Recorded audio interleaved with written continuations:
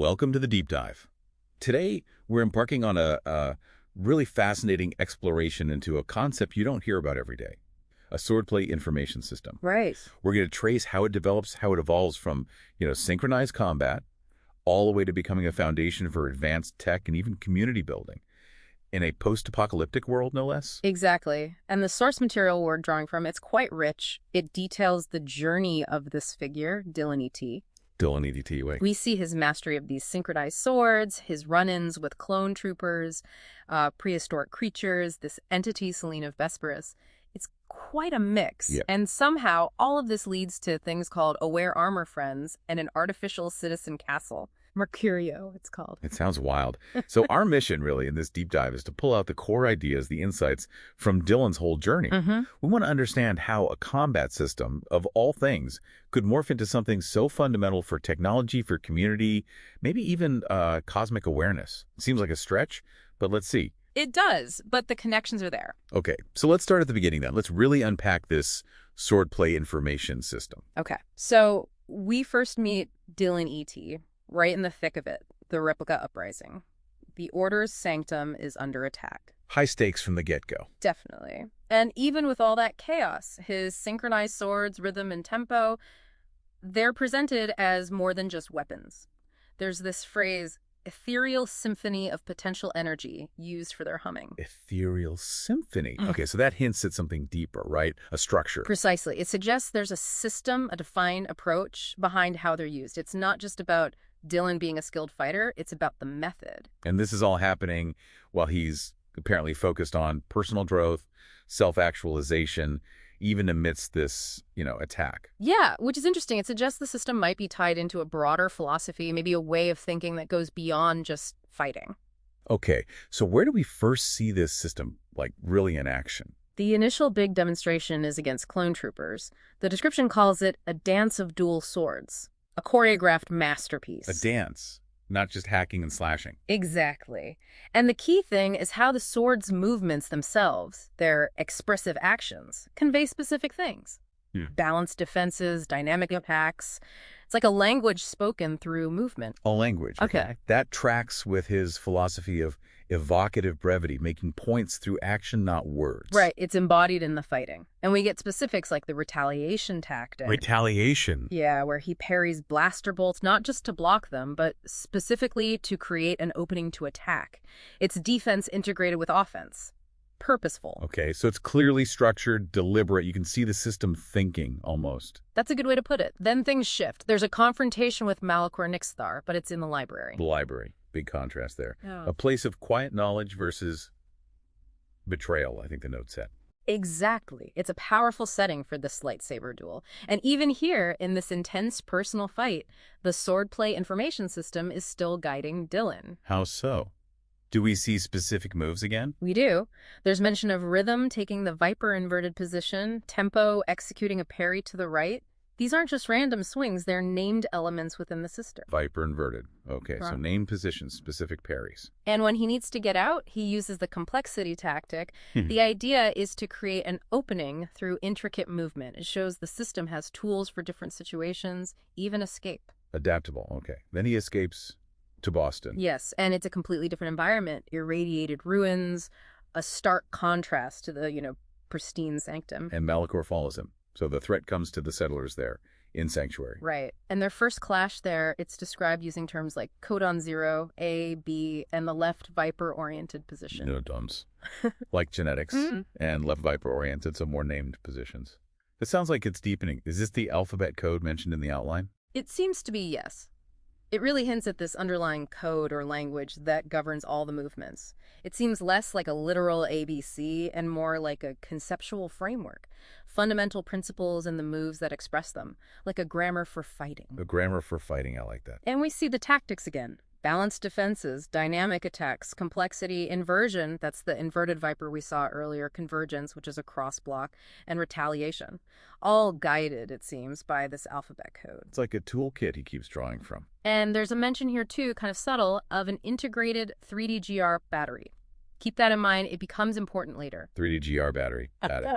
Okay, so this is still mostly one-on-one, right? Or does it expand? It expands dramatically during a battle that happens amidst a massive storm. A storm. So environmental factors now. Yeah, adding a whole layer of unpredictability. The alphabet code's language of movement is now contending with, wind, rain, chaos. Who does that play out? We see the settlers, the community, using balanced defenses, while Dylan executes dynamic attacks. It shows the system isn't just for him. It can be taught, used collectively, and adapted to the environment. So the system scales. That's a key development. Huge. And then comes the final showdown with Malachor, described as the Symphony of Resolve. Symphony of Resolve. Yeah. Powerful imagery. It really is. It suggests this deep link between the system and sheer willpower. Dylan uses inversion and something called harmonition decisively, disarming Malachor. Harmonition, another term from the code. Seems like it. Malachor escapes through a portal, though. But afterwards, Dylan addresses the settlers, again with that evocative brevity. His actions and words seem to flow from the same source. Okay, so wrapping up this first part, the swordplay information system starts as personal combat techniques, but proves flexible, adaptable, scalable even. A framework for action. Exactly. It's a defined language for interacting with conflict and challenge. But as you said, it doesn't stop there. This is where it gets really surprising, right? Yeah. It moves beyond combat entirely. It really does. Dylan becomes a leader, a mentor, and starts teaching this very system to the settlers in Sanctuary. Teaching the alphabet code. Yes, it's explicitly called the language dictating the synchronized swords behavior now. We get more examples like codon 0, A, B, corresponding to that left viper-oriented position. It's becoming clearer this is about organizing action, fundamentally. And you mentioned rhythm and tempo earlier. How do they fit in? Rhythm is described as the guiding sequence, sort of setting the pattern or the structure. Tempo introduces spontaneity, improvisation within that structure. Ah, okay. So it's not rigid. There's room for individual flair, for reacting in the moment. Precisely. It's a framework, not a straitjacket. And we see the tech creeping in, too. The settlers' swords get modified, enhanced graphene edges, fine-tuned hilts. Graphene edges. That sounds serious. Super strong, super sharp, right? Exactly. A tangible technological upgrade, but seemingly inspired by or integrated with the principles of the system. Which leads to the big bug attack. Yeah. Seriously. Apparently. Orchestrated by someone called Rad Roach Rule. But the key thing is, the settlers defend themselves using the swordplay information system. The whole community. Yeah. Synchronized. Yes, using tactics like expressive action, specifically the duet, plus balanced defenses and dynamic attacks collectively.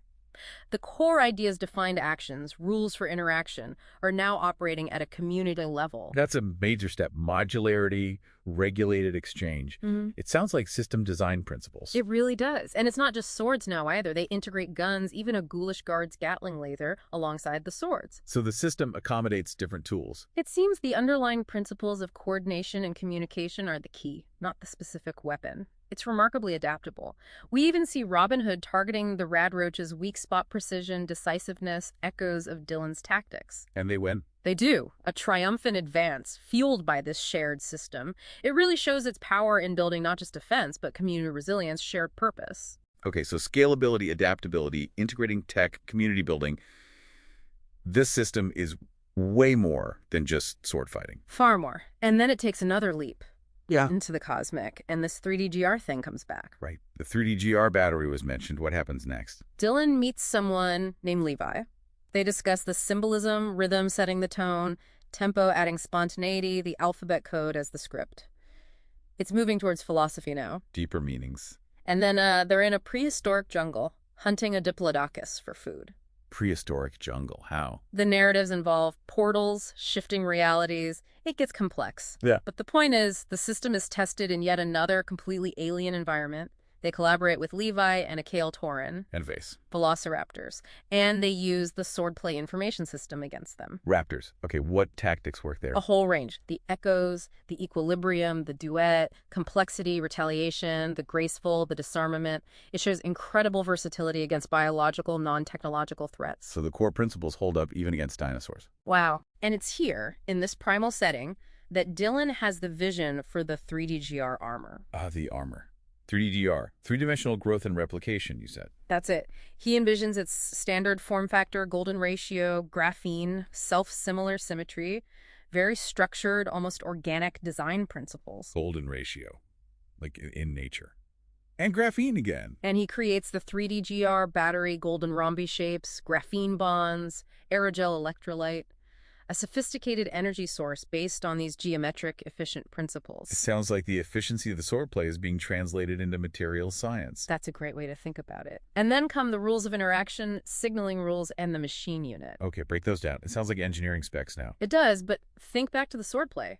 Machine units are like the individual components, maybe the fighters within the system. Rules of interaction define how they connect and behave together, like the rules for synchronized movement. And signaling rules. That's the communication, how the units exchange information, coordinate. It's explicitly compared to the alphabet code conveying intent through action. So the swordplay grammar becomes the armor's operating system. Essentially, yes. Even the armor's brain growth process, machine units linking, separating, organizing, mirrors the learning and adaptation inherent in the swordplay system. That's quite a connection. Okay, Yeah. So they get back from the jungle. Levi opens a portal back to Boston. Kale Torin joins them. They return to Sanctuary, meet Ahalem Cathon. Lots of names. Yes, the community is growing. And Dylan explains the 3D-GR armor concept to the settlers. He calls it a potential cosmic consciousness. Cosmic consciousness. Yeah. The big claim for armor. He draws direct parallels. Wow. Machine units are neurons, rules of interaction guide growth, signaling rules manage communication. It's the swordplay system translated into a framework for artificial intelligence and networked consciousness. Wow. But there's a problem. The batteries. Yeah, a technological impasse with manufacturing the 3D-GR batteries. They need advanced manufacturing. Leads to a choice. Go back to the Order Sanctum, or find additive manufacturing 3D printing, essentially, in Boston. Additive manufacturing. Okay. What do they choose? Before they decide, there's this scene of Dylan and Levi practicing swordplay, using expressive actions, feeling this cosmic connection. It reinforces how deep this system runs for them. Ultimately, the settlers decide to head to Boston for the additive manufacturing. Makes sense, seeking new solutions. And then... Things get really weird.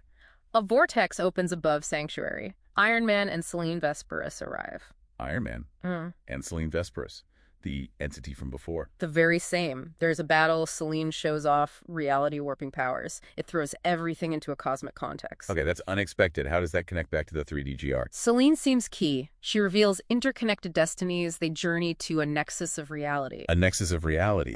And there, they get a deeper dive into the 3D-GR's fundamental rules, how anchoring and additional 3D-GR units form neighborhoods, how binary signals flow, how unresolved computations drive the system's expansion. It sounds like the physics of the armor system. Exactly. Yeah. And then the bombshell. Selene reveals the alphabet code. The swordplay language is the actual language of the 3D-GR's interactome. The interactome, the network of how the parts interact. Yes. It brings it all full circle. The combat code is the fundamental operating language of this advanced, potentially conscious technology. Mind blown. Okay, so what do they do with this knowledge? And the manufacturing? Selene, inspired by Iron Man apparently, gifts them the means for additive manufacturing. The settlers start designing structures based on 3D-GR Tech-Phi ratios, anchoring units, neighborhoods, incorporating Levi's void energy, Kale's modification. They're building with it, not just armor. Yes, and they start crafting their individual aware armor friends, each integrating the standard form factor, the rules, the signaling, personalized tech based on these shared principles. Aware armor friends, like companions. It seems so. And then, from all these interconnected 3D-GR shapes and structures, guided by the alphabet code, emerges Mercurio, the artificial citizen castle. A sentient castle. Effectively, a massive structure whose systems mirror the 3D-GR principles, battery, rules, signals, units, communication. It embodies the whole journey from swordplay to complex AI infrastructure. And Dylan lays out the final plan for the aware armor. Yep, the step-by-step. Standard form factor, battery creation, implementing the rules of interaction and signaling, building the machine units. And the settlers build them. They do. Personalized armors reflecting their skills. Levi's is void-infused. Helm's has a humorous design. Kale's is adaptable. Wow. And Mercurio. Mercurio activates, becomes vibrant. A living testament to their collaboration, described as a cosmic neural network. It even projects cosmic threads, hinting at new paths, new stories. From sword humming to a living castle projecting cosmic threads. That's quite the evolution. It truly is. What started as, a structured way to fight ends up as this comprehensive framework for tech, for community, for AI, all in this really challenging world. The interconnectedness is pretty staggering when you lay it all out. Absolutely. The big aha moments for me are, first, seeing those core principles, structure, communication, adaptation, translate directly from sword fighting to building complex tech. Right. And second, how it moves from just Dylan's skill to this collective innovation, this community effort, all using that same underlying alphabet code. And it really makes you think, doesn't it, about how foundational principles, even from unexpected places like combat, can be scaled and adapted, how different fields can genuinely inform each other. That's a powerful idea for you listening, I think. Definitely. So here's a final thought to chew on. If a system designed for, close-up fighting can evolve into the blueprint for AI and sentience infrastructure, what other maybe seemingly narrow fields out there hold the seeds for completely radical, unexpected advancements? What other alphabet codes might just be waiting for us to discover and apply in totally new ways? It's a fascinating question to carry away. Welcome to the deep dive. Today, we're jumping into something really unique. This concept of a swordplay information system. Yeah, it's fascinating stuff. We're going to look at how it starts with, synchronized swords and combat, but then evolves. It actually becomes a foundation for advanced tech and even community building. Right. In this post-apocalyptic setting, we've got these narratives about Dylan A.T. Dylan A.T. Okay. Yeah. And his journey, his mastery of these swords, encounters with clone troopers, Malachor Nixthar, even prehistoric creatures. Whoa, okay. And this figure, Selene Vesperus, it all leads somehow to aware armor friends and an artificial citizen castle. Mercurio. Aware armor friends in an artificial citizen castle. Mercurio. Wow. Okay, so our mission here, our deep dive, is really to pull out the core ideas from Dylan's story, to see how this this combat system kind of morphs into a basis for tech, community, maybe even something like cosmic awareness. That's the surprising part, yeah, how it all connects. Okay, so let's start at the beginning then. This swordplay information system. What exactly is it? Well, we meet Dylan E.T. right in the middle of this replica uprising. They're attacking the Order's sanctum. High stakes from the get-go. Definitely. And even then, his swords, rhythm and tempo, they're not just weapons. They hum with this ethereal symphony of potential energy, the narrative says. Okay, so there's already a hint of something more structured. Exactly. It suggests a system behind their use, not just pure skill. And this is all happening while Dylan's focused on, personal growth, self-actualization, even with danger all around. Right, so the system isn't just fighting moves, it's tied to his whole philosophy, maybe. That seems to be the idea. It extends beyond just the physical actions. So where do we first see it, really clearly in action? Against clone troopers. The description is vivid. A dance of dual swords, a choreographed masterpiece. A dance? I like that. But the key thing is how the swords' movements, their expressive actions, actually communicate. They convey balanced defenses, dynamic attacks. It's like a language. A language through movement. So these actions, they have specific meanings within the system. It seems so. Defined movements, clear intentions. It forms this language for action. And this idea, this fundamental language for complex interactions, that's crucial. We'll see it pop up again and again as things evolve. It reminds me of his philosophy, evocative brevity, speak through actions, make them count. Yes, exactly. His fighting style embodies that. We even get specific tactics named, like retaliation. Retaliation? Yeah, where parrying a blaster bolt isn't just blocking, it's instantly creating an opening to strike back. It's defense becoming offense seamlessly. Okay, so it's strategic, planned, not just reactive. Precisely. It shows how integrated this system is.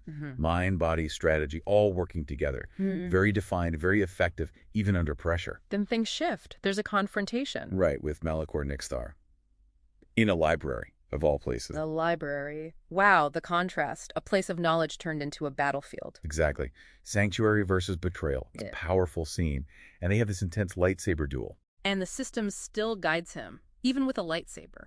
Apparently so. The swordplay information system keeps guiding his actions. We see specific maneuvers mentioned again. Like what? Rhythm goes into a viper inverted position. Tempo does a parry to the right. These aren't just random flourishes. They're specific moves from the system's vocabulary. That's a good way to put it.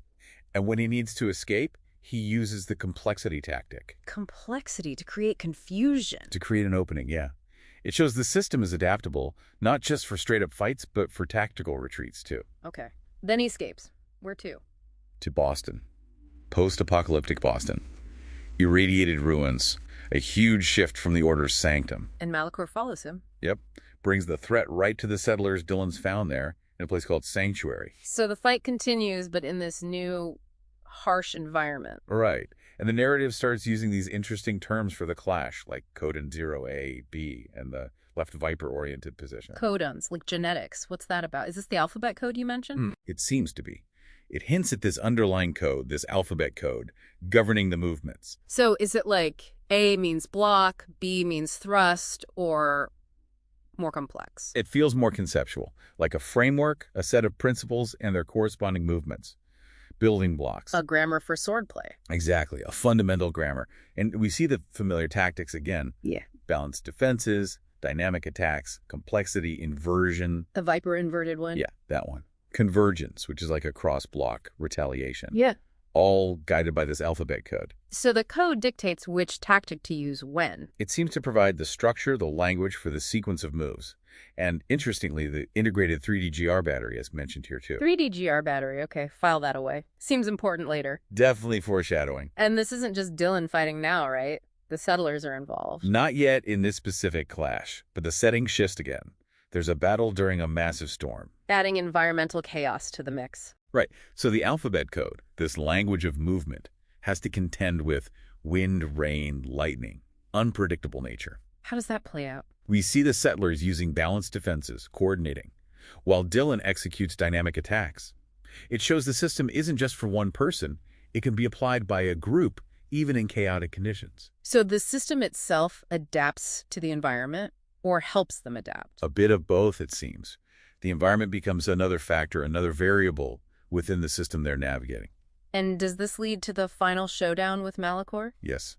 It's described as the Symphony of Resolve. Symphony of Resolve. Powerful imagery. It really suggests that deep connection between the combat system and, well, sheer willpower. Dylan uses inversion, that Viper move again, and something called harmonition. Harmonition. Leads to disarming Malachor. Malachor manages to escape, though, through a portal. Ah, classic villain exit. Pretty much. And afterwards, Dylan addresses the settlers. Again, that evocative brevity. His words are concise but impactful, just like his actions. It all ties back to the core system. Okay, so wrapping up this first part. The swordplay information system isn't just fighting. It's a whole framework. Flexible, adaptable, usable in different situations, even by groups. That's the key takeaway, yeah. It's a structured yet dynamic way to respond to complex, dangerous scenarios. But like you said, the surprising thing is where it goes next. It doesn't just stay a combat thing. No, not at all. It becomes the foundation for, well, for technology and community building. Yeah. Dylan starts teaching it. Teaching the settlers in Sanctuary. Exactly. He becomes a leader, a mentor. And the alphabet code gets explicitly called the language dictating the synchronized swords behavior. So it's becoming more formalized now. Seems like it. We get more examples, like codon 0A, corresponding to that left Viper-oriented position. It's clearer now that this structured approach is about organizing action in general, not just fighting. And you mentioned rhythm and tempo before. How do they fit in? Right. Rhythm seems to set the guiding sequence, the structure. Tempo adds the spontaneity, the improvisation within that structure. So it's not rigid. There's room for individual flair adaptation. Precisely. It's a framework, not a straitjacket. Yeah. And we also see the first real tech integration here. The settlers' swords get modified. How so? Enhanced graphene edges, fine-tuned hilt activations. Graphene. That's that super strong, super thin material, right? Exactly, making the blades sharper, more durable. It's the first hint of tech development directly linked to the principles of the swordplay system. Better tools guided by the same core ideas. Okay, so the system is influencing their technology now. And it leads right into their defense against a big bug attack, led by someone called Radroach Rule. Radroach Rule! Yeah. Seriously. Okay, big bugs. How does the system help there? Now the settlers are using it synchronized, collectively. Tactics like expressive action, the duet, balanced defenses, dynamic attacks, they're doing it together. So the system scales up to group coordination. Yes. And notice the core elements are the same. Defined actions, rules for interaction, just applied on a larger scale. That modularity, that regulated exchange, it's key for building any complex system, biological or social or technological. And they're not just using swords anymore. Right. They integrate their guns, even a Gatling laser from someone called the Ghoulish Guard. Ghoulish Guard, okay. It shows the combat strategy evolving, but still built on that foundation of coordinated action from the swordplay system. Even specific targeting, like Robin Hood hitting the Radroach Rule's pheromone sac. Tactical precision. Exactly. It echoes the precision and decisive action we saw with Dylan earlier. The whole community fights as one using this shared system, and they win. It really shows its power for building resilience. What strikes me is how adaptable it is. From one-on-one sword fights to group battles with bugs, incorporating guns. That's the fascinating part. The underlying principles, organization, communication, structured action, they transcend the specific tools or situation. That's what really matters. Okay, so swords, bugs. What's next? You mentioned cosmic stuff and 3DGR. Right, another huge leap. Dylan meets someone named Levi. And they talk about the symbolism, rhythm setting the tone, tempo adding spontaneity, the alphabet code as the script. It's getting more philosophical. Less combat manual, more life philosophy? Kind of. And then they're in a prehistoric jungle, hunting a diplodocus for food. Wait, prehistoric jungle. How did they... Okay, never mind. Diplodocus, big target. Big target. Dylan's working with Levi and someone else, Kale Torin. Levi has yellow blades. Yellow blades, okay. But then velociraptors attack. Of course, raptors. The perfect test for a combat system. And they apply the swordplay information system again. We see tactics like the echoes, the equilibrium, the duet, complexity, retaliation, the graceful, disarmament. So the system works even against, well, dinosaurs. Its versatility is pretty impressive. It really is. And it's in this primal landscape, surrounded by ancient life and danger, that Dylan gets the vision for the 3DGR armor. Ah, the 3DGR. Three-dimensional growth and replication. Yes.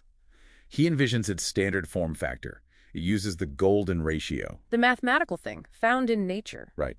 Suggests harmony, efficiency, also graphene, again, and self-similar symmetry. And he figures out the 3DGR battery. The battery we heard about earlier, what's special about it? Uses golden rhombi shapes, graphene bonds, graphene aerogel electrolyte, integrating cathode anode. Basically, it's super efficient energy storage built with advanced materials and geometric principles. Okay, so advanced materials, efficient design. It sounds like the same principles as the swordplay almost. Balance, efficiency. That's the connection, exactly. Efficient energy transfer mirrors balanced offense and defense. And then there are rules. Yes.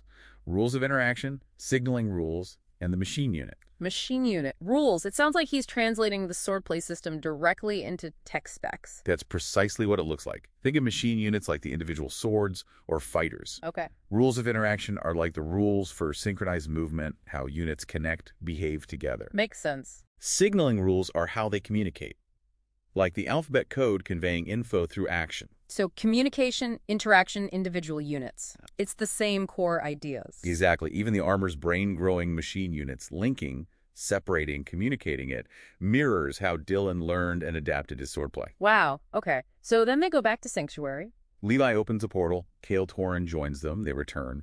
They meet Halem Cathon. And Dylan explains the 3DGR armor concept to the settlers. How does he explain it? As a cosmic consciousness. He draws direct parallels. Machine units are neurons. Rules of interaction guide growth. Signaling rules guide communication. Organization happens through degrees of linking. He's literally mapping the swordplay system onto this technology. Explicitly. It's a technological and philosophical framework derived directly from combat principles. But they hit a snag. The batteries. Yeah, a technological impasse with manufacturing the 3DGR batteries. They need additive manufacturing, 3D printing, basically. And the choice is go back to the Order Sanctum or try to find it in ruined Boston. Right. A tough choice. While they're deciding, Dylan and Levi practice their swordplay, showcasing those expressive actions, duet, complexity, inversion, echoes, and the narrative mentions this cosmic connection again. Reinforcing the deeper meaning it's taken on. And the settlers decide. They'll risk Boston to find the additive manufacturing they need. Okay, so they're committed to this new tech path. Then what? Then things get really wild. A vortex opens above Sanctuary. Vortex. And out come Iron Man and Selene Vesperis. Wait, the Iron Man? Oh, And Selene Vesperis from earlier? This is getting complex. Extremely. There's a battle. Selene shows off reality warping powers. It throws everything into a cosmic scale. So this isn't just about post-apocalyptic survival anymore. Not at all. Dylan, Levi, Kale, and Halem end up confronting Selene and she reveals their destinies are all interconnected Okay, where does this lead? to the nexus of reality. And there, Celine gives them a deeper dive into the 3D GR rules. More rules. How the anchoring and additional 3D GR units form neighborhoods, Yeah. how they orient themselves, and the signaling rules binary information, how unresolved computations drive signals through pathways. That's like the fundamental physics of this tech. It sounds incredibly complex, almost like a biological system growing. That's the feel, yeah. Growth of neighborhoods Yeah. driven by these unresolved elements. And then the big reveal from Celine, What is it? the alphabet code, From the swordplay. is the actual language of the 3D GR's interactome, the network of interactions within the system. Wow. So it literally all comes back to the sword code. That's incredible. It connects everything. The combat system is the operating system for this advanced tech. So what do the settlers do with this knowledge and the additive manufacturing? Celine gives them the manufacturing capability, inspired by Iron Man, apparently. And they start designing structures based on 3D GR tech, using the phi ratio, anchoring additional units, neighborhoods, even incorporating Levi's void energy and Kale's modifications. They're building with it now, not just armor, but structures. Yes.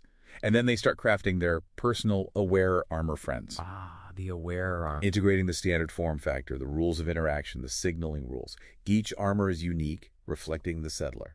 Personalized tech based on this shared cosmic language. Exactly. And out of all these interconnected 3D GR shapes, guided by the alphabet code, Mercurio emerges, the artificial citizen castle. The castle, it Embodies the transformation, the innovation. Its systems mirror the 3D GR principles: battery, rules, signals, machine units, communication, organization. So the castle itself operates on the same fundamental code derived from sword fighting. Mind-blowing, isn't it? Dylan lays out the detailed plan, and the settlers create their armor. Levi gets void-infused armor. Halem's is humorous. Kale's is adaptable. Each one unique. And then Mercurio activates, comes alive, a living testament to their collaboration, like a cosmic neural network. It even projects cosmic threads, suggesting new paths, new stories. From sword humming to a sentient castle projecting cosmic threads. That is quite the journey. It's a truly remarkable evolution, yeah. How a system for close combat blossomed into this whole framework for tech, community, AI, all in this incredibly harsh world. The interconnectedness is just staggering. That's the core insight, I think. Yeah, the big aha for me is definitely seeing those core principles from the swordplay structure, communication, adaptation, scaling up, Right? being directly translated into advanced tech, into intelligent systems. It's like watching individual skill become collective innovation. And it's all driven by that underlying alphabet code. Yeah, that cosmic language. And it really makes you think, how a clear system, a defined language, even one starting from something specific like combat, can just unlock so much potential. Absolutely. The way seemingly unrelated fields can cross-pollinate, that's a huge takeaway for you listeners. Yeah, the power of finding those fundamental principles. So here's something to chew on. If a system designed for, sword fighting can end up being the foundation for AI and sentient architecture, what other fields, maybe ones that seem really narrow or specific right now, might hold the seeds for completely unexpected radical advancements? What other alphabet codes are just waiting out there to be found and applied in ways we can't even imagine yet? That is a fascinating thought. What are the hidden languages governing other systems? Something to think about. Welcome to the Deep Dive. Today, we're embarking on a really fascinating exploration into a concept you don't hear about every day. A swordplay information system. Right. We're going to trace how it develops, how it evolves from, synchronized combat, all the way to becoming a foundation for advanced tech and even community building. In a post-apocalyptic world, no less? Exactly. And the source material we're drawing from, it's quite rich. It details the journey of this figure, Dylan E.T. Dylan E.T. Way. We see his mastery of these synchronized swords, his run-ins with clone troopers, prehistoric creatures, this entity, Celine of Vesperus. It's quite a mix. Yeah. And somehow, all of this leads to things called aware armor friends and an artificial citizen castle. Mercurio, it's called. It sounds wild. So our mission, really, in this deep dive is to pull out the core ideas, the insights from Dylan's whole journey. We want to understand how a combat system, of all things, could morph into something so fundamental for technology, for community, maybe even cosmic awareness. It seems like a stretch, but let's see. It does, but the connections are there. Okay, so let's start at the beginning then. Let's really unpack this swordplay information system. Okay, so we first meet Dylan E.T. right in the thick of it, the replica uprising.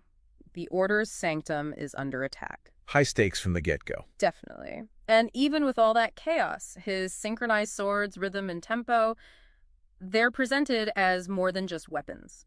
There's this phrase, ethereal symphony of potential energy, used for their humming. Ethereal symphony. Okay, so that hints at something deeper, right? A structure. Precisely. It suggests there's a system, a defined approach behind how they're used. It's not just about Dylan being a skilled fighter, it's about the method. And this is all happening while he's apparently focused on personal growth, self-actualization, even amidst this, attack. Yeah, which is interesting. It suggests the system might be tied into a broader philosophy, maybe a way of thinking that goes beyond just fighting. Okay, so where do we first see this system, really in action? The initial big demonstration is against clone troopers. The description calls it a dance of dual swords, a choreographed masterpiece. A dance, not just hacking and slashing. Exactly. And the key thing is how the sword's movements themselves, their expressive actions, convey specific things. Balanced defenses, dynamic impacts. It's like a language spoken through movement. A language. Okay. That tracks with his philosophy of evocative brevity, making points through action, not words. Right. It's embodied in the fighting. And we get specifics like the retaliation tactic. Retaliation. Yeah, where he parries blaster bolts, not just to block them, but specifically to create an opening to attack. It's defense integrated with offense.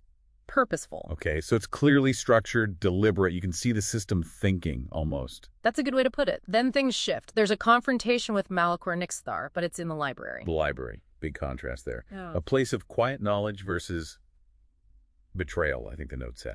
Exactly. It's a powerful setting for this lightsaber duel. And even here, in this intense personal fight, the swordplay information system is still guiding Dylan. How so? Do we see specific moves again? We do. There's mention of rhythm taking the Viper inverted position, tempo executing a parry to the right. These aren't just random swings, they're named elements within the system. Viper inverted. Okay, so Right. named positions, specific parries. And when he needs to get out, he uses the complexity tactic. The idea is to create an opening through intricate movement. It shows the system has tools for different situations, even escape. Adaptable, okay. Then he escapes to Boston. Yes, and it's a completely different environment. Irradiated ruins, a stark contrast to the, pristine sanctum. And Malachor follows him. So the threat comes to the settlers there in Sanctuary. Right. And their first clash there, it's described using terms like codon 0, A, B, and the left Viper-oriented position. No dumbs. Like genetics and left Viper-oriented, so more named positions. It sounds like it's deepening. Is this the alphabet code mentioned in the outline? It seems to be yes. It really hints at this underlying code or language that governs all the movements. It seems less like a literal ABC and more like a conceptual framework, fundamental principles in the moves that express them, like a grammar for fighting. A grammar for fighting, I like that. And we see the tactics again. Balanced defenses, dynamic attacks, complexity, inversion, that's the inverted Viper we saw earlier, convergence, which is a cross block, and retaliation. All guided, it seems, by this alphabet code. It's like a toolkit he keeps drawing from. And there's a mention here, too, kind of subtle, of an integrated 3D-GR battery. Keep that in mind. It becomes important later. 3D-GR battery. Got it. Okay, so this is still mostly one-on-one, right? Or does it expand? It expands dramatically during a battle that happens amidst a massive storm. A storm. So environmental factors now. Yeah, adding a whole layer of unpredictability. The alphabet code's language of movement is now contending with, wind, rain, chaos. Who does that play out? We see the settlers, the community, using balanced defenses, while Dylan executes dynamic attacks. It shows the system isn't just for him. It can be taught, used collectively, and adapted to the environment. So the system scales. That's a key development. Huge. And then comes the final showdown with Malachor, described as the Symphony of Resolve. Symphony of Resolve. Yeah. Powerful imagery. It really is. It suggests this deep link between the system and sheer willpower. Dylan uses inversion and something called harmonition decisively, disarming Malachor. Harmonition, another term from the code. Seems like it. Malachor escapes through a portal, though. But afterwards, Dylan addresses the settlers, again with that evocative brevity. His actions and words seem to flow from the same source. Okay, so wrapping up this first part, the swordplay information system starts as personal combat techniques. but proves flexible, adaptable, scalable even. A framework for action. Exactly. It's a defined language for interacting with conflict and challenge. But as you said, it doesn't stop there. This is where it gets really surprising, right? Yeah. It moves beyond combat entirely. It really does. Dylan becomes a leader, a mentor, and starts teaching this very system to the settlers in Sanctuary. Teaching the alphabet code. Yes, it's explicitly called the language dictating the synchronized swords behavior now. We get more examples like codon 0, A, B, corresponding to that left viper-oriented position. It's becoming clear this is about organizing action, fundamentally. And you mentioned rhythm and tempo earlier. How do they fit in? Rhythm is described as the guiding sequence, sort of setting the pattern or the structure. Tempo introduces spontaneity, improvisation within that structure. Ah, okay. So it's not rigid. There's room for individual flair, for reacting in the moment. Precisely. It's a framework, not a straitjacket. And we see the tech creeping in, too. The settlers' swords get modified, enhanced graphene edges, fine-tuned hilts. Graphene edges. That sounds serious. Super strong, super sharp, right? Exactly. A tangible technological upgrade, but seemingly inspired by or integrated with the principles of the system. Which leads to a big bug attack. Yeah. Seriously. Apparently. Orchestrated by someone called Rad Roach Rule. But the key thing is, the settlers defend themselves using the swordplay information system. The whole community. Yeah. Synchronized. Yes, using tactics like expressive action, specifically the duet, plus balanced defenses and dynamic attacks collectively. The core ideas defined actions, rules for interaction, are now operating at a community level. That's a major step. Modularity, regulated exchange. It sounds like system design principles. It really does. And it's not just swords now either. They integrate guns, even a ghoulish guard's Gatling laser, alongside the swords. So the system accommodates different tools. It seems the underlying principles of coordination and communication are the key, not the specific weapon. It's remarkably adaptable. We even see Robin Hood targeting the Radroach's weak spot precision, decisiveness, echoes of Dylan's tactics. And they win. They do. A triumphant advance, fueled by this shared system. It really shows its power in building not just defense, but community resilience, shared purpose. Okay, so scalability, adaptability, integrating tech, community building. This system is way more than just sword fighting. Far more. And then it takes another leap. Yeah. Into the cosmic, and this 3D-GR thing comes back. Right. The 3D-GR battery was mentioned. What happens next? Dylan meets someone named Levi. They discuss the symbolism, rhythm setting the tone, tempo adding spontaneity, the alphabet code as the script. It's moving towards philosophy now. Deeper meanings. And then they're in a prehistoric jungle, hunting a diplodocus for food. Prehistoric jungle. How? The narratives involve portals, shifting realities. It gets complex. Yeah. But the point is, the system is tested in yet another completely alien environment. They collaborate with Levi and a Kale Tauren, And vase. velociraptors, and they use the swordplay information system against them. Raptors. Okay, what tactics work there? A whole range. The echoes, the equilibrium, the duet, complexity, retaliation, the graceful, the disarmament. It shows incredible versatility against biological, non-technological threats. So the core principles hold up even against dinosaurs. Wow. And it's here, in this primal setting, that Dylan has the vision for the 3D-GR armor. Ah, the armor. 3D-GR. Three-dimensional growth and replication, you said. That's it. He envisions its standard form factor, golden ratio, graphene, self-similar symmetry, very structured, almost organic design principles. Golden ratio. Like in nature. And graphene again. And he creates the 3D-GR battery golden rhombi shapes, graphene bonds, aerogel electrolyte, a sophisticated energy source based on these geometric efficient It principles. sounds like the efficiency of the swordplay is being translated into material science. That's a great way to think about it. And then come the rules of interaction, signaling rules, and the machine unit. Okay, break those down. It sounds like engineering specs now. It does, but think back to the swordplay. Machine units are like the individual components, maybe the fighters within the system. Rules of interaction define how they connect and behave together, like the rules for synchronized movement. And signaling rules. That's the communication, how the units exchange information, coordinate.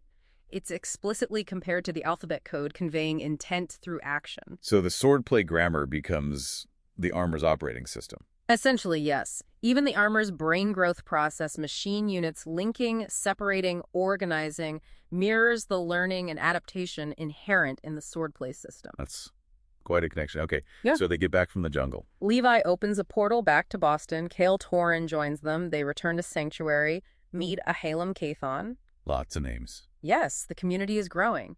And Dylan explains the 3DGR armor concept to the settlers. He calls it a potential cosmic consciousness. Cosmic consciousness, Yeah. the big claim for armor. He draws direct parallels. Wow. Machine units are neurons, rules of interaction guide growth, signaling rules manage communication. It's the swordplay system translated into a framework for artificial intelligence and networked consciousness. Wow.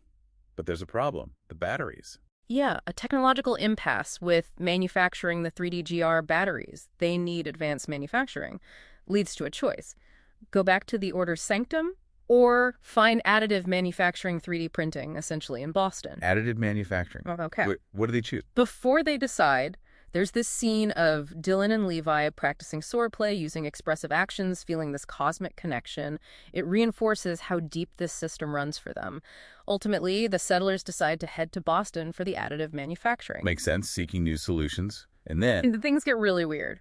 A vortex opens above Sanctuary. Iron Man and Selene Vesperus arrive. Iron Man and Selene Vesperus, the entity from before. The very same. There's a battle. Selene shows off reality warping powers. It throws everything into a cosmic context. Okay, that's unexpected. How does that connect back to the 3DGR? Selene seems key. She reveals interconnected destinies. They journey to a nexus of reality. A nexus of reality. And there, they get a deeper dive into the 3DGR's fundamental rules, how anchoring and additional 3DGR units form neighborhoods, how binary signals flow, how unresolved computations drive the system's expansion. It sounds like the physics of the armor system. Exactly. Yeah. And then the bombshell. Selene reveals the alphabet code. The swordplay language is the actual language of the 3DGR's interactome. The interactome, the network of how the parts interact. Yes. It brings it all full circle. The combat code is the fundamental operating language of this advanced, potentially conscious technology. Mind blown. Okay, so what do they do with this knowledge? And the manufacturing? Selene, inspired by Iron Man apparently, gifts them the means for additive manufacturing. The settlers start designing structures based on 3DGR Tech-Phi ratios, anchoring units, neighborhoods, incorporating Levi's void energy, Kale's modification. They're building with it, not just armor. Yes, and they start crafting their individual aware armor friends, each integrating the standard form factor, the rules, the signaling, personalized tech based on these shared principles. Aware armor friends, like companions. It seems so. And then, from all these interconnected 3DGR shapes and structures, guided by the alphabet code, emerges Mercurio, the artificial citizen castle. A sentient castle. Effectively, a massive structure whose systems mirror the 3DGR principles, battery, rules, signals, units, communication. It embodies the whole journey from swordplay to complex AI infrastructure. And Dylan lays out the final plan for the aware armor. Yep, the step-by-step. Standard form factor, battery creation, implementing the rules of interaction and signaling, building the machine units. And the settlers build them. They do. Personalized armors reflecting their skills. Levi's is void-infused. Helm's has a humorous design. Kale's is adaptable. Wow. And Mercurio. Mercurio activates, becomes vibrant. A living testament to their collaboration, described as a cosmic neural network. It even projects cosmic threads, hinting at new paths, new stories. From sword humming to a living castle projecting cosmic threads. That's quite the evolution. It truly is. What started as, a structured way to fight ends up as this comprehensive framework for tech, for community, for AI, all in this really challenging world. The interconnectedness is pretty staggering when you lay it all out. Absolutely.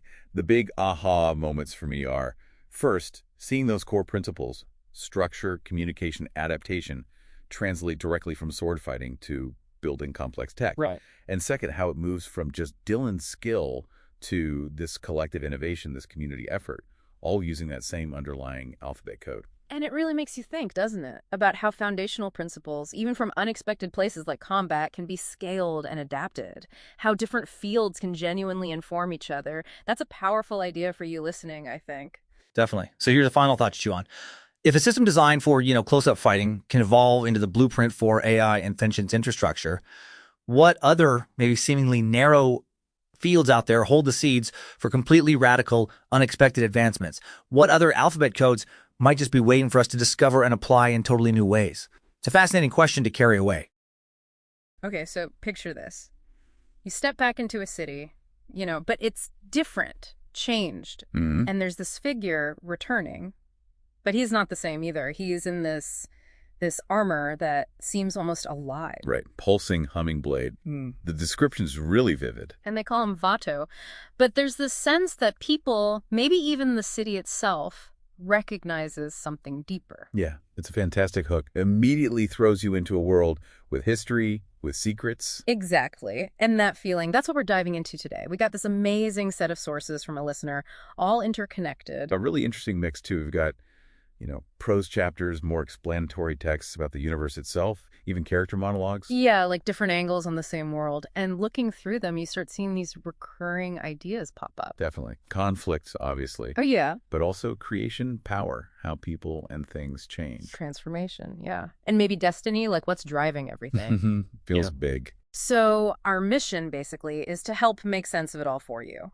We want to map out the key players, the tech, the main struggles. You need that solid foundation, right, without getting totally lost in the weeds. Because there are a lot of weeds. Huh. Yeah, potentially. Okay, so let's start where the story drops us. Dylan E.T. returning, known as Vado, wearing Charlie. That armor, the description says it's like a second skin of sentient intention, which is, wow. Right. More than just armor. Does it connect to him somehow? And others have similar gear, so it's not unique necessarily. Maybe standard for some group. Good point. Like a uniform almost, but sentient. Then Megra arrives. Oh yeah, the entrance described like night steps into a window. Very atmospheric. And she feels ancient, powerful. And her recognition of Dylan isn't just, oh, hey, you're back. It's tied to the city's ley lines. Ley lines. Okay, so we've got high-tech armor and maybe earth magic or something similar. Interesting mix. And that silent look between them speaks volumes, doesn't it? Years of history there, probably. For sure. A deep connection, maybe complicated. Okay, so hold that thought, because then the sources jump. Suddenly, we're in SynchronicSwords. Big shift. Totally. Now, Dylan E.T.'s in this place called the Order Sanctum. He's got these synchronized swords, rhythm and tempo. Glowing, humming. And he's fighting clone troopers. A replica uprising. Yeah. It feels like we just jumped genres. Yeah. From that moody city scene to sci-fi fantasy. And this swordplay information system, that caught my eye. Sounds very technical, very precise. It does. The way his moves are described, this evocative brevity translating into strikes, like the system dictates the fight. And the swords move together perfectly synced, even uses name tactics like retaliation. Suggests a very established fighting style, maybe part of this order. The swords seem almost extensions of his mind, guided by the system. Or the system guides him. Yeah. Hard to tell. But that synchronicity is key. Is it physical? Yeah. Energy-based? Both. Good question. Then the conflict ramps up. He faces Malachor Nixthar, the demagogue. The antagonist arrives. In the Sanctum Library, no less. And now it's lightsabers or something like him against the SynchronicSwords. But still using the swordplay information system, even with different weapons. Apparently, yeah. Malachor seems tough, but Dylan uses weird moves, tactics like complexity, even teleports away. Teleportation, too. Okay, so high-tech combat, advanced personal tech. This universe is packing a lot in. You're telling me. Then, bam, another shift. We're in Sanctuary, which is Dylan's settlement. In post-nuclear fallout Boston. Whoa! Okay, from a high-tech sanctum to post-apocalyptic Boston. That's jarring. And guess who follows him through a dark energy portal? Let me guess. Malachor. Malachor.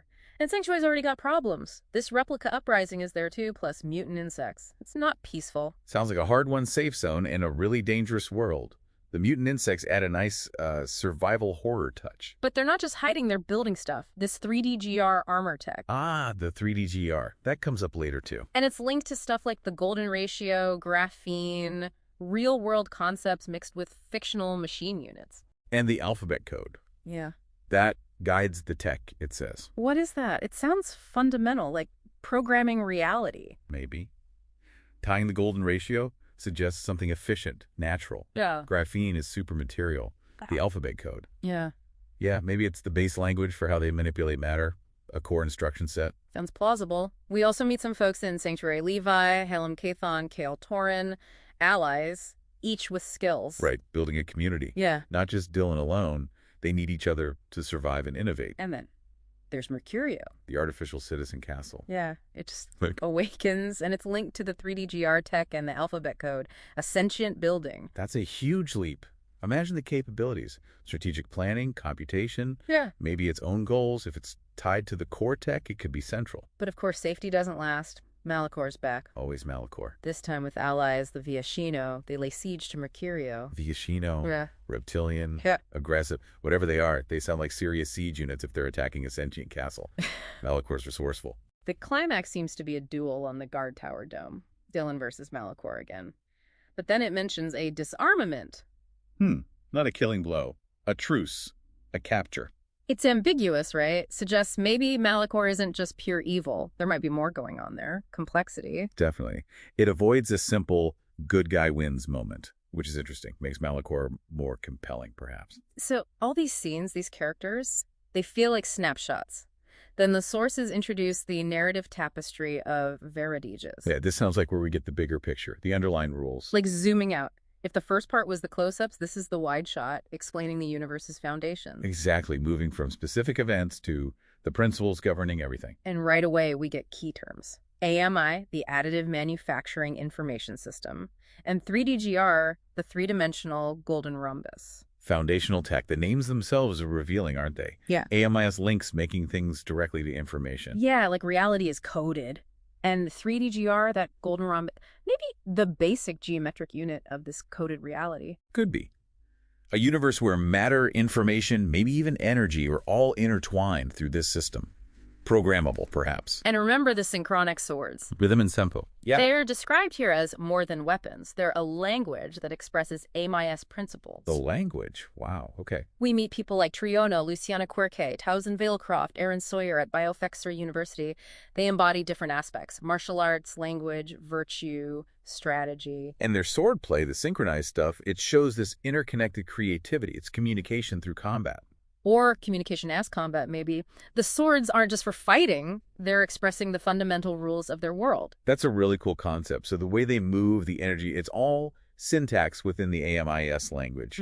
Biofex Reuni sounds like the hub for figuring this all out. Then comes the big one, the process artifact. Ah, the MacGuffin. Pretty much. Holds power unparalleled within the AMIS. And surprise, surprise, people disagree about who should control it. Naturally. An artifact tied directly to the core system of reality. Controlling that would be ultimate power, wouldn't it? Massive implications. Which leads to a rebel faction forming. Lucy Stearns, Jasper, Halem Cathon, Neville Fallow. They want to liberate it from Dylan E.T. Liberate it. So they see Dylan's control as restrictive. Or maybe they have their own ideas about how to use its potential. Yeah, it's an ideological fight. Dylan thinks it's too dangerous for them, that they'll destabilize things. And they probably argue for freedom, for unlocking potential, saying his control is stifling, the classic security versus liberty debate. Exactly. You can probably see merits on both sides, depending on your perspective. Right. It's rarely black and white in these situations. Their confrontation is described as pretty dynamic. Swords, 3DGR tech flying around. Lucy even uses complex 3DGR semantic structures. Semantic structures, so manipulating the AMI's language itself. Looks like it. Uses it to slow Dylan down so they can escape, with fragments of the process artifact. Fragments. Okay, so not the whole thing. A partial win for the rebels, but now the power is split, and they can use his own tech against him. Significant. The escaped rebels then run into Clifton and his raiders in the rainforest. Another faction. How do they fit in? They seem different, less ideological maybe. Clifton sees everything, AMIS included, just as a tool for control. Exploitation. Okay, so a third approach to power. Dylan wants order, the rebels want liberation, understanding, and the raiders just want dominance. Provides a nice contrast. But then things get complicated within the rebel-raider dynamic. Jasper, one of the original rebels, stages a coup in Raider City. A coup. Okay, Jasper's ambitious. Very. Her goal becomes clear. Not just understand AMIS, but weaponize it, and use the process artifact to create artificial citizens she controls. Whoa, okay, that's a darker turn. From liberation to control, Jasper is shaping up to be a major problem. Controlling artificial citizens, ethical alarms going off there. And her raiders attack Biofexry Castle using graphene blades and 3DGR signaling cannons. See, weaponizing AMIS principles almost immediately. Shows how quickly creation can become destruction. The arms race is on. Then we meet Theodora. She has a psychic showdown with Jasper. Psychic. Okay, adding another layer beyond tech. Magic. Psionics. Seems like it. And their ideologies clash hard. Theodora is about harmony, balance. Jasper is strength, domination. Different fundamental forces at work then? Maybe technology versus something else? Spirit? Mind? Could be. Meanwhile, Dylan E.T. creates Kath, another artificial citizen. Like Mercurio. Or different. Seems different, forged with a specific mission about the fractured artifact, and she gets this weapon, the bladed bow. Bladed bow, what does that do? It can supposedly warp reality with each shot. Okay, that's a serious piece of equipment. Dylan's creating his own power player in response to Jasper and the rebels. Seems like it.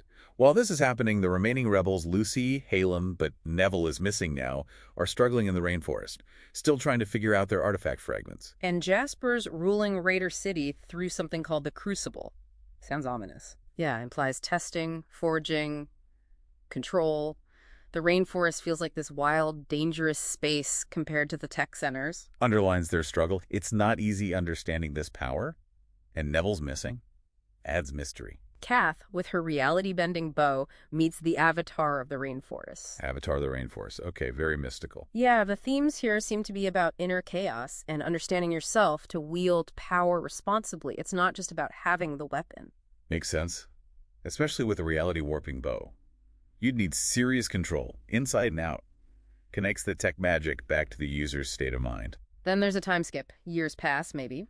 Lucy and Halem are still after the artifact. Neville's still missing. Still dedicated. That conflict runs deep. And we learn why Neville's missing. He's been tormented, connected to these beings called Mirlocks. There is some past catastrophe. Mirlocks adds another layer of mystery and potential threat, and personal tragedy for Neville and the rebels. Kath manages to get a signaling fragment of the artifact, but it costs her something. Jasper is furious. Signaling fragment? Maybe it communicates with other pieces. Kath is making progress. Jasper's reaction shows how important these fragments are. Right after, Theodora drops a prophecy. The wild fringes in Biofexry Castle will fall. A prophecy. Never a good sign. Adds that sense of unavoidable doom, or at least a major challenge ahead. And sure enough, Jasper's raiders push relentlessly through the rainforest. Kath finds Neville. They team up against the raiders. An alliance born of necessity. Makes sense. But then Halem gets captured, and in a last-ditch effort, he briefly unleashes the power of the fragments he has. A glimpse of the combined power. Even fragmented, it must be immense. Raises the stakes for getting all the pieces together. Then Theodora does something drastic. She integrates herself into Biofexry Castle, turns it into a living fortress. Whoa! Emerges of the building. Becomes the castle's consciousness. Seems like it. A fusion of psychic power and architecture. A massive defensive upgrade. That's intense. Talk about commitment. Changes the whole nature of the place. And just in time, because then Jasper unleashes the Platinum Scourge, a huge assault on Mount Viridian and the now-living Biofexry Castle. Platinum Scourge. Yeah. Sounds nasty. Corrosive. Unstoppable. The description emphasizes massive destruction, and because Theodora is the castle now, she suffers directly from the attack. Oh, wow. The personal cost of that integration becomes brutally clear. High stakes indeed. Okay, so let's get a feel for the central figures, Dylan and Theodora. We have some quotes from Dylan in the Wild Fringes material. He sounds intense. How so? Things like, I am the storm incarnate. I am the tempest of my resolve. Very forceful, very sure of himself. Yeah, that paints a picture. Elemental force, unbending will. Sees himself as central, powerful. Maybe dangerous. Possibly. Then you have descriptions of Theodora blessing someone's third eye. Third eye, okay. More mystical stuff. Right. Phrases like illuminates the darkness that clings to your spirit or sows the seeds of understanding. It's about inner sight, transformation. Very different vibe from Dylan's storm metaphors. Hers is internal, enlightenment-focused. His is external, force-focused. Interesting contrast. And the descriptions of them in action are powerful, too. Dylan's presence making a room go dark, then Theodora's blinding light bringing visions. Yeah, it really conveys the impact they have. Not just they are powerful, but you feel the sensory effect of their power. Darkness and light. Then there's this bit where Dylan explains how he forges a child, creates an artificial citizen. How does he do it? By deeply understanding a source character and then merging essences. It sounds almost spiritual, but maybe digital, like uploading a soul. Merging essences, deep. Suggests consciousness is something malleable, transferable in this universe. Raises all sorts of questions about identity. And then Dylan directly asks you, the listener, to define things like your desires, your evolution, your metamorphosis. Asks us. Yeah. And right after, Theodora presents these abstract syllogisms that seem to represent those very concepts. It pulls you right into the themes. That's a really interesting narrative technique. Blurs the line, makes you engage personally with the story's core questions about change and identity. We also hear Dylan talking about absolution and joy, hinting at some kind of moral code, and more power statements his dominion over Zion, challenging people to look into Theodora's eyes. Zion, another place, or a state of being. Unclear. And he's called the King Killer. That definitely hints at a backstory. King Killer. Yeah, that implies major past conflicts. These titles aren't just for show. And Theodora's gaze is described intensely like a force of nature that sees through everything. Piercing illusions, insight, power. Then you get these conversational bits between Dylan and the listener again. Sometimes demanding, sometimes almost inviting. It's a weird dynamic. Creates a direct, maybe unsettling connection, like he's trying to influence you directly through the text. Finally, there are several third-eye visions from Theodora. They're very metaphorical. Lots of imagery about storms, light, shadows, potential, hinting at themes of conflict, change, redemption, destiny. They're like symbolic summaries or prophecies. So, not literal plot points, but thematic insights delivered through these visions adds a layer of interpretation. Okay, so wrapping this deep dive up, we've journeyed through these connected stories, seen the importance of AMAS, 3DGR, the process artifact. Witness the big conflicts. Dylan versus the rebels, Jasper's rise, the role of figures like Kath and Theodora. It's a really complex tapestry they've woven. What stands out is that blend, isn't it? Yeah. Hard sci-fi tech with these almost mystical elements, the third eye, the artifact's power, sentient castles. Yeah, and the characters aren't simple, complex motivations, high stakes all around, lots to chew on. And hopefully for you listening, this dive has helped connect the dots, provided some clarity on this really intricate world. Yeah, hopefully giving you those aha moments without just drowning you in names and terms. There's definitely enough depth here for more thought. Which leads to a final thought for you to ponder. We've seen themes of creation, control, technology, destiny, maybe even spirit. So what do you think is the real driving force in this universe? Is it the tech, like AMIS? Is it pure ambition, like Jasper's or maybe even Dylan's? Or is there something more fundamental, something deeper pulling the strings? And where does that leave the story heading next? Okay, so picture this. You step back into a city, but it's different, changed. And there's this figure returning, but he's not the same either. He's in this armor that seems almost alive. Right, pulsing, humming blade. Yeah. The description's really vivid. And they call him Vato. But there's this sense that people, maybe even the city itself, recognizes something deeper. Yeah, it's a fantastic hook. Immediately throws you into a world with history, with secrets. Exactly. And that feeling, that's what we're diving into today. We got this amazing set of sources from the listener, all interconnected. A really interesting mix, too. We've got, prose chapters, more explanatory texts about the universe itself, even character monologues. Yeah, like different angles on the same world.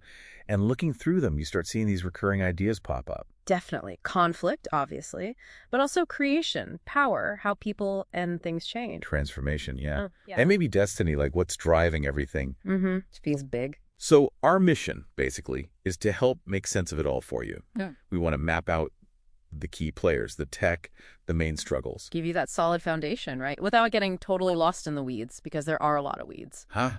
Yeah, potentially. Okay, so let's start where the story drops us. Dylan E.T. returning, known as Vato, wearing Charlie. That armor, the description says it's like a second skin of sentient intention, which is wow. Right. More than just armor. Does it think? Does it connect to him somehow? And others have similar gear, so it's not unique necessarily, maybe standard for some group. Good point. Like a uniform almost. Yeah. But sentient. Then Megra arrives. Oh yeah, the entrance described like Knight steps into a window. Very atmospheric. And she feels ancient, powerful. And her recognition of Dylan isn't just, oh, hey, you're back. It's tied to the city's ley lines. Ley lines. Okay, so we've got high-tech armor and maybe earth magic or something similar. Interesting mix. And that silent look between them speaks volumes, doesn't it? Years of history there, probably. For sure. A deep connection, maybe complicated. Okay, so hold that thought, because then the sources jump. Suddenly we're in Songo Synchronic Swords. Big shift. Totally. Now, Dylan E.T.'s in this place called the Order Sanctum. He's got these synchronized swords, rhythm, and tempo. Glowing, humming, and he's fighting clone troopers. A replica uprising. Yeah, it feels like we just jumped genres. Mm. From that moody city scene to Yeah. sci-fi fantasy. And this swordplay information system that caught my eye sounds very technical, very precise. It does. The way his moves are described, this evocative brevity translating to strikes. Yeah. It's like the system dictates the fight. Mm-hmm. And the swords move together, perfectly synced, even uses name tactics like retaliation. Suggests a very established fighting style, maybe part of this order.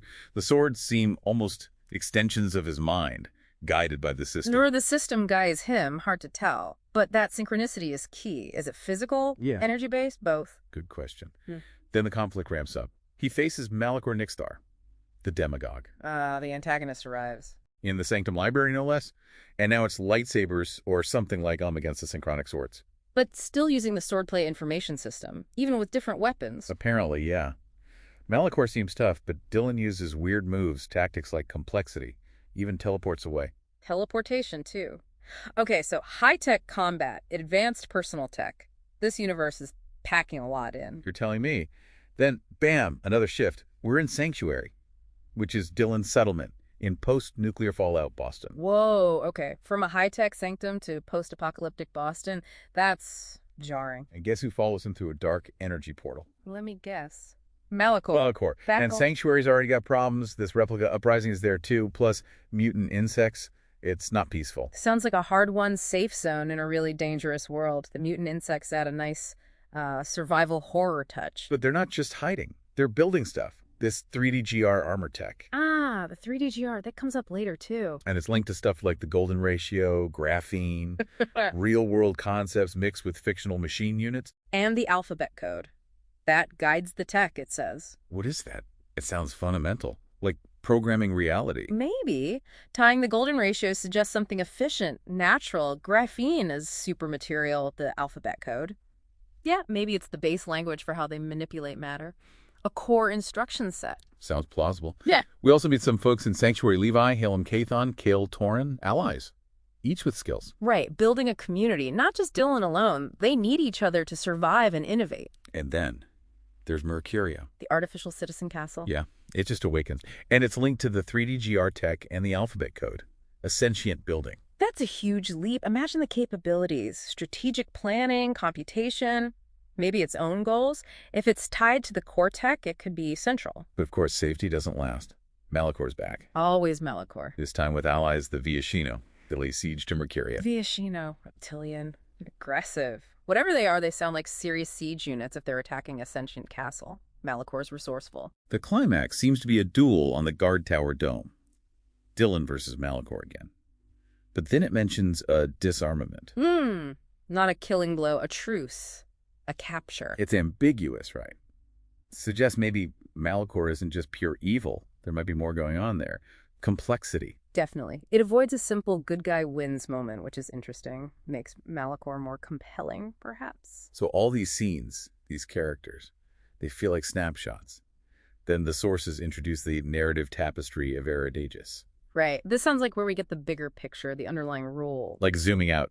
If the first part was the close-ups, this is the wide shot, explaining the universe's foundations. Exactly. Moving from specific events to the principles governing everything. And right away we get key terms. AMIS, the Additive Manufacturing Information System, and 3DGR, the three-dimensional golden rhombus. Foundational tech. The names themselves are revealing, aren't they? AMIS links making things directly to information. Yeah, like reality is coded.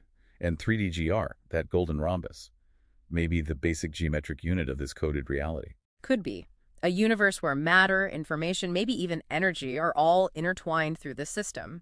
Programmable, perhaps? And remember the synchronic swords. Rhythm and tempo? Yeah. They're described here as more than weapons. They're a language that expresses MAS principles. What language? Wow, okay. We meet people like Triona, Luciana Corquet, Towson Villecroft, Aaron Sawyer at Biofexery University.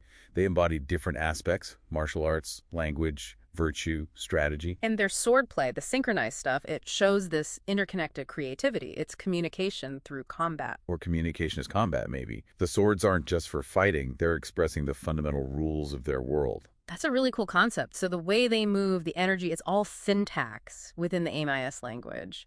Biofexery Uni sounds like the hub for figuring this all out. Then comes the big one. The process artifact. Ah, the MacGuffin. Pretty much. Holds power unparalleled within the AMS. And surprise, surprise, people disagree about who should control it. Naturally, an artifact tied directly to the core system of reality. Controlling that would be ultimate power, wouldn't it? Massive implications. Which leads to a rebel faction forming. Lucy Stearns, Jasper, Halem Cathon, Neville Fallow. They want to liberate it from Dylan E.T. Liberate it, so they see Dylan's control as restrictive. Or maybe they have their own ideas about how to use its potential. Yeah, it's an ideological fight. Dylan thinks it's too dangerous for them, that they'll destabilize things. And they probably argue for freedom, for unlocking potential, saying his control is stifling. The classic security versus liberty debate. Exactly. You could probably see merits on both sides, depending on your perspective. Right. It's rarely black and white in these situations. Their confrontation is described as pretty dynamic. Swords, 3D-GR tech flying around. Lucy even uses complex 3D-GR semantic structures. Semantic structure, so manipulating the AMIS language itself. Looks like it. Uses it to slow Dylan down so they can escape, with fragments of the process artifact. Fragments. Okay, so not the whole thing. A partial win for the rebels, but now the power is split. And they can use his own tech against him. Significant. The escaped rebels then run into Clifton and his raiders in the rainforest. Another faction? How do they fit in? They seem different. Less ideological, maybe. Clifton sees everything, AMIS included, just as a tool for control, exploitation. Okay, so a third approach to power. Dylan wants order, the rebels want liberation understanding, and the raiders just want dominance. Provides a nice contrast. But then things get complicated within the rebel-raider dynamic. Jasper, one of the original rebels, stages a coup in Raider City. A coup. Okay, Jasper's ambitious. Very. Her goal becomes clear. Not just understand AMIS, but weaponize it, and use the process artifact to create artificial citizens she controls. Whoa, okay, that's a darker turn. From liberation to control, Jasper's shaping up to be a major problem, controlling artificial citizens, ethical alarms going off there. And her raiders attack Biofexry Castle using graphene blades and 3D-GR signaling cannons. See, weaponizing AMIS principles almost immediately. Shows how quickly creation can become destruction. The arms race is on. Then we meet Theodora. She has a psychic showdown with Jasper. Psychic, okay. Adding another layer beyond tech, magic, psionics. Seems like it. And their ideologies clash hard. Theodora is about harmony, balance. Jasper is strength, domination. Different fundamental forces at work then. Maybe technology versus something else. Spirit. Mind. Could be. Meanwhile, Dylan E.T. creates Kath, another artificial citizen. Like Mercurio. Or different. Seems different. Forged with a specific mission about the fractured artifact. And she gets this weapon, the bladed bow. Bladed bow. What does that do? It can supposedly warp reality with each shot. Okay. That's a serious piece of equipment. Dylan's creating his own power player in response to Jasper and the rebels. Seems like it. While this is happening, the remaining rebels, Lucy, Halem, but Neville is missing now, are struggling in the rainforest. Still trying to figure out their artifact fragments. And Jasper's ruling Raider City through something called the Crucible. Sounds ominous. Yeah, implies testing, forging, control. The rainforest feels like this wild, dangerous space compared to the tech centers. Underlines their struggle. It's not easy understanding this power, and Neville's missing adds mystery. Kath, with her reality-bending bow, meets the Avatar of the Rainforest. Avatar of the Rainforest. Okay, very mystical. Yeah, the themes here seem to be about inner chaos. Understanding yourself to wield power responsibly. It's not just about having the weapon. Makes sense. Especially with a reality-warping bow, you'd need serious control inside and out. Connects the tech magic back to the user's state of mind. Then there's a time skip. Years pass, maybe. Lucy and Halem were still after the artifact. Neville's still missing. Still dedicated. That conflict runs deep. And we learn why Neville's missing. He's been tormented, connected to these beings called Mirlocks. There was some past catastrophe. Mirlocks adds another layer of mystery and potential threat. And personal tragedy for Neville and the rebels. Kath manages to get a signaling fragment of the artifact. Yeah. But it costs her something. Jasper is furious. Signaling fragment. Maybe it communicates with other pieces. Kath is making progress. Jasper's reaction shows how important these fragments are. Right after, Theodora drops a prophecy. The wild fringes in Biofexry Castle will fall. A prophecy, never a good sign. Adds that sense of unavoidable doom, or at least a major challenge ahead. And sure enough, Jasper's raiders push relentlessly through the rainforest. Kath finds Neville. They team up against the raiders. An alliance born of necessity. Makes sense. But then Halem gets captured. And in a last-ditch effort, He briefly unleashes the power of the fragments he has. Ah, a glimpse of the combined power. Even fragmented, it must be immense. Raises the stakes for getting all the pieces together. Then Theodora does something drastic. She integrates herself into Biofexry Castle, turns it into a living fortress. Whoa. Merges with the building, becomes the castle's consciousness. You like it? A fusion of psychic power and architecture. A massive defensive upgrade. That's intense. Talk about commitment. Changes the whole nature of the place. And just in time, because then Jasper unleashes the Platinum Scourge. A huge assault on Mount Viridian and the now living Biofexry Castle. Platinum Scourge sounds nasty, corrosive, unstoppable. The description emphasizes massive destruction. And because Theodora is the castle now, she suffers directly from the attack. Oh, wow. The personal cost of that integration becomes brutally clear. High stakes indeed. Okay, so let's get a feel for these central figures, Dylan and Theodora. We have some quotes from Dylan in the Wild Fringes material. He sounds intense. So. Things like, I am the storm incarnate. I am the tempest of my resolve. Very forceful, very sure of himself. Yeah, that paints a picture. Elemental force, unbending will, sees himself as central, powerful, maybe dangerous. Possibly. Then you have descriptions of Theodora blessing someone's third eye. Third eye, okay, more mystical stuff. Right. Phrases like, illuminates the darkness that clings to your spirit, or sows the seeds of understanding. It's about inner sight, transformation. Very different vibe from Dylan's storm metaphors. Hers is internal, enlightenment-focused. His is external, force-focused. Interesting contrast. And the descriptions of them in action are powerful, too. Dylan's presence making a room go dark, then Theodora's blinding light bringing visions. Yeah, it really conveys the impact they have. Not just they're powerful, but you feel the sensory effect of their power. Darkness and light. Then there's this bit where Dylan explains how he forges a child, creates an artificial citizen. How does he do it? By deeply understanding a source character and then merging essences. It sounds almost spiritual, but maybe digital, like uploading a soul. Merging essences. Yeah. That's deep. Suggests consciousness is something malleable, transferable in this universe. Raises all sorts of questions about identity. And then Dylan directly asks you, the listener, to define things like your desires, your evolution, your metamorphosis. Ask us. Yeah. And right after, Theodora presents these abstract syllogisms that seem to represent those very concepts. It pulls you right into the themes. That's a really interesting narrative technique. Blurs the line, makes you engage personally with the story's core questions about change and identity. We also hear Dylan talking about absolution and joy, hinting at some kind of moral code, and more power statements, his dominion over Zion, challenging people to look into Theodora's eyes. Zion, another place, Whoa. or a state of being. In clear. And he's called the King Killer. Hmm. That definitely hints at a backstory. King Killer? Yeah, that implies major past conflicts. These titles aren't just for show. And Theodora's gaze is described intensely like a force of nature that sees through everything. Piercing illusions, insight, power. Then you get these conversational bits between Dylan and the listener again.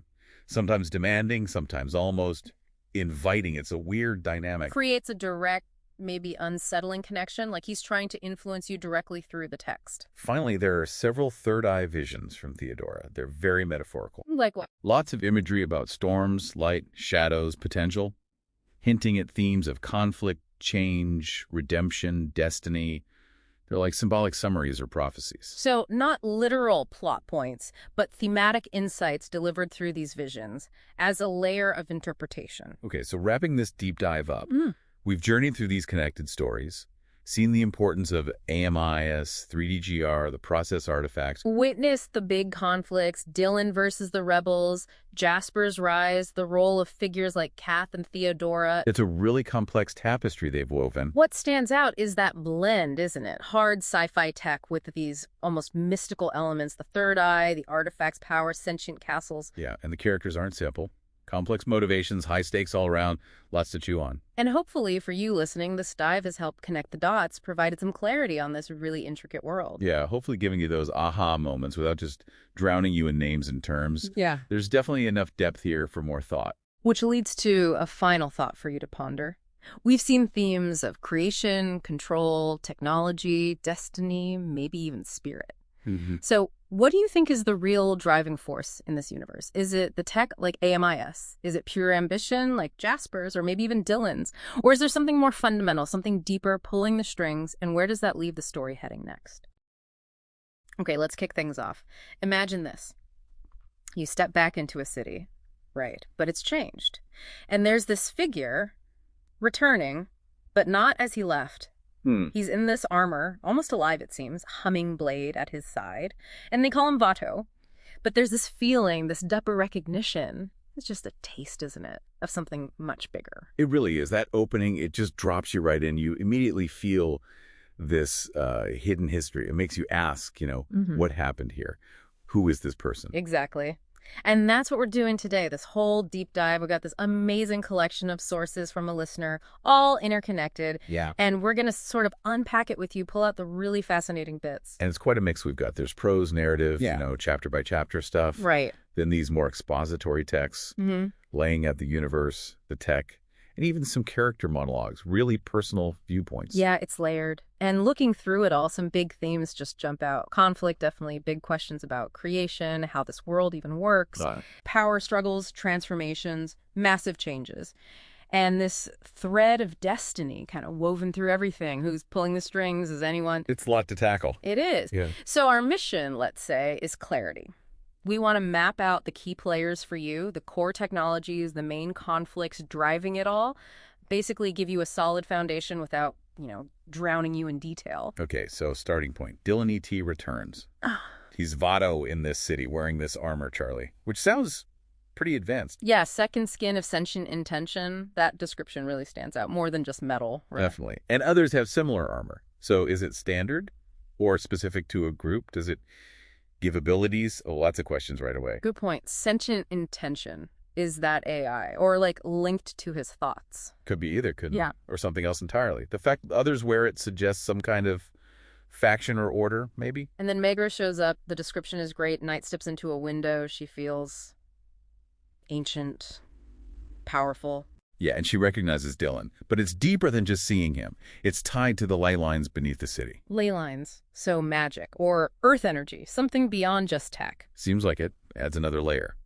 And that silent understanding between them suggests a long, complex history. Right. Okay, so then things shift. We jump into this Song of Synchronic Swords. Now Dylan's in an order's sanctum. Totally different vibe. Yeah. He's got these synchronized swords, rhythm and tempo. They hum, glow. And he's fighting clone troopers. A replica uprising. It's quite a jump from that gritty city scene to, science fantasy clone troopers, energy swords. And this swordplay information system, what is that? Sounds technical. It does, like a combat system maybe, codifying movements, predicting attacks, very structured. Suggests this order is highly organized. And the swords themselves, rhythm and tempo, they move based on this system.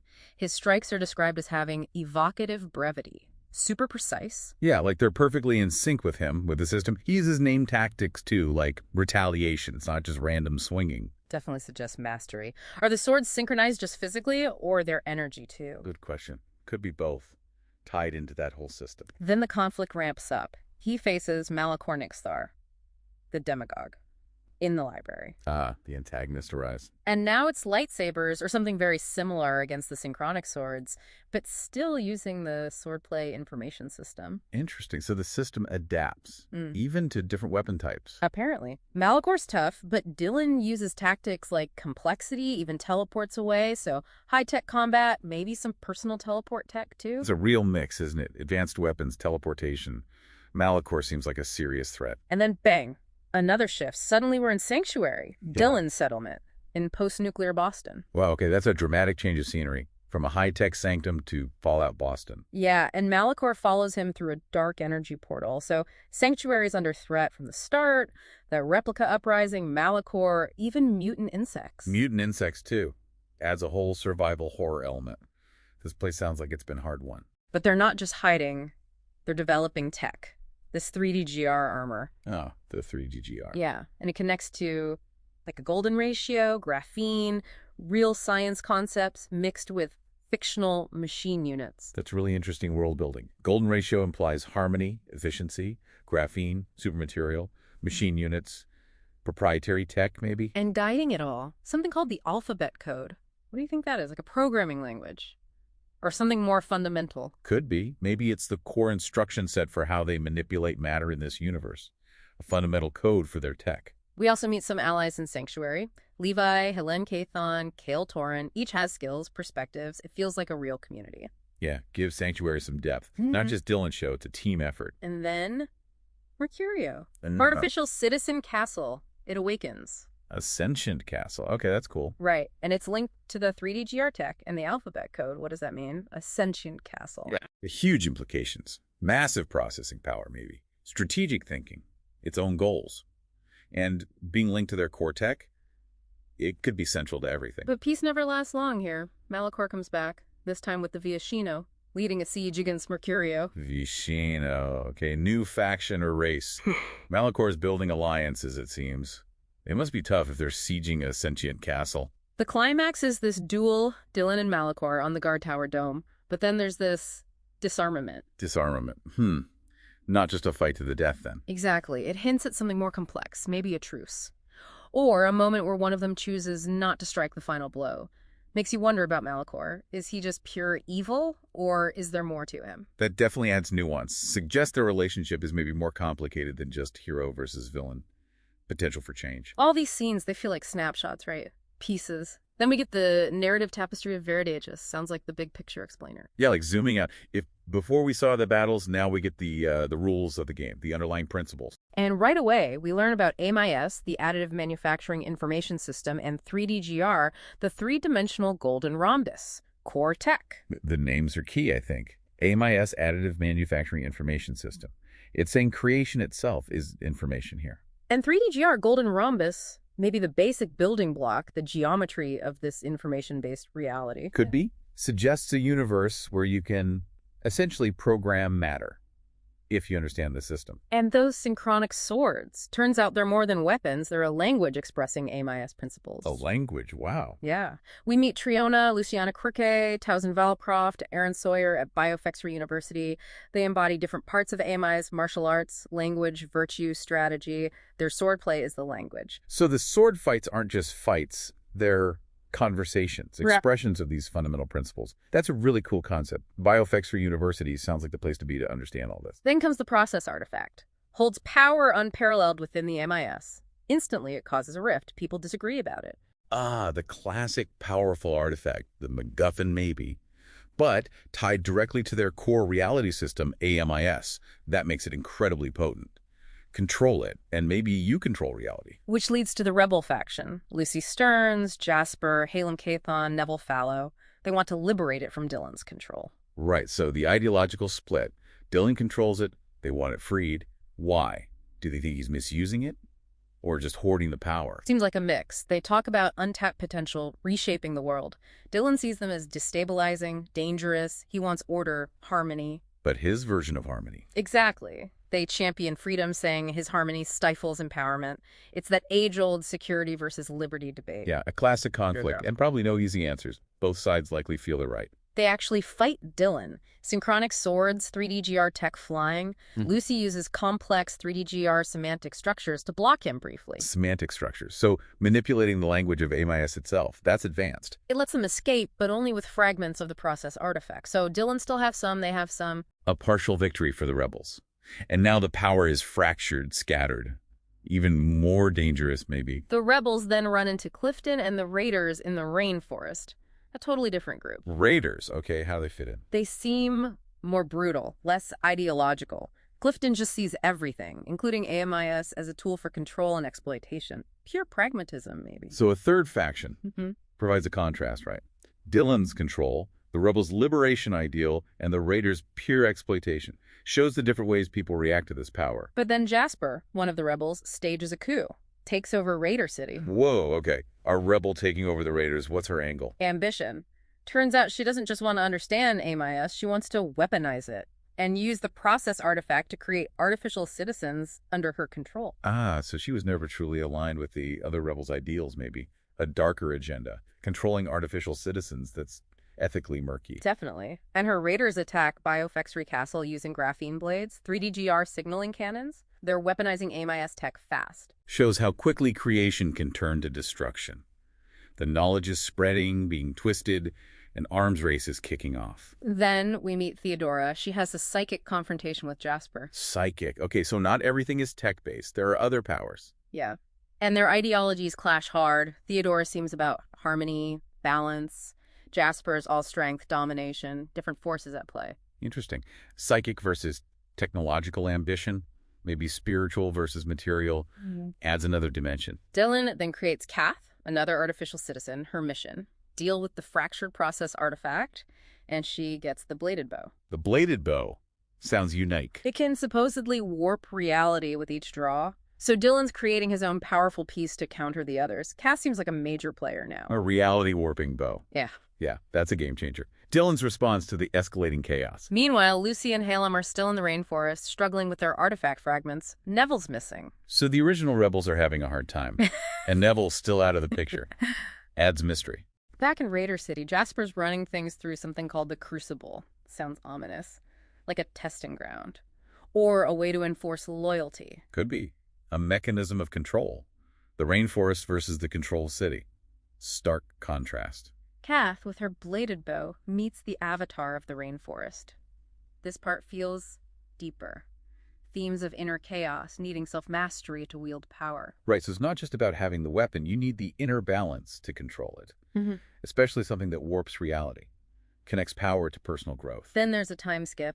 Lucy and Halem are still after the artifact pieces. Still haven't found Neville. Years have passed, maybe. Shows their dedication or desperation. We find out Neville is alive, but he's been tormented. He's connected to these beings, the Murlocs. Hints of some past catastrophe. Murlocs. Okay, another piece of lore. And Neville's torment adds a tragic element to his story. What happened with the Murlocs? Unclear, but sounds bad. Then Kath gets a signaling fragment of the artifact, but it costs her something.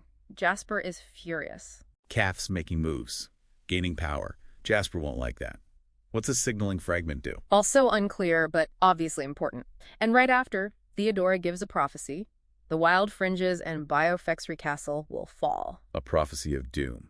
Raises the stakes even more. Are things fated? Or can they fight it? Well, Jasper's raiders immediately start advancing through the rainforest, like the prophecy said. Relentless. So events are moving fast now. Kath finds Neville. They team up against the raiders. An unlikely alliance. Kath and the tormented Neville. Interesting pairing. Against Jasper's forces. But then Halem gets captured, and in a moment of desperation, he unleashes the power of the artifact fragments he has. Just a glimpse, but powerful. A taste of what the fully assembled artifact could do. Dangerous, even in fragments. And now Halem's captured. Bad news for the rebels. Seeing the threat, Theodora does something drastic. She integrates herself into Biofexry Castle, transforms it into a living fortress. Whoa. Merges with the building, becomes the castle. Seems like it. A living, sentient fortress, probably linked to her psychic powers, a massive defensive upgrade. That's intense. A huge commitment. And probably changes the nature of the castle completely. And just in time, maybe. Because Jasper unleashes the Platinum Scourge on Mount Viridian and Biofexry Castle. Platinum Scourge. Sounds nasty. Oh. Corrosive. Destructive. The description implies massive destruction, and because Theodora is the castle now, she suffers directly from the attack. Oh, wow. So attacking the castle is attacking her. That's high stakes, personal cost, a major confrontation brewing. Okay, let's get a feel for these central figures. We have some quotes from Dylan from the Wild Fringes section. He sounds intense. Yeah, what's he like? Very authoritative.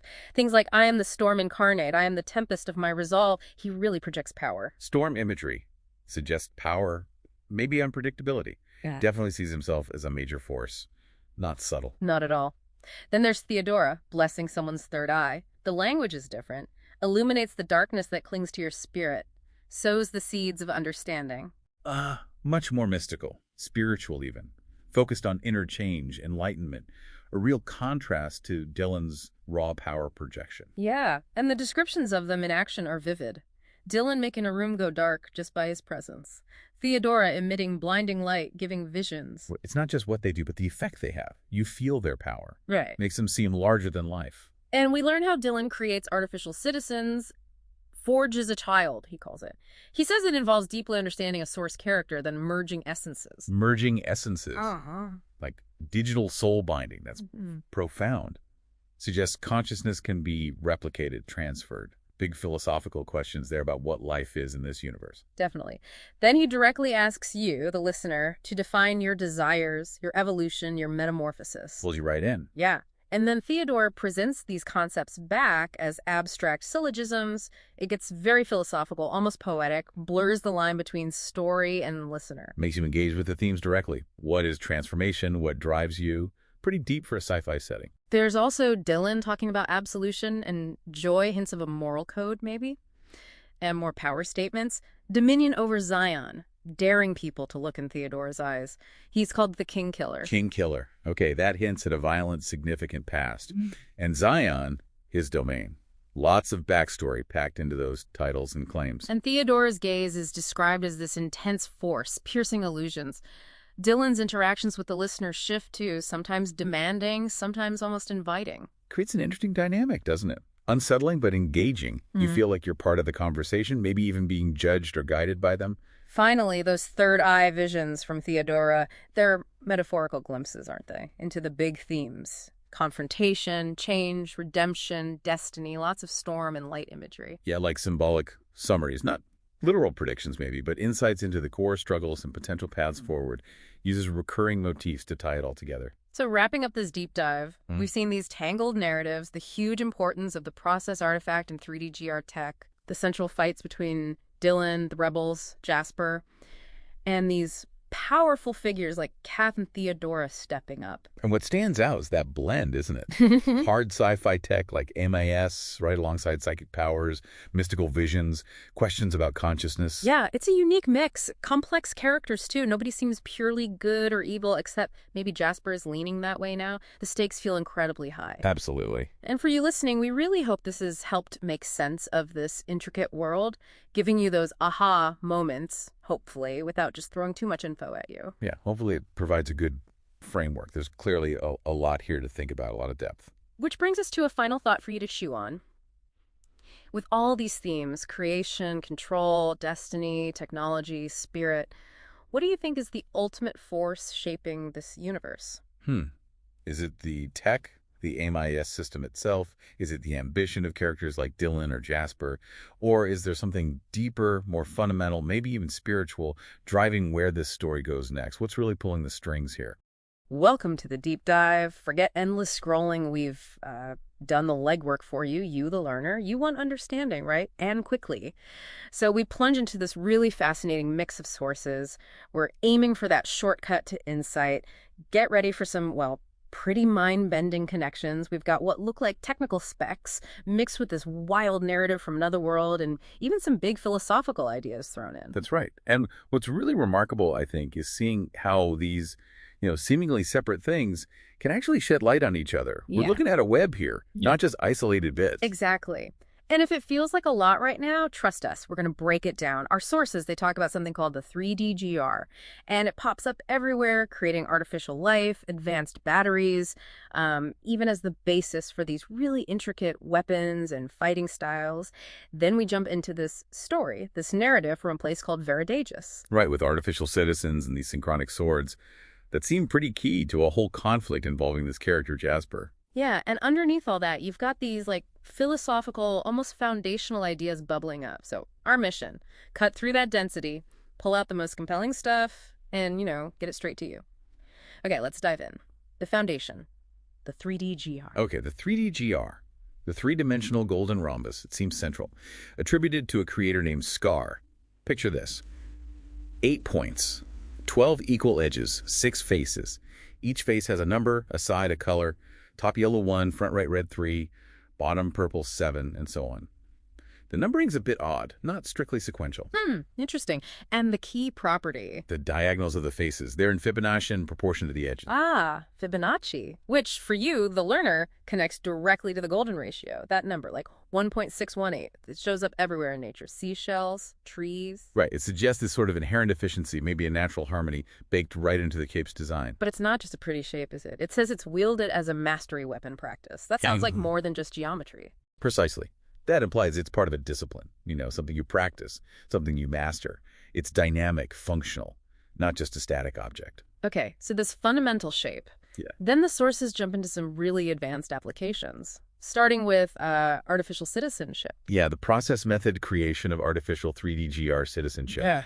It explicitly describes making these entities and the scale, nanoscale, Right. side edge, 2.84 nanometers. Yeah. That's, well, think individual atoms, basically. Wow. And interestingly, that length, it matches the bond length in graphene. That super strong single layer of carbon atoms. Graphene, okay. That's incredibly small. And it says the diagonals are also 2.84 nanometers. But wait, I saw something later. Under properties, it mentioned asymmetry, unequal diagonals. How does that work? Good catch. That is interesting. It suggests maybe that the properties change depending on how it's configured, or perhaps the scale. Maybe at the most basic nano level, they're equal, but when they combine into bigger structures, that asymmetry emerges, and that could unlock new functions. Okay, that makes sense. It also mentions angles 120 degrees, 60 degrees mirrored symmetry, and crucially, this self-similar fractal subdivision. One 3D-GR made of 27 smaller ones. Exactly. That fractal bit is huge. Think snowflakes, right? Repeating patterns at different sizes. It implies this hierarchical structure, scalability, repeating patterns. In nature, fractal structures often mean massive surface area, stability, like lungs or tree branches. So, applied to artificial citizens, it suggests a building block for complex repeating structures, maybe mimicking biology, but engineered, super efficient. Like nature's blueprints, yeah, but designed at the atomic scale. Wild. Okay, so building life. What about power? The 3D-GR battery fabrication. Right, so the core of this battery, 6 golden rhombi forming a larger 3D-GR. And the components are pretty cool. Graphene bonds for structure and electrical pathways. Graphene aerogel is a high-density electrolyte moving ions around. And electrodes right at the 8 vertices for energy storage and release. That sounds incredibly compact and integrated, using graphene for everything, structure, conductivity, electrolyte. Yeah, and putting the electrodes at the vertices, that maximizes contact for energy transfer in that tiny space. Seriously efficient design. The potential energy density must be huge. You'd think so. Yeah. Minimal material, maximum efficiency. That seems to be the theme. Okay, building block, power source. How do they come together? Structural assembly, rules of interaction. This part talks about building landscapes of these 3D-GR neighborhoods. There's a central Heart 3D-G ranker unit, other 3D-GRs attached to it, in specific inverted or oriented ways, guided by those golden ratio principles again. So the golden ratio isn't just in the shape, it dictates the connections, like assembly instructions. Exactly. And the process is described as iterative additive manufacturing. Think layer by layer building, maybe like molecular 3D printing. Building Fibonaccian lattices or fractal architectures, it all loops back to those core math principles. Right, and that suggests scalability, maybe resilience too, like building a bridge with repeating strong parts. Okay, structure. But complex systems need to communicate. Signaling network implementation. Yeah, here it talks about encoding data. Binary info resolved by additional 3D-GRs. Sounds like they act as switches or something. Computation happens at the main anchoring 3D-GR. It processes inputs, generates signaling pathways. And these pathways spread across the neighborhoods, forming adaptive information networks. That sounds almost biological, like neurons. That's a great analogy. These networks aren't fixed. They can adapt, respond to the environment, learn maybe. It suggests a kind of decentralized intelligence. Wow. Not just structure, but processing and communication built in. So how does a complete unit look? Machine unit integration. Okay, this describes a layered architecture. There's a radiation core at the center. Outputs computation as radiation. It's surrounded by 26 3D-GRs. Then an interactant body, that's the fractal 3D-GR network, designed for parallel processing, like lots of calculations at once. Like a massively parallel computer. Exactly. And finally, dendritic arms. 54 of them. Single receiving structures for talking between units. That is sophisticated, almost biological, yeah. Radiation core, fractal processing body, dendritic arms like sensors. It paints a picture. It really does. Which leads into system synergies, how it all fits together. The 3D-GR battery powers the machine units. The assembly rules let them build complex structures. The signaling rules manage the data flow, creating those adaptive networks. So the end goal, the result of this whole process method, is this modular fractal artificial citizen. Integrated energy, structure, computation, a whole system from these 3D-GR principles. Precisely. A self-contained, highly advanced entity. Which I guess leads us to the next, maybe slightly alarming application, weaponry. Yeah, quite a shift. The 3D-GR as a weapon system. It seems this tech goes way beyond just artificial life and energy. Suddenly we see things like tempo rhythm and 2x mirror edge 3D-G Restos. That sounds like dual swords, right? Made from mirrored 3D-GR edges. Seems like it. And Scathe, 3D and GR pommel grip blade arrow. Yeah. An arrow based on the 3D-GR. And a bladed bow, central 3D-GR nook, two-bladed, a bow with blades coming out of a central 3D GR, plus an anchoring 3D GR heart. The structure itself is being weaponized. It's fascinating, isn't it? How those inherent geometric properties, strength, balance, maybe weird energy interactions are being repurposed, shows the versatility of the core design. Like using the same bricks to build a house or a fortress, and it gets way more detailed with this swordplay and the 3D GR, a structured combat system. Right, this outlines a really formalized system. Everything centers on that Heart 3D G anchor. Yeah. Binding like control or connection happens there. Strikes go forward from it, blocks go backward. Yeah. Clear offense-defense principles tied to the geometry. And the faces dictate actions. Yellow for lunges, red-orange for rightward moves, blue-green for leftward, purple for grounding. It's like a 3D joystick for combat. Exactly. They've encoded a whole movement language into the object's geometry. Imagine having an interface where each surface means a specific action. It can be incredibly precise once you master it. And there's rhythmic footwork, too. 3 beats per bar, 48 BPM, 3 clicks per beat. Specific foot movements timed to the clicks. Each beat is a stance. Yeah, it's incredibly structured. Full body discipline, precise timing, coordination. Almost like a martial dance. It even lists 12 specific combined actions, lock, side, tied, each a defined sequence of moves and footwork. It's less free-form fighting, more like math-based martial arts. It even mentions forward time and backward time sequences. Yeah. Bind strike block versus bind block strike. Temporal It tactics. seems like it. Tactical variations built into the system. And then it gets even more specific with Weapon System 1, the mirrored 3D GR swords. A 12-cycle system with encoded behaviors. Each has a name: the Awakening, the Harmonition, describing exactly what the left tempo and right rhythm swords do.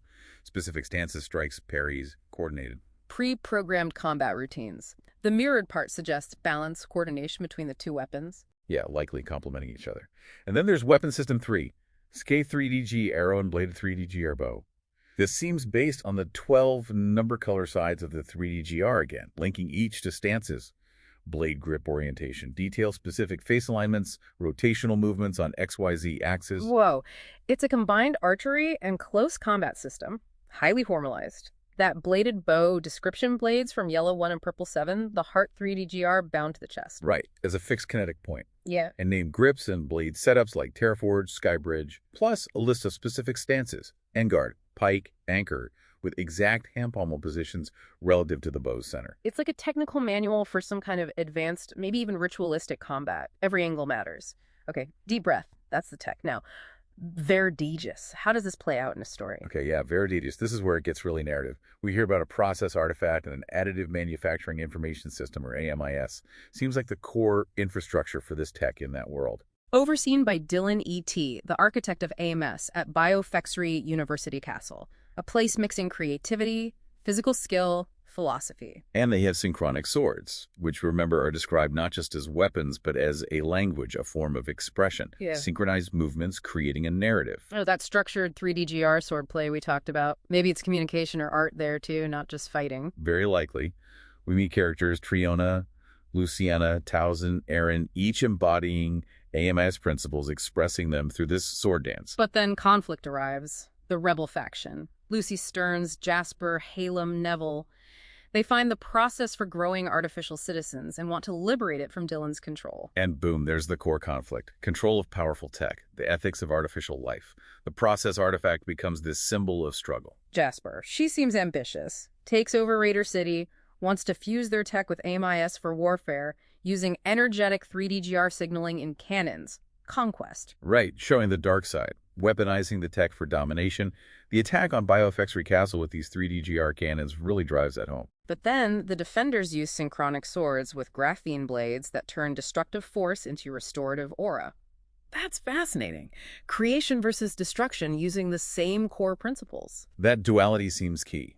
The 3D GR principles are like a fundamental force, usable for totally different ends. The story gets complicated. Jasper's manipulating people to get the process, build her own settlement of artificial citizens, psychic battles. And a new artificial citizen, Kath, created by Dylan.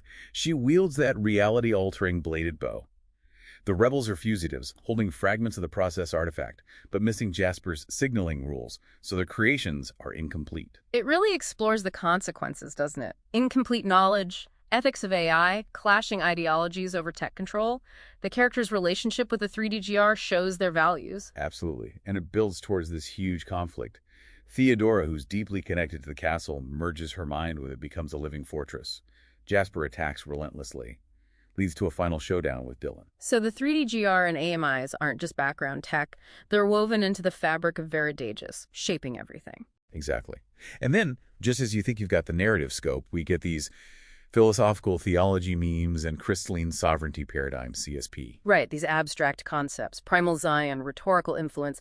Their direct link to the tech isn't explicit in these bits, but they feel like part of the world's deeper rules. The CST, though, focusing on a sovereign nexus and harmonic expansion, that does kind of resonate with the 3DGR's self-replicating fractal nature, doesn't it? Suggests maybe universal principles of growth and organization.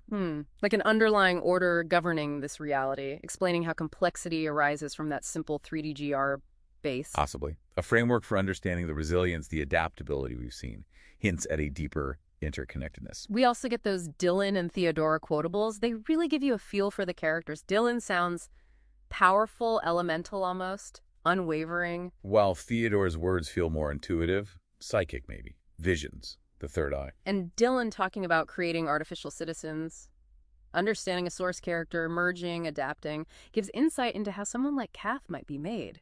And Theodora's syllogisms suggest this deeper logical, ethical framework they operate within. It's like they're not just leaders or scientists, but operating within some specific philosophical, maybe even spiritual context. Which brings us finally to that really strange piece, the unwritten but remembered Chapter E about Scar, who seems to be Dylan EDT in a previous reality. Yeah, this part was wild. It says he wasn't slain by Jasper in Old Veridagus. He was fulfilled, his purpose resolved, and he's pure awareness in this interstitial space, seeing Ord universe lights, potential universes.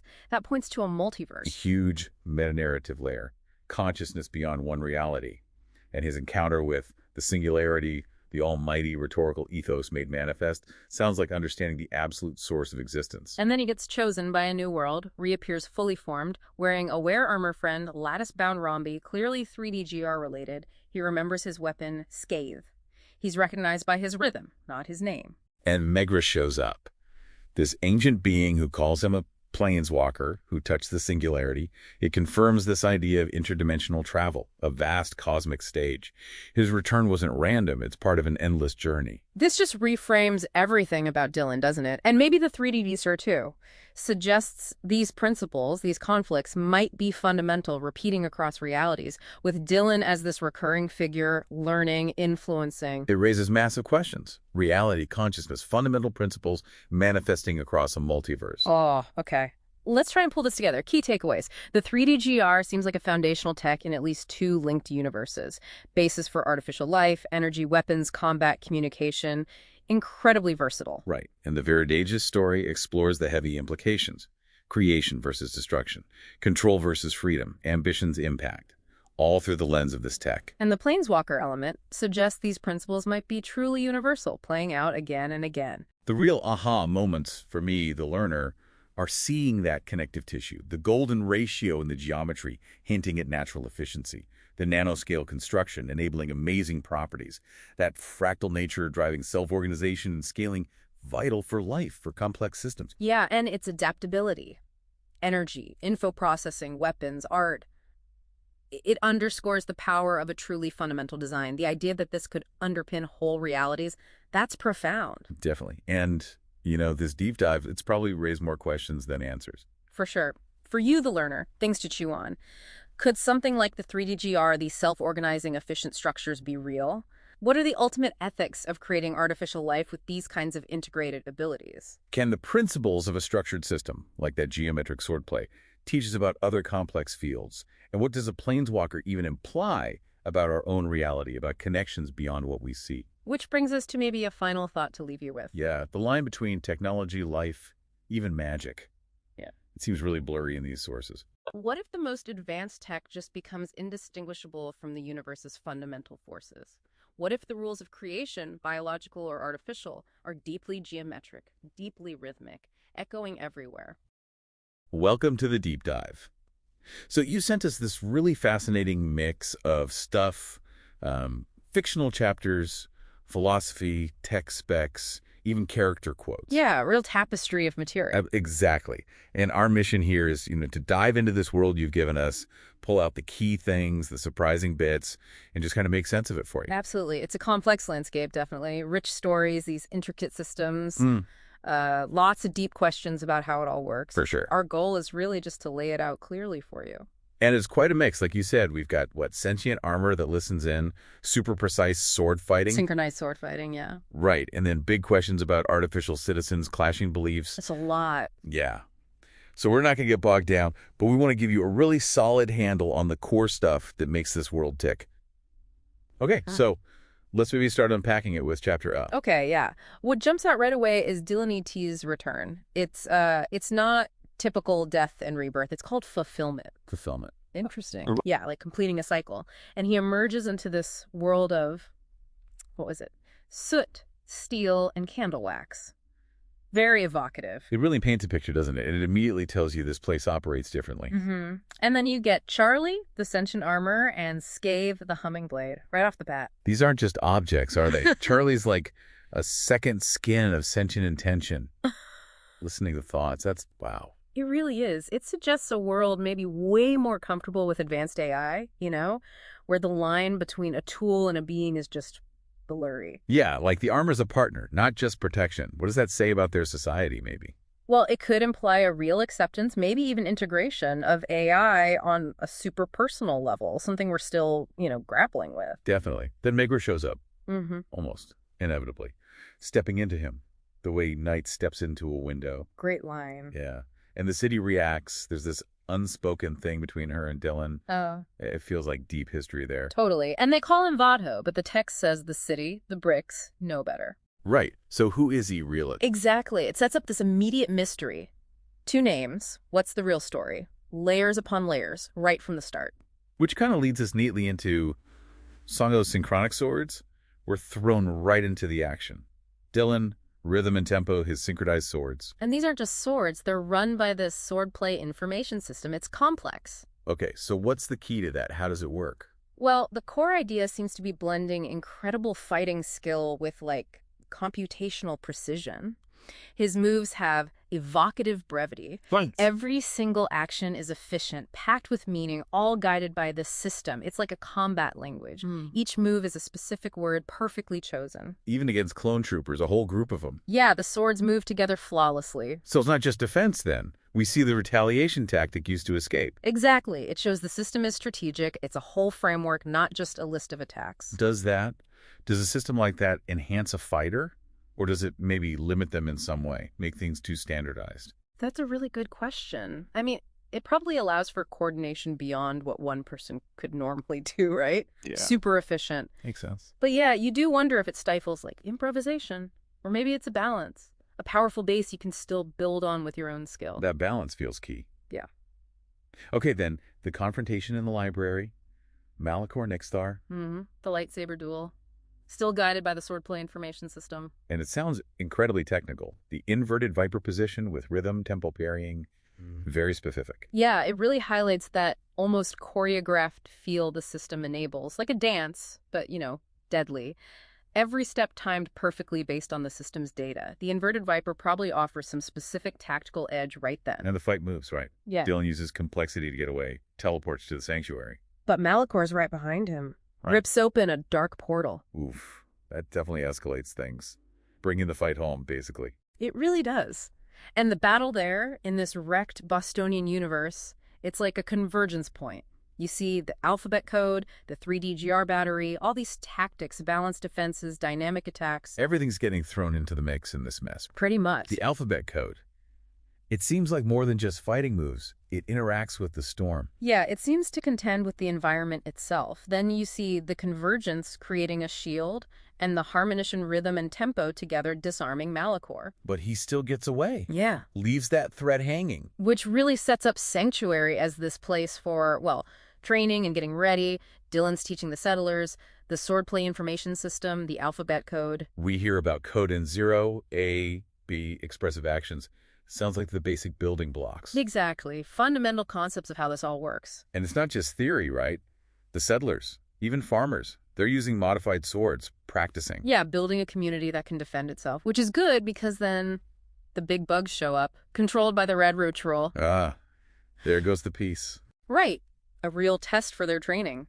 Dylan's reminding them, expressive actions, balanced defenses, critical stuff when you're facing, well, giant bugs. You see the duet mentioned. What's that? Seems like that harmonious back and forth between offense and defense, communicating silently through movement. Even with the goal guard helping, these bear-sized bugs sound like a nightmare. Seriously. It looks pretty desperate until Helm Cathon steps in, goes for the pheromone sack. Smart move. Turns the tide.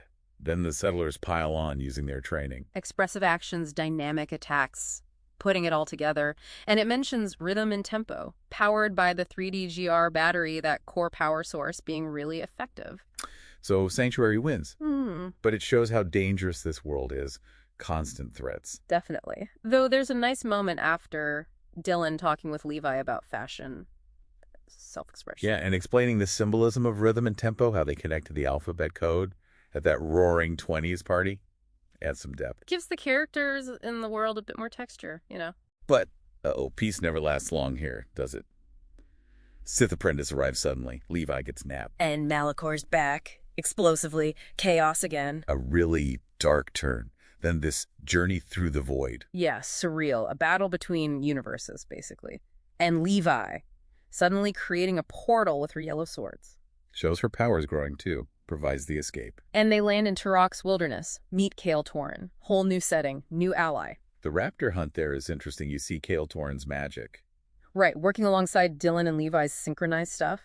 The swordplay system, the alphabet code, it still applies even in the jungle. They adapt. Then the Velociraptor squad attacks. They use defensive formations, the echoes, the equilibrium. Falling back on their training, Kale Torin's spells are key. Levi uses the duet again. And as it gets heavier, Dylan uses the complexity, the retaliation. Levi does the graceful moves. It all builds up to the disarmament. It really shows how coordinated and adaptable they are together. And after that intense fight, Dylan lays out his vision for the 3D-GR armor. This is where it gets technical. Yeah, standard form factor, the 3D-GR battery, rules of interaction, signaling rules, machine unit, materials. He breaks it down. And Levi connects with the jungle, uses void energy for a portal back to Boston. That's cool. Shows her unique abilities again. And Kale Torin goes with them. The team is growing. So, back to Sanctuary in Boston. Quick reunion with Halem Cathon. Breather moment. Before Dylan dives into explaining the 3D-GR armor to everyone. Talks about the shape, the machine units, how they interact, rules of interaction, how they communicate signaling rules, how it's all organized. And Levi and Halem chime in, right? Adding their perspectives on communication, choreography, blending the tech with art almost. Then they hit this cosmic crossroads. A problem. The 3D-GR battery size is standard, which is limiting. Yeah, the dilemma. Go back to the Order Sanctum to face Malicor or find advanced manufacturing in Boston. Big choice. Hints at future challenges. Then we get that scene of Dylan and Levi practicing on the guard tower, their blades glowing, these expressive alphabet-guided moves. Almost like a visual language, yeah. Very cinematic. Halem and Kale Torin watch. Settlers gather. The tension's building. And then, bam, sonic blast. Two figures battling, falling out of a vortex. Whoa! A celestial clash right above them. That feels like a massive turning point, doesn't it? Definitely.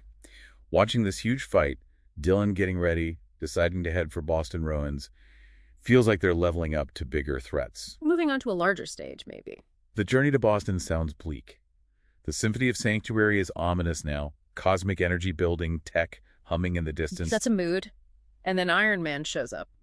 And Celine Vesperis. Wild, right? And she just dismantles him and rebuilds him. Introduces herself as a Nexus being. Okay, that's a huge curveball. Nexus being. Changes the scale completely. She explains the threads of destiny, why they're in Boston, gives this wider cosmic view. And they enter the nexus of reality through a rift, stepping into, like, the fabric of existence itself. Inside, Celine teaches them the 3D-GR's rules of interaction. Yeah. Anchoring 3D-GR, adding more units, creating neighborhoods. It's cosmic geometry, and Dylan, Levi, Halem, Kale Torin, they're all trying to grasp it from their own perspectives. Still in the Nexus, she explains signaling rules. Binary info resolution, the anchoring 3D-GR computing it. How the 3D-GR landscape expands, how unresolved stuff acts as catalysts. Interactions between resolved and unresolved leading to cosmic revelation. Yeah, it's deep stuff. foundational principles of the tech, maybe of their reality. And when they return to Sanctuary, they bring that understanding back, integrating the Nexus, threads of destiny, the rules, into their community. Which leads to Dylan's big reveal. The alphabet code isn't just for fighting. It's the language of the 3DGR's interactome. Yeah. Yeah. Levi, Kael'Torin, Halem, they all grasp the cosmic significance. And the settlers accept it. That's a paradigm shift for them. And with that knowledge, They start using advanced additive manufacturing, building complex 3DGR structures based on the 5-to-1 ratio. everyone contributing their skills, Levi, Halem, Kael'Torin. It's a real community effort, building on this new understanding. And then, Sanctuary transforms into Mercurio, an artificial citizen castle. Wow. Just wow.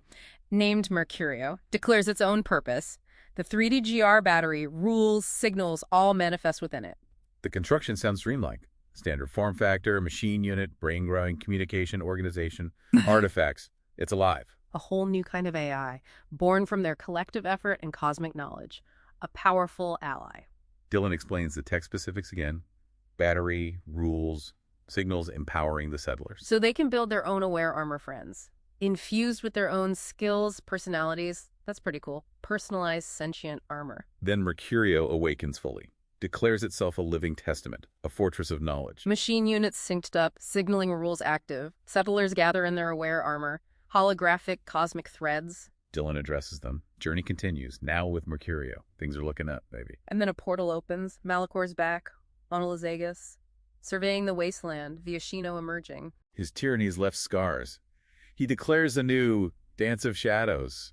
Just can't catch a break. Nope. So battle erupts. Cosmic scale again. Dylan and Charlie itself, Malicor, Olazegas. While the settlers fight the Viashino horde, Symphony of Sanctuary guiding them, dynamic attacks, balanced defenses, Charlie shields Dylan. Halem and another settler are defending Mercurio's entrance. Levi calls for lockdown. Mercurio seals the entrance, trapping the settlers inside, under siege. Rough. The siege goes on. Settlers use balanced defenses, additive manufacturing for repairs, holding out. Dylan, inside Charlie, becomes like a conductor for the symphony. Then Malicor challenges him. Duel on the guard tower dome. High drama. Dylan makes the leap. Lightsaber versus synchronized swords. Clash on the dome. Dylan uses everything. Expressive actions, balanced defenses, dynamic attacks, guided by the alphabet code. The swordplay story sequence unfolds, leading to the disarmament. Dylan wins the duel. But there's a twist, right? Dylan's not sure, and Mercurio reveals something. Yeah, reveals Varian Kael'thar is dormant inside Malicor, a flicker of the person he once was. Possibility of redemption. Dylan appeals to that light. The Viashino get confused, retreat. Mercurio helps push them back. Levi, now in her own aware armor, Isla, opens a portal to the Viashino home plane. Settlers push them through. Dylan urges Varian Malicor to embrace the light, but Varian's full of doubt. An uncertain ending to that confrontation. Which leads us into the narrative tapestry of Veridagus, a shift in focus. Right. Zooming out to look at symbols, themes, character intents around the process artifact, and AMIS 3DGR. Starting with Book 1, The Foundation of Conflict. Biofexery University Place of Unity. We meet Triona, Luciana, Towson, Aaron, embodying AMIS ideas. Then the rebel faction emerges.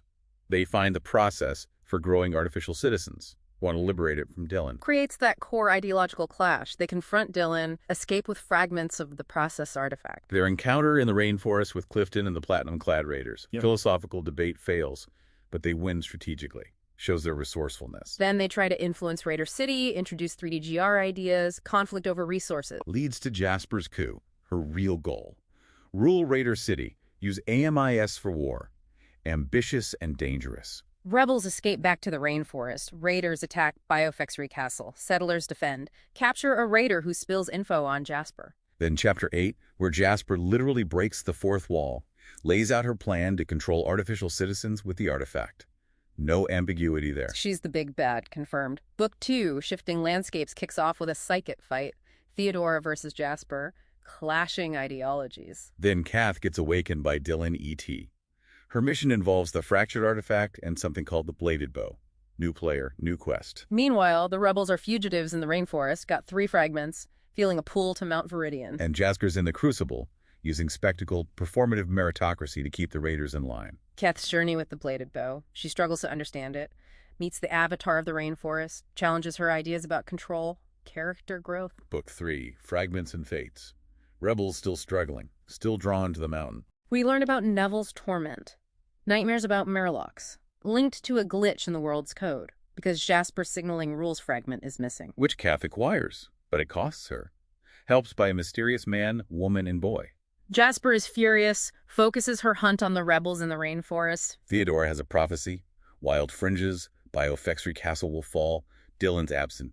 Ominous. Raider army advances through the rainforest. Destructive. Synchronized. Kath signs Neville. Unexpected alliance against the Raiders. Kellum gets captured. They force him to fuse fragments. 3DGR briefly emerges. Then he's imprisoned. Things look bleak. Book 4, The Architect's Designs. Starts with the Theodora integrating into Biofexry Castle. Becomes its sovereign mind. A living fortress. Whoa. Powerful transformation. Then the Platinum Scourge. Jasper's final massive assault on Ment Viridian and Biofexry. Theodora suffers. Jasper reaches Dylan's location. Showdown imminent. We also get those quotables. Dylan and Theodora. Insights into their philosophies, power dynamics. Theodora blessing someone's third eye. Hints at deeper psychic stuff. Yeah, and the syllogisms, the dialogue snippets, they flesh out their complex relationship and the world's philosophical underpinnings. And finally, Dylan E.T.'s postscript. Dives into the tech specs again. Yeah. 3DGR, weapons, swordplay, concepts like rhetorical influence. Shows the intricate design behind it all. A look under the hood, basically. Okay, wow. That was a lot. So, wrapping up this huge deep dive, what are the big takeaways from all this material you sent? Well, I think the biggest thing is just how interconnected it all is, the stories, the tech, the philosophy, it's all woven together. Definitely. You see these recurring themes everywhere: control versus freedom, creation versus destruction, the individual versus the collective. And the 3DGR tech, it's way more than a tool. It's like a language shaping their reality, interacting with consciousness itself. That feels central. Yeah, for me, some real aha moments were realizing the alphabet code was the 3DGR's language. Right. Theodora becoming the castle. Mm. And just Jasper's blatant reveal of her plan. Mm-hmm. For me, it's maybe the hint of redemption for Malachor for Varian, even after everything. That's compelling. Yeah. And characters like Kath, her whole arc with the bladed bow and the rainforest avatar adds this really interesting natural or maybe spiritual layer. Absolutely. So this deep dive, I mean, we've really only scratched the surface of everything you gave us, but hopefully it gives you a much clearer picture of this incredibly complex, fascinating world. Yeah, definitely a shortcut through a lot of dense material. So maybe the final thought to leave you with, considering all this interplay, technology, consciousness, destiny, what's the one element that really grabs you the most? Is it the sentient armor? The synchronized fighting, the way AI emerges, or maybe that constant struggle between ideologies? What part do you find most intriguing or maybe most transformative? Something to chew on. We really encourage you to keep digging into these themes and ideas, see what other questions pop up from this incredible narrative tapestry. Thanks for joining us on The Deep Dive. Welcome to The Deep Dive. You sent us a fascinating stack of material, fictional chapters, philosophical ideas, technical blueprints, even some powerful character quotes. Yeah, quite a mix. Our mission today is, well, to make sense of this intricate world for you. We want to pull out the crucial insights, those aha moments, without getting lost in all the details. Absolutely. This isn't just one kind of story, is it? It's a blend. We're seeing action, complex ideas, some really interesting tech being laid out. Right. And we get a feel for the characters through their own words, too. And it's quite a world. We'll be talking about, armor that thinks for itself. Ancient armor, yeah. Sword fights that look like a choreographed dance, what it means to be an artificial citizen, and some serious clashes of belief. Big stuff. Our goal is to give you the essential understanding, the stuff that really matters. Okay, let's unpack this, starting with chapter 1. Okay. What immediately grabs you, I think, is how Dylan E.T.'s return is described. It's not about coming back from death in the usual way, but about reaching a state of fulfillment. He just stops existing when he needs to, apparently. Right, and then reappears. Yeah, reappears in a place full of soot, steel, and candle wax. That contrast right there, it tells you a lot about the unique flavor of this setting. It really does. And almost instantly, we meet Charlie, the armor that's alive. Yeah. Somehow. And Scathe, the sword that hums. These aren't just tools. They suggest a world where tech has taken some, unexpected turns, maybe even gained consciousness. Exactly. Charlie being called a second skin of sentient intention, listening to thoughts, that's a pretty big clue about how things work here. A huge clue. Then Megger shows up. Her arrival is described almost inevitably. The way Knight steps into a window. Voice phrasing. Yeah. And the city's reaction to her, this unspoken connection between her and Dylan, Yeah. it strongly hints at a shared past, something important we don't quite get yet. Mm. They call him Votto, but it seems like the city itself knows a deeper story. There's history there. Which leads us straight into Song of the Synchronic Swords.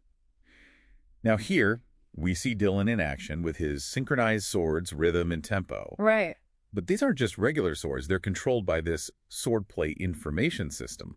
What is that exactly? Think of it like a super advanced fighting algorithm. It guides Dylan's movements, Okay. makes his swordplay incredibly precise, efficient, almost like a dance programmed by a very sophisticated computer. Evocative brevity, the text calls it. Yeah, evocative brevity. Every action is economical but full of purpose. All thanks to this underlying system. Even against clone troopers, the swords move together perfectly. And it's not just about attacking, is it? We see him use a tactic called retaliation. Creates an opening. Right, an opportunity for him to break away and escape.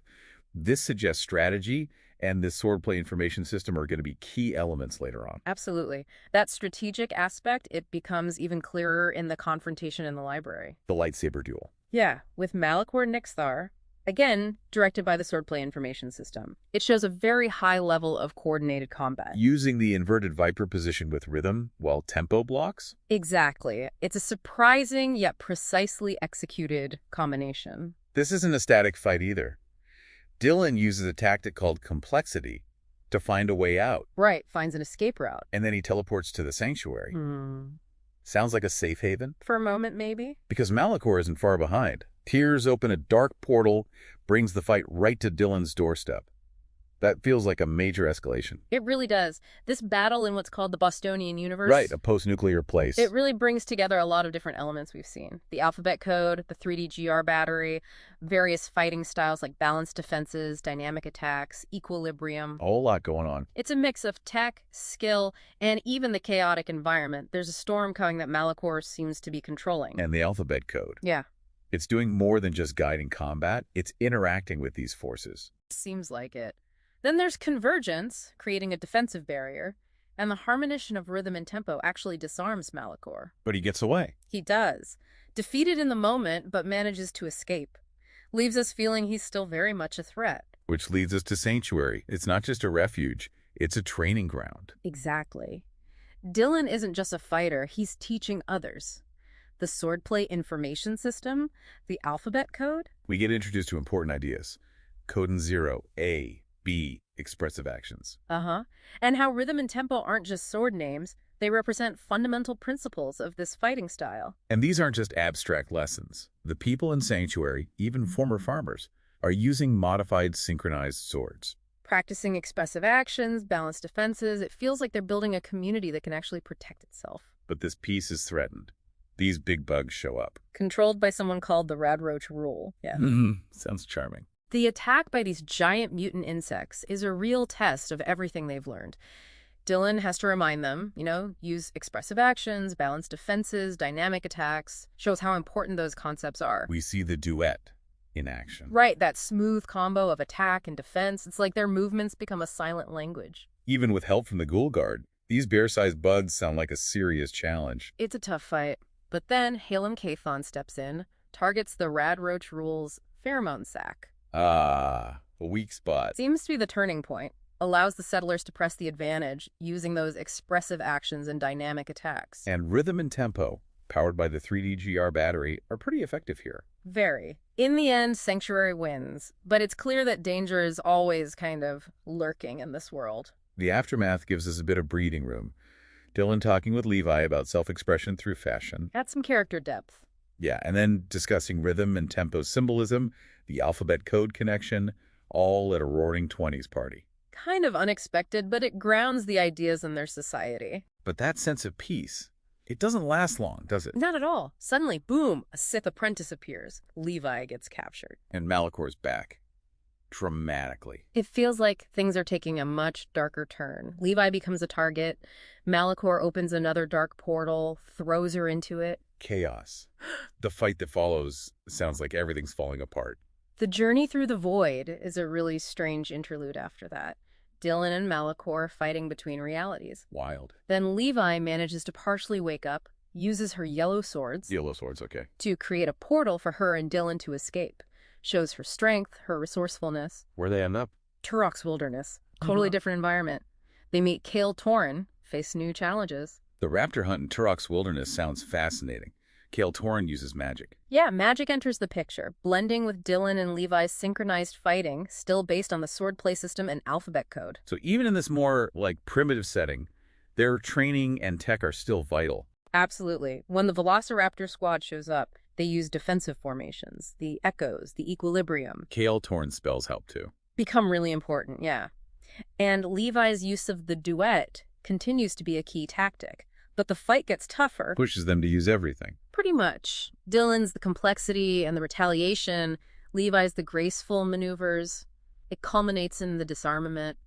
Really highlights how well they fight together. After that intense battle, Dylan lays out his vision for the 3DGR armor. Finally gets into the details. Yeah, the standard form factor, 3DGR battery, rules of interaction, signaling rules, the machine unit, even the materials. This is where we start to get a real sense of the tech side. Exactly. And Levi's connection to the jungle's essence, using void energy to open a portal back to Boston. Shows her unique abilities again, different connection to the world. Right. And Kale Torin deciding to join them adds another interesting dynamic to their group. So they get back to Sanctuary in Boston, reunited with Halem Cathon, a brief moment of relief, I guess. Before Dylan explains the 3DGR armor to everyone, he talks about the 3DGR shape, this idea of interconnected machine units. How they grow, the rules of interaction. How they communicate using signaling rules, how it's all organized. Levi and Halem chime in too, relating communication and movement to the armor. Kind of an artistic perspective on the tech. At Cosmic Crossroads, they face a problem. The 3GR battery's limitations. Right. They have a choice. Go back to the Order Sanctum, face Malachor again, or try to upgrade their tech in Boston. Raises the stakes. Hints at future challenges. Then we see Dylan and Levi practicing their swordplay on the guard tower. Described very vividly. Blades glowing, movements like language, guided by the alphabet code. Almost like a cosmic dance. Yeah. Halem and Kale Torin watch, settlers gather for the big decision, tension builds. And then bam! Sonic blast. Two figures battling in a vortex above Sanctuary. A celestial fight feels like a major turning point. Suggests even bigger forces are at play. Definitely does. Watching this cosmic showdown, Dylan prepares for what's next, and they decide to head towards the ruins of Boston. A new direction for their journey. Possibility of encountering even more powerful beings. Their journey to Boston sounds bleak. Desolate. Even the Symphony of Sanctuary has an ominous tone now. Cosmic energies intensifying, distant hum of technology, building anticipation. And then this incredible arrival. Iron Man. Yeah, Iron Man. And someone called Selene Vesperis who somehow dismantles him and puts him back together. Right, okay. She's introduced as a Nexus being. That sounds important. Very. Selene Vesperis explains the threads of destiny, why Boston is significant in this larger cosmic picture. They enter the Nexus of reality through a cosmic rift. Yeah. Takes them to a more fundamental level of existence. Right. And within the Nexus, Selene Vesperis starts teaching them the crucial rules of interaction for the 3DGR. The anchoring 3DGR. How to attach more units, how these form neighborhoods. Dylan, Levi, Halem, Kale Torin, they each try to grasp this cosmic geometry in their own way. Still in the Nexus, Selene Vesperis explains the signaling rules. How binary info is resolved, the anchoring 3DGR doing the calculations. Then she talks about the 3DGR landscape expanding, unresolved elements acting as catalysts for growth. And how resolved and unresolved elements interacting can lead to cosmic revelations. Wow. It sounds like they're learning about the very fabric of their reality and how this tech fits into it all. So when they return to Sanctuary, they integrate all this new understanding. Nexus, threads of destiny, rules of interaction. Yeah, merge it into their settlement, like merging their world with these cosmic principles. This leads to Dylan's big reveal. The alphabet code isn't just a fighting system. It's the language of the 3DGR's interactome. Right. Levi Kael'Torin, Halem all recognize its cosmic significance. The settlers embrace this new understanding. And with this knowledge, they start using advanced 3D printing additive manufacturing to design and build complex structures using 3D GR tech, based on the 5:1 ratio. Levi, Halem, Kael'Torin all contribute their skills. It's a collaborative effort. And then, Sanctuary transforms into the artificial citizen castle named Mercurio. Incredible moment. Mercurio declares its purpose. The 3DGR battery, rules, signaling rules become part of the castle itself. The description of the construction sounds almost dreamlike. Standard form factor, machine unit growing like a brain, communicating, organizing, creating artifacts. It's the birth of a new kind of intelligence, a powerful ally. Dylan then explains the 3DGR battery's specifics again: standard form factor, rules of interaction, signaling rules. Empowers the settlers, yeah. So they build their own aware armor friends, infused with their skills and personalities. Then Mercurio awakens, declares itself a living testament, a fortress of knowledge. Its machine units communicate perfectly. Signaling rules activate within the castle. Settlers gather in their aware armor friends. Holographic cosmic threads appear. Dylan addresses them, says the journey continues with Mercurio as their ally. But just as things seem, stable. Portal opens. Malachor returns. On this creature, Olazigus. Surveying the wasteland sees the emergence of these Viashino creatures. Yeah. His tyranny clearly scarred the land. And he declares a new dance of shadows. The battle against the Viashino sounds desperate. Cosmic clash. Dylan and Charlie itself, Malachor, Olazigus. Intense. The settlers, guided by the Symphony of Sanctuary, fight the horde using dynamic attacks, balanced defenses. Halem and another settler defending the entrance. Levi requests lockdown. Traps them all inside Mercurio. Leads to a siege. The siege continues. Settlers use balanced defenses, even additive manufacturing, to rebuild and hold their ground. Dylan, in Charlie, seems to become a central figure, almost conducting the symphony. Then Malachor challenges him. Duel on the guard tower dome. Dramatic setting. Dylan goes up, leaps onto the dome, lightsaber versus synchronized swords. The duel on the dome tests everything. Dylan uses expressive actions, balanced defenses, dynamic attacks, guided by the alphabet code. The swordplay sequence unfolds like a story, culminating in Dylan performing the disarmament successfully. But there's a twist here.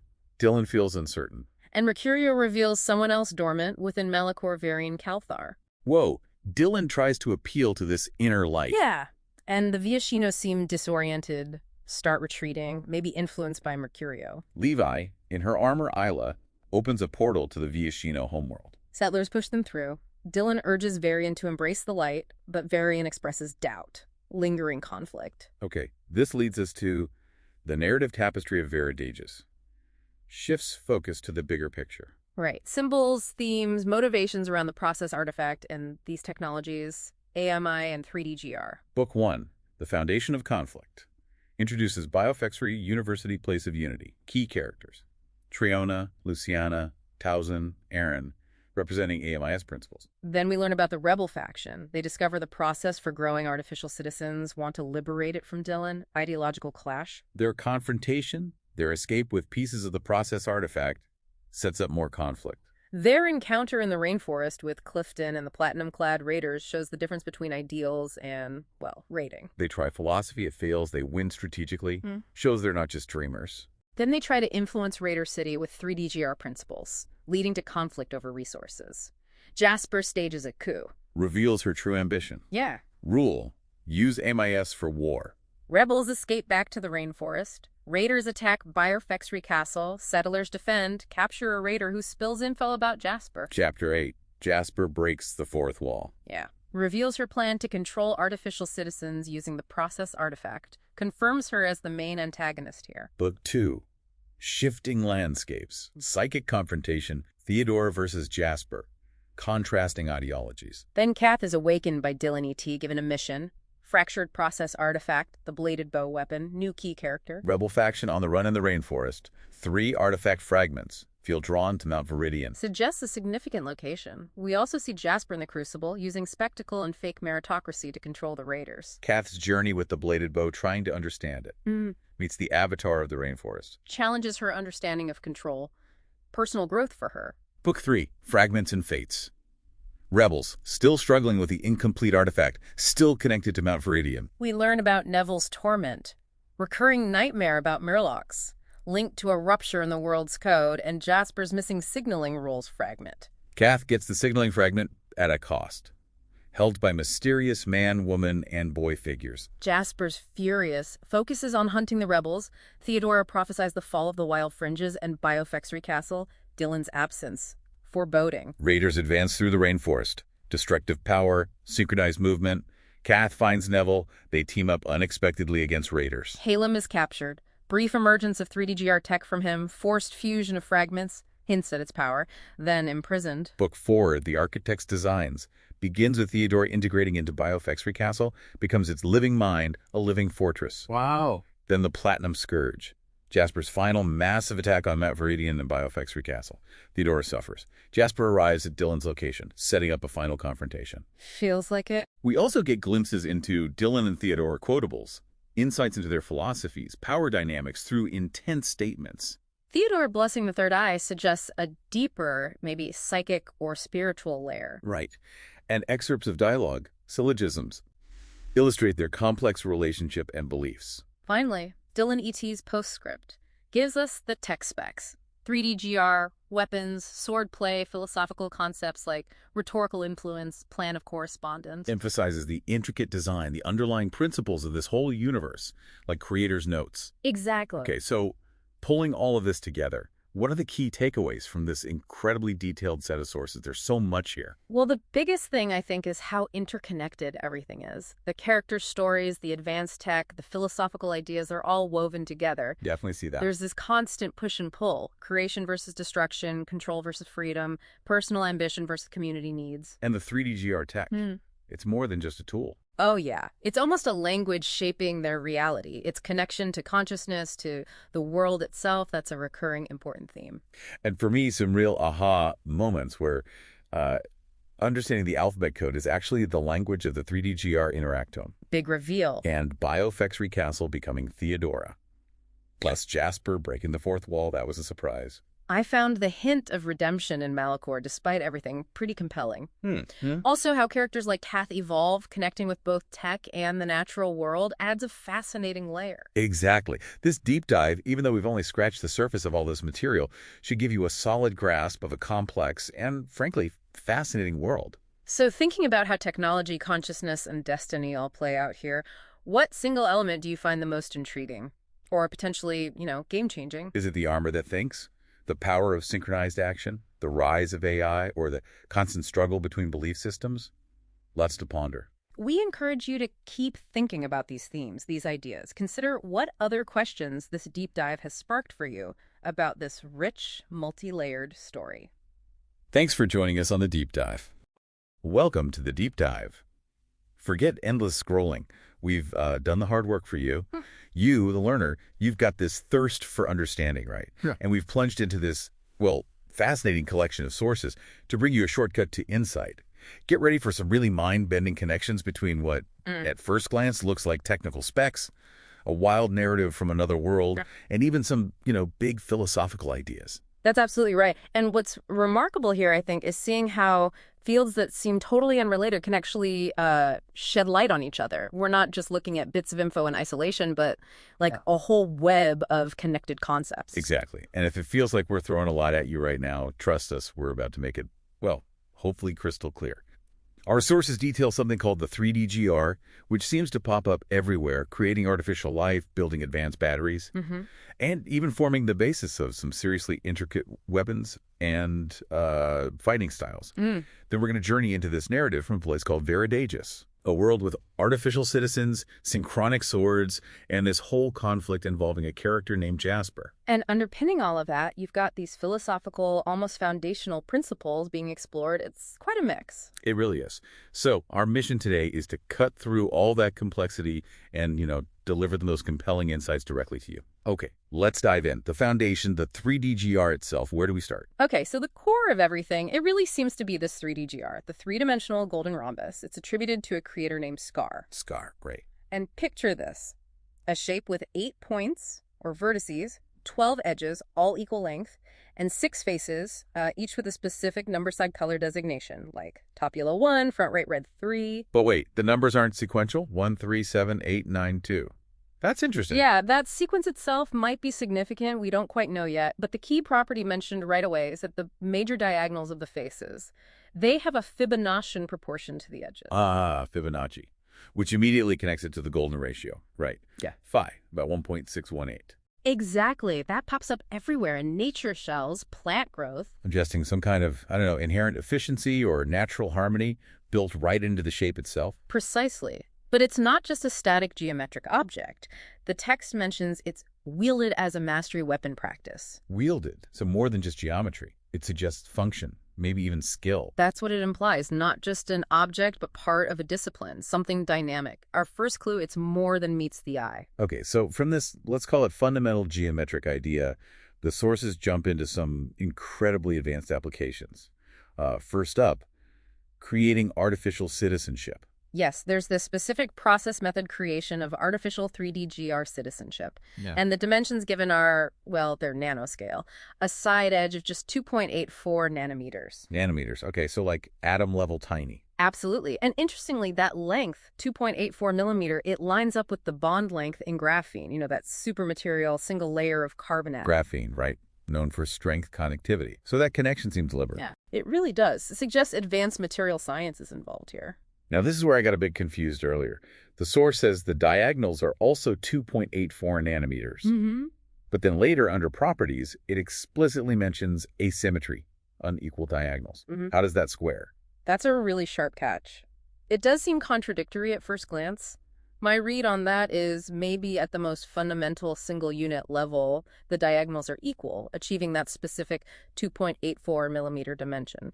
But perhaps when these units assemble into larger structures, that's when the asymmetry, the unequal diagonals, emerges as a property of the combined form. Which could unlock different functionalities. Okay, that makes sense. Different properties at different scales. The description also mentions angles 120 and 60 degrees mirrored symmetry and this really crucial property, self-similar fractal subdivision. Ah, yes, the fractal part. One 3D GR is made of 27 smaller ones. Like a 3D Mandelbrot set or something. That sounds incredibly important. Think snowflakes, coastlines. Exactly. That fractal quality implies a hierarchical structure. It can repeat patterns at different scales, building complexity efficiently. In nature, fractal structures often maximize surface area or create robust forms, like tree branches or our lungs. So for artificial citizens, this suggests a way to build complex, perhaps even biological-like structures, using this repeating, efficient blueprint. It seems like it. Nature's design principles, but engineered at the nanoscale. Mind-boggling. Okay, so building life. What about powering it? The 3D GR also shows up in batteries. 3D GR battery fabrication. Right. The core of this battery is apparently 6 golden rhombi joining up to form a larger 3D GR structure. And the components listed are fascinating. Graphene bonds for structure and electricity flow. Makes sense, using graphene again. Then graphene aerogel as a high-density electrolyte for moving ions around. And electrodes integrated right at the 8 vertices for energy storage and release. Wow. Talk about packing it all in. Graphene for structure, conductivity, and electrolyte medium. That's super integrated. And putting electrodes at the vertices maximizes contact, I guess. It seems designed for maximum efficiency and the energy density in a tiny space. The potential for power storage here sounds, well, enormous, especially at the nanoscale. Okay, basic building block check. Power source check. How do these little 3D GR units actually, come together to form something bigger, something functional? That brings us to structural assembly, the rules of interaction. Yeah, this section describes building what they call landscapes of interacting 3D GR neighborhoods. There's a central unit, the Heart 3D Dranker, that seems to be the key organizing point, and other 3D GRs attached to it in specific inverted or oriented ways, guided by, guess what? Let me guess. The golden ratio. You got it. Feyenoord principles again. It's not just a property of the shape, it dictates how they connect and organize spatially. And the process is described as iterative additive manufacturing. Yeah. Like nanoscale 3D printing. Pretty much, yeah. Layer by layer construction, building these Fibonaccian lattices or fractal architectures, it keeps coming back to those core mathematical ideas. So, structure, check. But complex systems need to talk to each other, process information. That must be the signaling network implementation part. Exactly. Here we learn about data encoding. It sounds like additional 3D GRs are used to resolve binary information, maybe acting like switches. Computation happens at that anchoring 3D GR, processing inputs and generating signaling pathways. And these pathways spread out across the neighborhoods, forming Adaptive information networks. That sounds biological, like neurons. It really does evoke that imagery, doesn't it? Not just static wires, but pathways that can change, adapt. It hints at a kind of decentralized intelligence. Okay, so we have parts, power, structure, communication. How does it all integrate into one functional thing, a machine unit integration? This is where we see a kind of layered architecture described. At the very center, a radiation core. It outputs computation as radiation. Radiation. Yep. That core is surrounded by 26 3D-GRs. Then comes the interactant body, a fractal 3D-GR network designed for parallel processing. Parallel processing, like a mini supercomputer built into its body. Seems like it. And finally, dendritic arms, 54 of them, described as signal-receiving structures for communication between these units. Wow. That's complex. Almost like an organism. Oh. Radiation core, fractal processing body, dendritic sensors. It's a very sophisticated, almost biologically inspired design, yeah. Which leads perfectly into system synergies. How it all works together. Exactly. The 3D-GR battery powers these machine units. The assembly rules allow them to build up, scale up. The signaling rules manage the data flow, creating those adaptive self-organizing networks we talked about. So the final product of this whole process method is a modular, fractal-based artificial citizen with integrated energy, structure, computation, the whole package. A self-contained, highly advanced system seemingly built from the ground up using just these 3D-GR principles. Which is amazing, but then the sources take a sharp turn, don't they, into weaponry? They do. It seems this foundational tech isn't just for artificial life and energy, it gets weaponized. Yeah, suddenly we're seeing terms like tempo rhythm equals 2x mirror edge 3D-GR sauce. Sounds like dual swords based on 3D-GR edges. That's the implication. Mirrored edges. And Skaith, the 3D-GR pommel grip blade arrow, an arrow made from a 3D-GR. And a bladed bow, central 3D-GR Nook 2-bladed. A bow with blades coming out of a central 3D-GR. It's quite the image, and there's that anchoring 3D-GR heart again, maybe a core component for these systems. So the basic structure, the 3D-GR, can be adapted for offense. Its geometry maybe offers unique advantages, strength, balance. That seems likely. Repurposing the inherent properties for combat. It speaks to the versatility of the design, I suppose, like using bricks for houses or fortifications. It gets way more detailed. Swordplay in the 3D-GR. A structured combat system. This sounds intense. It really does. Highly formalized. It mentions binding occurs on the Heart 3D Granker. So control happens at that central point, strikes go forward from it, blocks go backward. A clear offense-defense principle rooted in the anchor. And the faces. Each colored face is linked to specific moves. Yellow for lunging, red for rightward clockwise moves, blue for leftward anti-rotary, purple for grounding. It's like a 3D control scheme. Each face triggers a specific action or direction. Yellow, top, lunge, strike. Red, front right, rightward clockwise, blue. Front left, leftward anti-rotary, purple.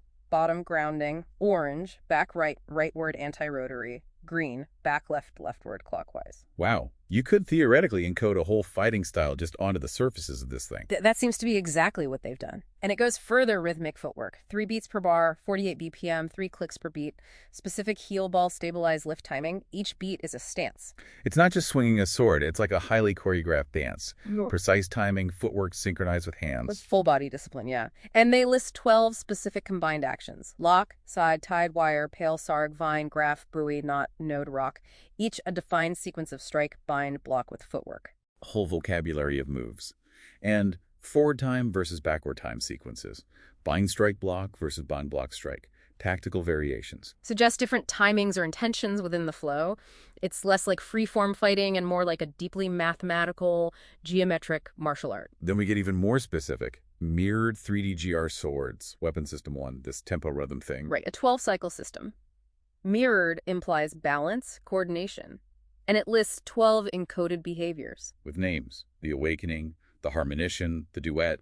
Each describing what the left sword, tempo, and right sword, rhythm are doing. Like Viper inverted and striking forward. Cross block, disarm. Preset routines. Highly refined sequences for specific situations, it sounds like. Programmed combat maneuvers. Yeah, and there's more. Weapon System 3, Skate 3D-GR and Bladed 3D-GR bow. This one seems based on the 12 number color sides again, linking them to stances and how you hold the weapon, blade orientation. It details specific face alignments, orange for blade towards self, green for blade towards opponent, and rotational movements along XYZ axis. Yeah, 180-degree rotations listed for each axis. It's incredibly complex. And that bladed bow again.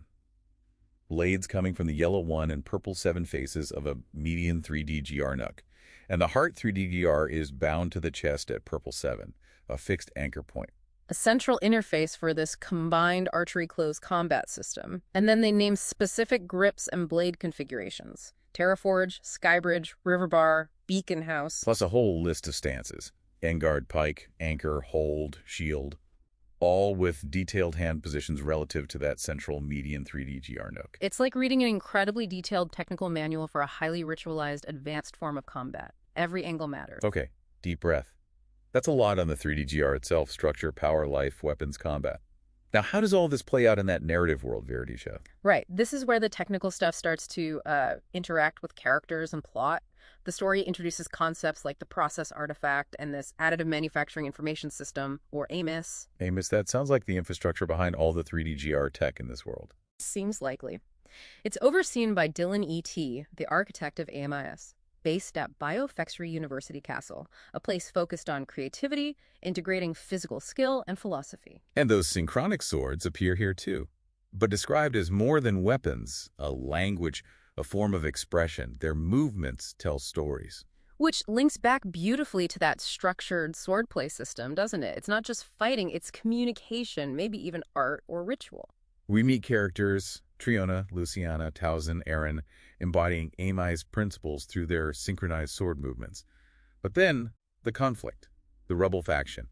Lucy Stearns, Jasper, Halem, Neville. And they discover the process for growing artificial citizens and want to liberate it from Dylan's control. Ah, the classic struggle over powerful technology. Who controls it? What are the ethics, especially around creating artificial life? The process artifact becomes the symbol of division. Exactly. And Jasper, she emerges as a key figure. Her coup in Raider City shows her ambition. Fusing Raider tech savviness with AMIS principles, but for warfare. Energetic 3D GR signaling in cannons. Weaponizing it for conquest. That highlights the dark side we touched on. Definitely. The attack on Biofexury Castle with these 3D GR cannons shows the destructive potential. But then the defenders use synchronic swords with graphene blades that turn destructive force into a restorative aura. That's fascinating. Creation versus destruction, using the same underlying tech. It's a core theme, it seems. Intent matters. The plot thickens. Jasper's true goal is revealed, manipulating everyone to get the process and create her own settlement of artificial citizens under her control. It escalates. Psychic confrontations. A new artificial citizen named Kath, created by Dylan, armed with that reality-altering bladed bow. The one fusing swords in a 3D GR string. Wow. Yeah. And the rebels become fugitives, holding fragments of the process artifact but lacking Jasper's signaling rules, so their own attempts at creation are flawed. Incomplete knowledge leads to problems. That makes sense. It explores the ethics, the power dynamics, the consequences. It really does. The characters' journeys, their fights, their alliances, they all seem to revolve around the control and understanding of this 3D Dramus technology. And it builds towards this huge conflict. Theodora, who's deeply connected to the castle, merges her consciousness with it, becomes a living fortress. Incredible concept, right? Fusion of consciousness and technology, and then Jasper's final assault, the confrontation with Dylan. The 3D GR principles are woven into the very fabric of this world. Okay, so narrative context, check. But then there's this other layer. Philosophical theology memes and crystalline sovereignty paradigm, CSP. What's that about? Yeah, these are more abstract. Concepts like rhetorical influence, primal Zion, syllogisms about truth, consciousness, their direct link to the 3D GR tech isn't fully explicit in these snippets. But maybe they provide a kind of underlying philosophical framework. Potentially. The CSP, focusing on a sovereign nexus and harmonic expansion, certainly resonates with the 3D GR's self-replicating fractal nature. It hints at universal principles of organization, maybe. Like the fundamental rules governing this reality, explaining how complexity arises from the 3D GR. Could be. A framework for understanding the resilience and adaptability we see in the 3D GR systems. A deeper interconnectedness. And we also get those Dylan and Theodora quotables. They give real flavor to the characters. Dylan sounds formidable. Storm metaphors, divine reckoning. Very authoritative, unwavering. While Theodora's lines about blessings, visions, the third eye suggest a more mystical, intuitive perspective. Guidance. Dylan talking about creating artificial citizens by merging with a source character, adapting them, letting them evolve. It sounds like how Kath might have been made. Possibly. And Theodora, presenting philosophical syllogisms at Dylan's request, hints at that deeper logical and ethical structure underpinning their world. They're not just scientists or rulers. They operate within this specific philosophical, maybe even spiritual context. Which brings us to maybe the most mind-bending part. That unwritten but remembered chapter about Scar, who is Dylan E.T. Whoa. Okay, this part was wild. It says he wasn't slain by Jasper in a previous reality, but fulfilled. His purpose resolved. Right, and then his consciousness exists in this interstitial space between realities. Unbound awareness among Orb Universe Light's potential universes. Multiverse confirmed. And he encounters the singularity, the almighty rhetorical ethos manifest, gains fundamental understanding. It's a huge meta-narrative layer. Beings transcending universes. And then he chooses, or is chosen by, a new world. Reappears, age 33, wearing a wear armor friend, lattice-bound rhombi, clearly 3D-GR-related sentient armor. And he remembers his weapon, Scathe. He's recognized by a rhythm, not name, called Mayor, but the environment knew better. And then Megra shows up, an ancient being who calls him a planeswalker who touched the singularity. Yeah, confirming interdimensional travel. His return wasn't random. It's part of an endless journey. This changes everything about Dylan, and maybe the 3D-GR itself. Are these principles, these conflicts, fundamental across realities? Is Dylan a constant figure shaping them? It certainly raises those questions. The nature of reality, consciousness, fundamental principles manifesting across a multiverse. It's deep. Okay, let's try to pull this all together. Key takeaways. The 3D-GR seems like a foundational tech in maybe multiple universes. Yeah. Basis for artificial life, energy, weapons, combat, communication. Incredibly versatile. The Veridigious story explores the heavy implications. Creation versus destruction, control versus freedom, ambition's impact. All through the lens of this tech. And the Planeswalker element adds that meta layer, suggesting these principles might be universal recurring themes. The big aha moments for me. Seeing that connection. Golden ratio and the geometry, nanoscale construction, fractal self-replication leading to complexity. The efficiency of the battery design. How it enables information processing, these adaptive networks. And its role in everything from life to weapons to artful combat. Yeah. It's the sheer adaptability stemming from that fundamental design. The idea that this tech could be the basis for whole realities. That's the really profound bit. Absolutely. And, you know, this deep dive, it definitely raises more questions, doesn't it? Oh, for sure. For you, the learner, think about this. Could these kinds of self-organizing, efficient structures like the 3D-GR actually be possible beyond sci-fi? What are the real consequences, the ethics of creating artificial life with such integrated, potent capabilities? Could the principles of a structured system like that swordplay, based on geometry and rhythm, apply elsewhere in other complex systems? And what does the whole planeswalker concept really imply about our reality, about connections beyond what we normally perceive? Which leads us, I guess, to a final provocative thought. The lines seem so blurry here, don't they? Between technology, life, even magic, maybe. Perhaps the most advanced technology does become indistinguishable from the fundamental, almost mystical forces governing the universe. What if the core principles of creation, biological, artificial, whatever, are fundamentally geometric, rhythmic, echoing across all these different realities? Something to chew on. Welcome to the deep dive. Look, forget endless scrolling. We've done the digging for you. You, the learner. You want understanding, right? And we've plunged into this really fascinating mix of sources to give you a shortcut to insight. Yeah, get ready for some pretty mind-bending connections. We're talking technical specs, a whole narrative from another world, and even some big philosophical stuff all tangled together. Exactly. What's amazing is how these, well, seemingly unrelated things might actually shed light on each other. We're not just looking at bits of info in isolation. It's more like a web, really, an interconnected web of ideas. Right. And if it sounds like a lot right now, just, you know, trust the process. We're going to make it clear. Our sources, they keep mentioning something called the 3D-GR, and it pops up everywhere, creating artificial life, advanced batteries, even as the basis for these really complex weapons and fighting styles. And then there's this whole story. Yeah, then we jump into this narrative from a place called Veridigious. It's got artificial citizens, SynchronicSwords, a conflict with this character Jasper. And underpinning all that, you've got these, well, philosophical, almost foundational concepts. Yo, our mission today, cut through all that complexity, pull out the really compelling stuff, and deliver those aha moments directly to you. Okay, let's dive in. The foundation. The 3D-GR. What is it? Okay, so the core seems to be this 3D GR, the three-dimensional golden rhombus. The creator mentioned is SCAR. SCAR, okay. Picture this.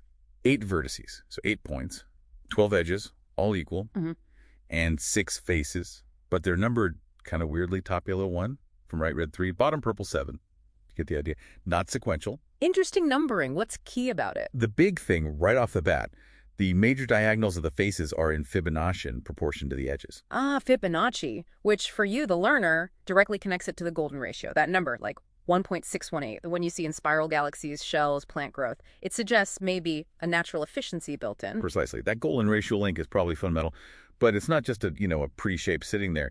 The text says it's wielded as a mastery weapon practice. Mastery weapon practice. So it's more than geometry. It implies you do something with it, like a tool or part of a skill. That's what it suggests. It's dynamic, functional. Not just an object, but part of a discipline you have to master. Our first hint, it's active. Okay, so from this, core geometric idea, the applications get pretty wild, starting with creating artificial citizenship. Yeah, the sources explicitly mention a process method creation of artificial 3D GR citizenship.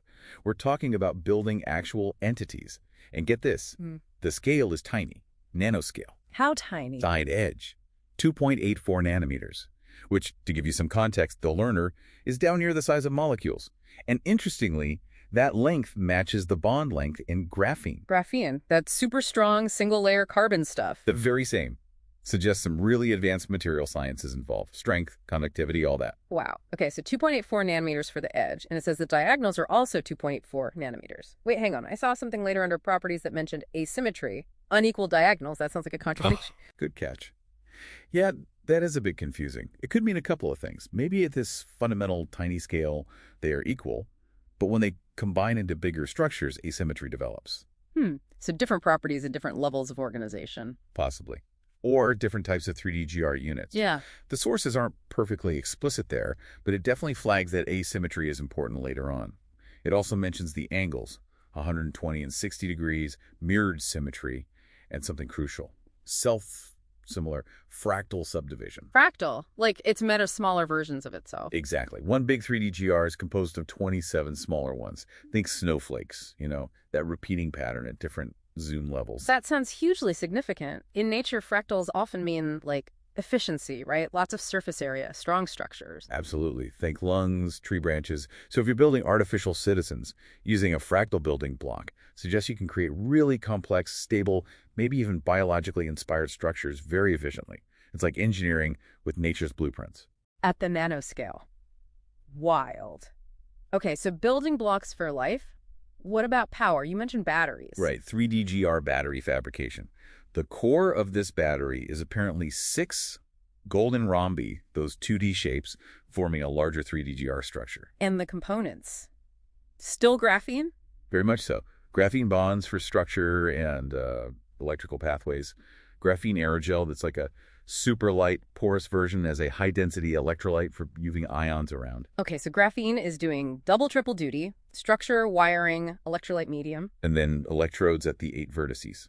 For energy storage and release, it's incredibly compact. Placing them at the points that maximizes the contact for energy transfer within that tiny shape, yeah. It sounds super integrated. That's the idea.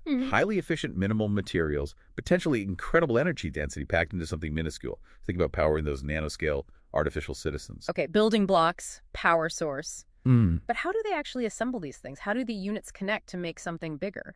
That's covered under structural assembly, rules of interaction. Yeah. It describes creating these landscapes of interacting 3D GR neighborhoods. Neighborhoods, like zones of these things. Lord of, and there's a Heart 3D Dranker, a central unit that seems to organize everything, other 3D GRs attached to it. How? Randomly? No, very specifically. Inverted or oriented positions, and it says this attachment uses, guess what? Phi principles. The golden ratio again. So phi isn't just in the shape, it dictates how they connect. That's fascinating. And the process is iterative additive manufacturing. Yeah, basically building layer by layer, maybe like molecular 3D printing, creating Fibonacci lattices or fractal architectures. It all loops back. It keeps reinforcing those core mathematical ideas. Using Fibonacci and fractals suggests it's scalable, strong, resilient. Exactly, like building a bridge with repeating trusses for strength, but way more complex and self-similar. Okay, structure is sorted, but complex systems need to communicate, process information. How does that work? Signaling network implementation. It talks about encoding data, binary information, zeros and ones using additional 3D GRs to sort it out. Maybe they act like switches. In computation. That happens at the anchoring 3D GR. It processes inputs and generates signaling pathways. These pathways then spread out across the neighborhoods. Forming adaptive information networks. That sounds almost biological, like neurons forming pathways in the brain. Doesn't it? It implies these networks aren't fixed. They can change, adapt, respond to information or the environment, maybe even a form of learning. It hints at decentralized intelligence. Wow. So these aren't just dumb bricks. They can think in a way, or at least process and route information adaptively. That seems to be the implication. It's not just structure, it's active processing. Okay, components, power, structure, communication. How does it all integrate into one functional thing, like one of these artificial citizens? That's the machine unit integration part. It describes a layered setup. At the very center, a radiation core. Radiation, what does that do? It outputs the results of computation as radiation. Weird, right? And it's surrounded by 26 3D GRs. Huh. Okay, what's around that? An interactant body. This is described as a fractal 3D GR network built for parallel processing. Parallel processing. Right. Like a multi-core computer handling lots of tasks at once. Exactly. And then, on the outside, dendritic arms. 54 of them. These are signal receiving structures, probably for communication between different machine units. That sounds incredibly sophisticated, almost like a tiny self-contained organism, radiation core for output, fractal body for thinking, dendritic arms for sensing or talking to others. It's a very biologically inspired design, yeah. Which leads nicely into system synergies. This just pulls it all together. How so? The 3D GR battery powers the machine units. The assembly rules let them build complex, scalable structures. The signaling rules handle the data flow, creating those adaptive, self-organizing networks. Right, so the end goal of this whole process method seems to be creating these modular, fractal, artificial citizens with integrated energy, structure, and computation. Self-contained little advanced beings. Exactly. A complete system built from these fundamental 3D GR principles. Which naturally leads to making weapons out of them. That felt like a sharp turn in the sources. It did, didn't it? But maybe inevitable if you have such a versatile building block. Yeah. Suddenly we see terms like tempo rhythm, 2x mirrorage, 3D GGR edges. Astos. Like swords, so dual swords made from mirrored 3D GR edges. It seems like it. And scathe, the 3D GR pommel group blade arrow. An arrow incorporating the 3D GR. And a bladed bow, central 3D GR Nook 2 bladed. A bow, but with blades coming out of a central 3D GR part. Plus an anchoring 3D GR heart. Yeah, it looks like the fundamental structure, maybe its strength or geometry, is being adapted for combat. Like taking Lego bricks and realizing you can build castles and catapults. It's versatile. And the detail they go into suggests it's not just a crude weapon, but something highly engineered. Which brings us to the swordplay and the 3D GR section. This sounds like a whole combat system. Oh, it absolutely is. Yeah. Highly structured. It centers on that heart 3D anchor again. Binding, like connecting or controlling the opponent's weapon, happens on the anchor. Okay. Strikes go forward from it, blocks go backward. A very clear spatial principle for offense and defense, rooted right there in the anchor point. And then it gets even more specific with the faces. Yellow faces for lunges, red for rightward moves, blue for leftward. Exactly. Yeah. Yellow, cup, lunge strike. Red, front right, moves rightward, clockwise rotation. Blue, front left, leftward, anti-rotary. Purple, bottom, is for grounding, stability. Orange, back right, rightward, anti-rotary. Green, back left, leftward, clockwise. Wow, it's like each face is a button or a direction on a controller tied to a specific kind of movement and rotation. A 3D interface for fighting. That's a great way to put it. It's encoding movement into the object's geometry. And there's more. Rhythmic footwork. Yeah, 3 beats per bar, 48 beats per minute, 3 clicks per beat. Specific foot movements, heel, ball, stabilize, or lift, synchronize precisely with those clicks. Each beat equals a specific stance. This is incredibly choreographed. It's not just swinging, it's a whole body discipline. Yeah. Precise timing, footwork, hand movements. Like a martial art crossed with, I don't know, clockwork. Or a dance, maybe. It explicitly says swordplay right hand plus left hand plus footwork. And it lists 12 specific combined actions. It's names. Yeah, names like lock, side, tide, wire, pail, sarg, vine, graph, buoy, knot, node, rock. Each seems to be a defined sequence of strike, bind, block, with specific foot positions. A whole vocabulary of moves. A highly structured system. It even defines forward time as bind, then strike, then block, and backward time as bind, then block, then strike, suggesting you can vary the sequence order for tactical reasons. Okay, that's intense. So specific weapon systems build on this, like the mirrored swords. Right. Weapon System 1. Mirrored 3D-GR swords. Tempo rhythm. It's described as a 12-cycle system mirrored with rhythm, maybe the right sword, held in a viper stance, and tempo, left sword, leading. And it has encoded behaviors. 12 of them, yeah. Each with a name, the awakening, the harmonition, the duet, and a description of what each sword does. Things like viper inverted and striking forward, cross block, disarm. It sounds like preset routines or advanced techniques. Almost like programmed attack patterns coordinated between the two swords. So that's the feel, yeah. Balanced, complementary actions. And then there's Weapon System 3, the arrow and bow combo. Scay 3D-GR and bladed 3D-GR bow. This seems even more complexly tied to the 3D-GR structure, based on the 12 number color sides representing unique stances and how you hold the blade or grip. How so? It gives examples. Orange face alignment means blade towards yourself, pommel gripped by thumbs. Green face means blade towards opponent, pommel by thumbs. Blue is blade to opponent, pommel by palm base. Red is blade to self, pommel by palm base. That granular. The exact orientation matters for the stance. Apparently. And it details rotational movements, too, around X, Y, and Z axis. 180-degree rotations listed for each. It's a full 3D movement system. Okay, my head's spinning a bit. And the bow itself. The bladed 3D-GR bow has a median 3D-GR nook with blades emerging from the yellow top and purple bottom faces. The heart 3D-GR is bound to the chest at the purple face position, acting as a fixed kinetic point. A fixed anchor point on the body. Makes sense. And then we get named grip blade configurations, Terra Forge, thumbs and blade, Skybridge, palm base and block, river bar, beacon house, and a whole list of specific stances, Ingard, pike, anchor, hold, shield, wall, viper. Yeah. Each detailing hand and pommel position relative to that central nook. It's like reading an incredibly detailed technical manual for some kind of ritualized high-tech combat. Every position, every angle seems defined. Extremely formalized. The 3D-GR isn't just part of the weapon, it is the interface for the entire system. Okay, wow. So we've got this incredibly deep dive into the tech, the geometry, the combat. Now, how does this connect to that narrative world, Veridigus? Right, this is where we see it all in action, kind of. The Veridigus story introduces the process artifact and something called the Additive Manufacturing Information System, or AMIS. AMISIS. That sounds like the infrastructure behind all this 3D-GR creation. Seems likely. It's overseen by Dylan E.T., the architect of AMIS, at a place called Biofexer University Castle, described as all about creativity, integrating physical skill and philosophy. And those synchronic swords we heard about earlier, they show up here. They do, and crucially, they're described not just as weapons, but as a language, a form of expression. Synchronized movements create a narrative. Ah, so that structured swordplay we just discussed, it might be less about pure combat and more about communication or art in this world. That's a strong possibility. It connects the technical system directly to the culture. We meet characters, Triona, Luciana, Towson, Aaron, who embody AMIS principles, and their synchronized sword dances manifest these ideas. Okay, so there's an established order, but then rebels. Yep, the rebel faction. Lucy Stearns, Jasper, Halem Cathon, Neville Fallow, they discover the process for growing artificial citizens and want to liberate it from Dylan's control. So straight into conflict over who controls this powerful tech, especially creating artificial life.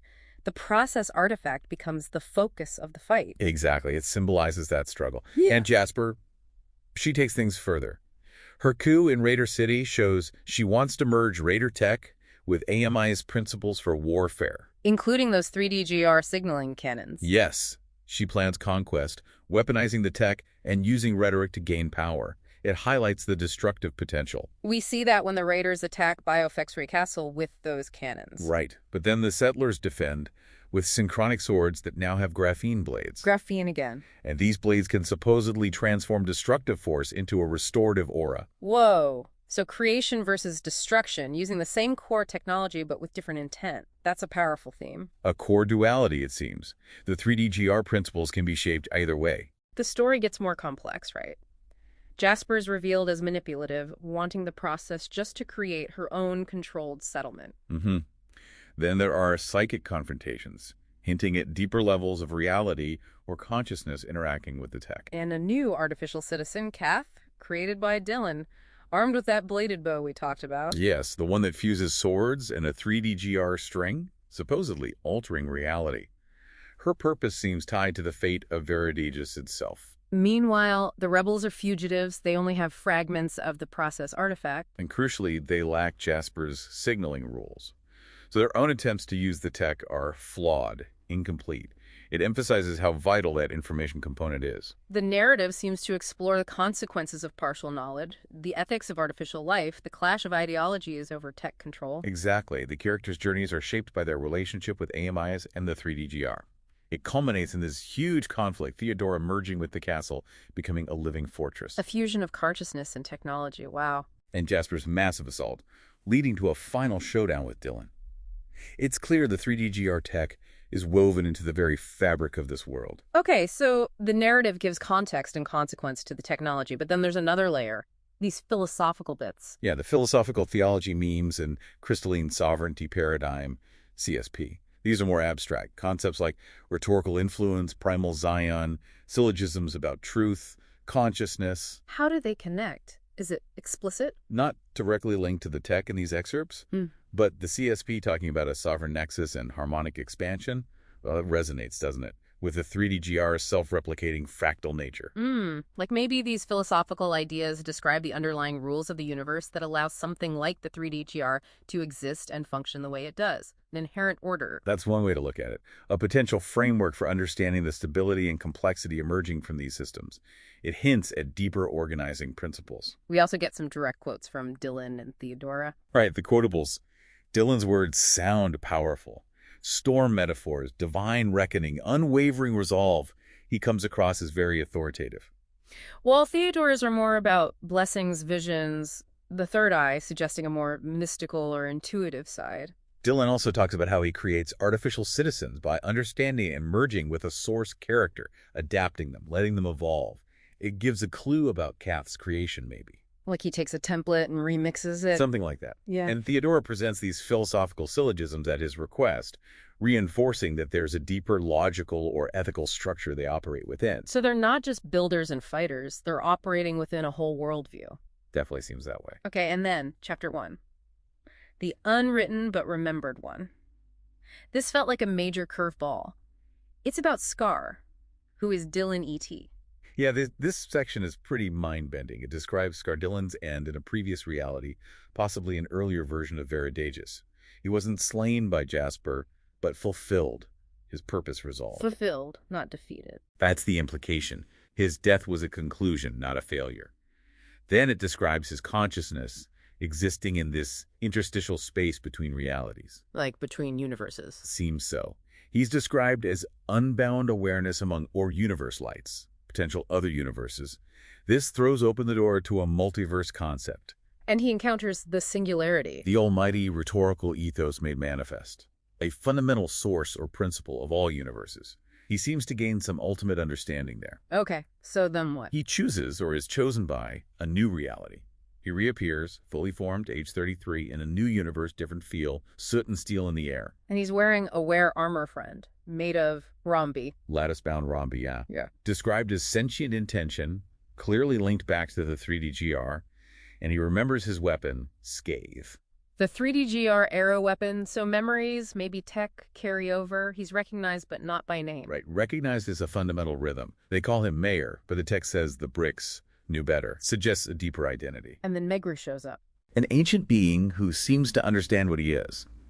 She calls him a planeswalker who touched the singularity. A planeswalker, someone who travels between these universes. That's the clear implication. His return wasn't random, it's part of an endless journey across realities. Wow. Okay, this completely changes how we might see Dylan and the 3DGR. It suggests these principles, this technology, maybe even these conflicts could be recurring patterns across different universes. And Dylan is somehow central to it all. It adds a huge meta-narrative layer, raises profound questions about reality, consciousness, and maybe universal laws or patterns that manifest in different ways. Okay, let's try and pull back and summarize. This has been a lot, but fascinating. Key takeaways for you, the learner. Well, first, this 3DGR thing seems foundational in at least two related universes, apparently. It's incredibly versatile basis for artificial life, energy, weapons, combat systems, communication. And the Viridagus narrative really brings it to life, exploring the power struggles, the ethics of using this tech. Creation versus destruction, control versus freedom, big themes. And then the planeswalker element just blows it wide open, suggesting these might be universal principles playing out across realities. What were the big aha moments for you in connecting all this? For me, the learner, it's seeing that constant thread, the golden ratio, Fibonacci popping up in the basic geometry and then dictating assembly. That hints at some deep efficiency. Yeah, the math isn't just descriptive, it's functional. Right. Then the nanoscale construction, linking to real-world materials like graphene, makes it feel almost plausible in a sci-fi way. The fractal nature is huge, explains how complexity can arise from simple rules, how things can scale. That self-replication idea seems key. Absolutely. And its adaptability. Yeah. Energy, info processing, weapons, art. It's like a fundamental toolkit. The most profound idea, maybe, is that this tech could literally be the building block of these realities and the beings in them. Which definitely leaves us with more questions. For you, the learner, things to chew on. Could something like the 3D GR, these self-organizing, efficient structures, ever be real? Beyond fiction? What are the real deep-down consequences if we could create artificial life with integrated weapons and power? Where does that lead? Could the principles of a structured system like that, swordplay geometry, rhythm, rules, apply elsewhere?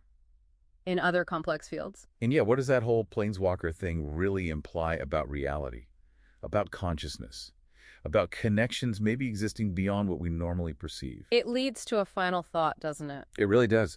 The line between technology, life, and honestly what feels like magic seems incredibly thin in these sources. Maybe the most advanced tech does become indistinguishable from the fundamental forces, the seemingly mystical rules of the universe. What if the principles of creation itself, biological or artificial, are fundamentally geometric, fundamentally rhythmic, echoing through universe after universe? Something to think about. Welcome to the Deep Dive.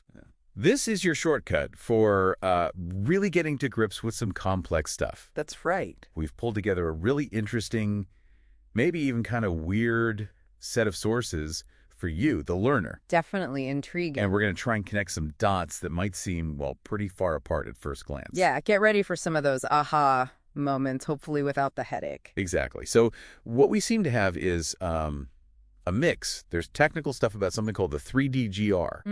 The three-dimensional golden rhombus looks like the core element. Right. And then its uses in like artificial life, energy storage, and even a martial art. It's quite a range. It is. And then layered on top, or maybe woven through, are these like story snippets from a place called Veridagus. Yeah, Veridagus talks about artificial citizens, synchronic swords, some conflict with a character named Jasper. And philosophy, even sort of quasi-religious ideas mixed in. So our job today, make sense of all this dense, fascinating material. Pull out the really compelling bits for you. Let's dive in. Okay, let's start with the main thing.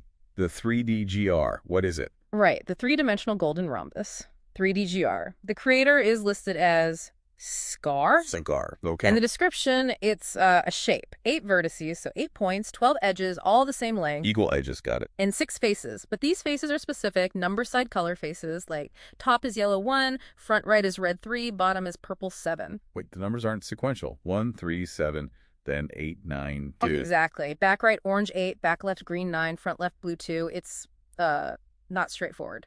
Suggests something encoded, maybe? Interesting. Okay, so this specific shape, what's special about it? Well, a key property mentioned right away is that the major diagonals of these faces, Longest lines across them. yeah, they are Fibonaccian in proportion to the edges. Fibonacci, so that means the golden ratio. Phi, like 1.618. Precisely. That connection is right there in the basic geometry. It links it immediately to that fundamental ratio we see all over nature and art. Wow, so it's built right in. But it's not just a shape, right? You said it was also a mastery weapon practice. Yes, that phrase is used, wielded as a mastery weapon practice, which implies it's more than just geometry, something active, something you need skill for.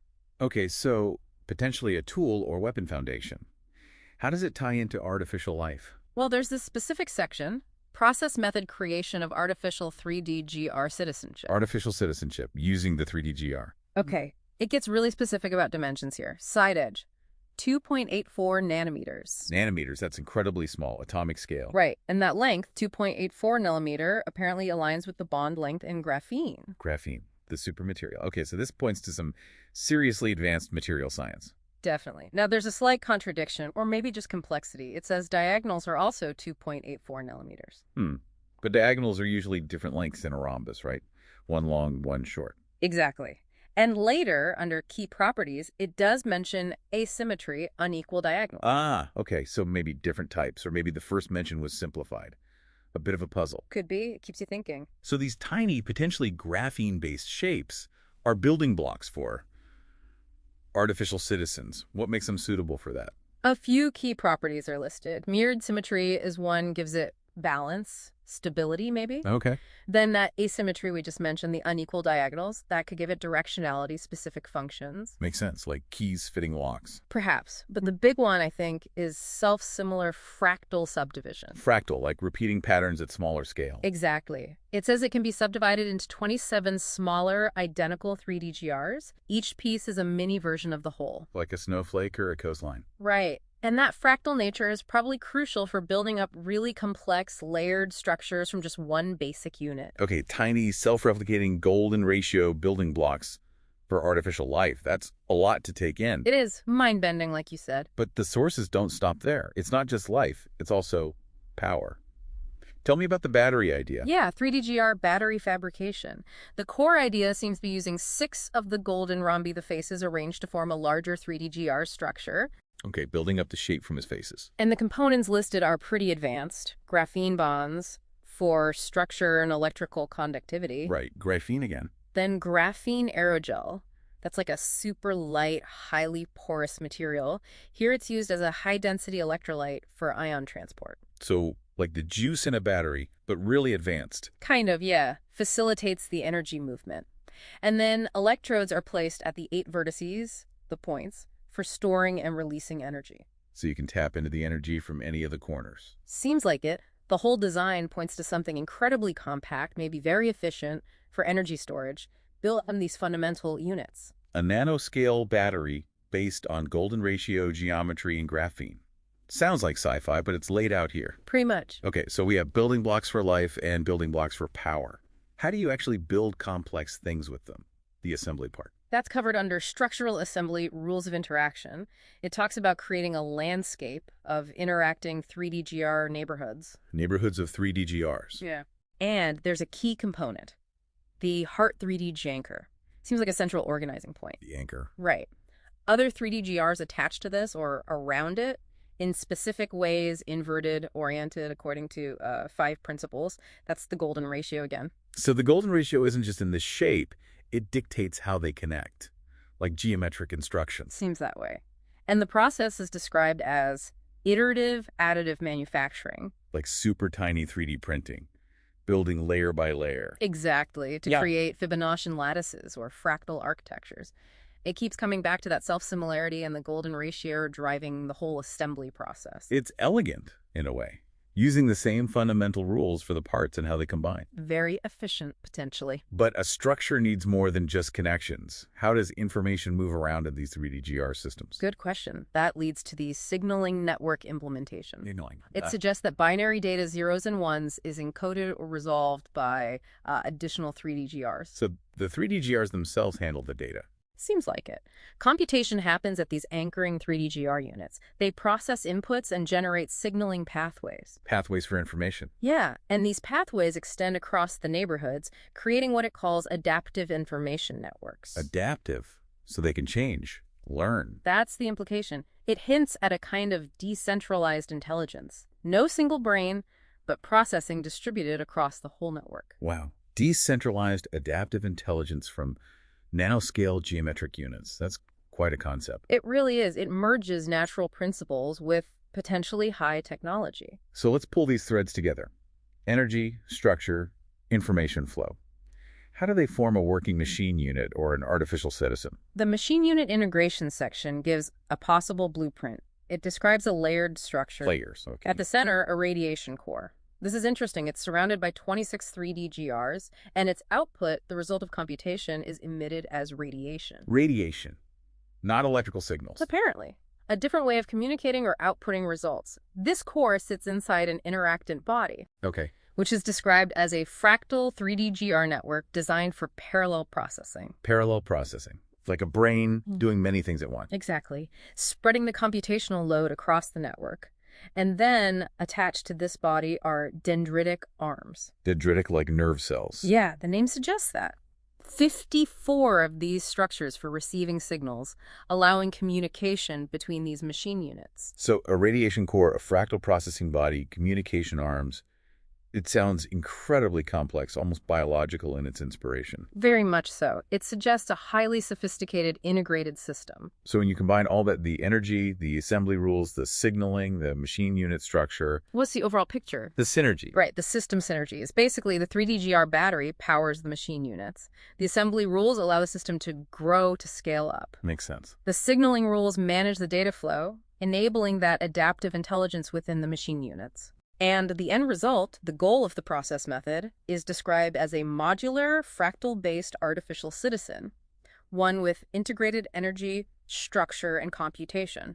Self-contained, potentially. A fully integrated, potentially intelligent entity built from the ground up with these 3DGR principles. That is revolutionary stuff. It is, but then the sources take a sharp turn. Oh, how so? Well, it seems the 3DGR isn't just for creating life or power, it's also for, well, the opposite, weaponry. Ah, the dual-use nature of technology.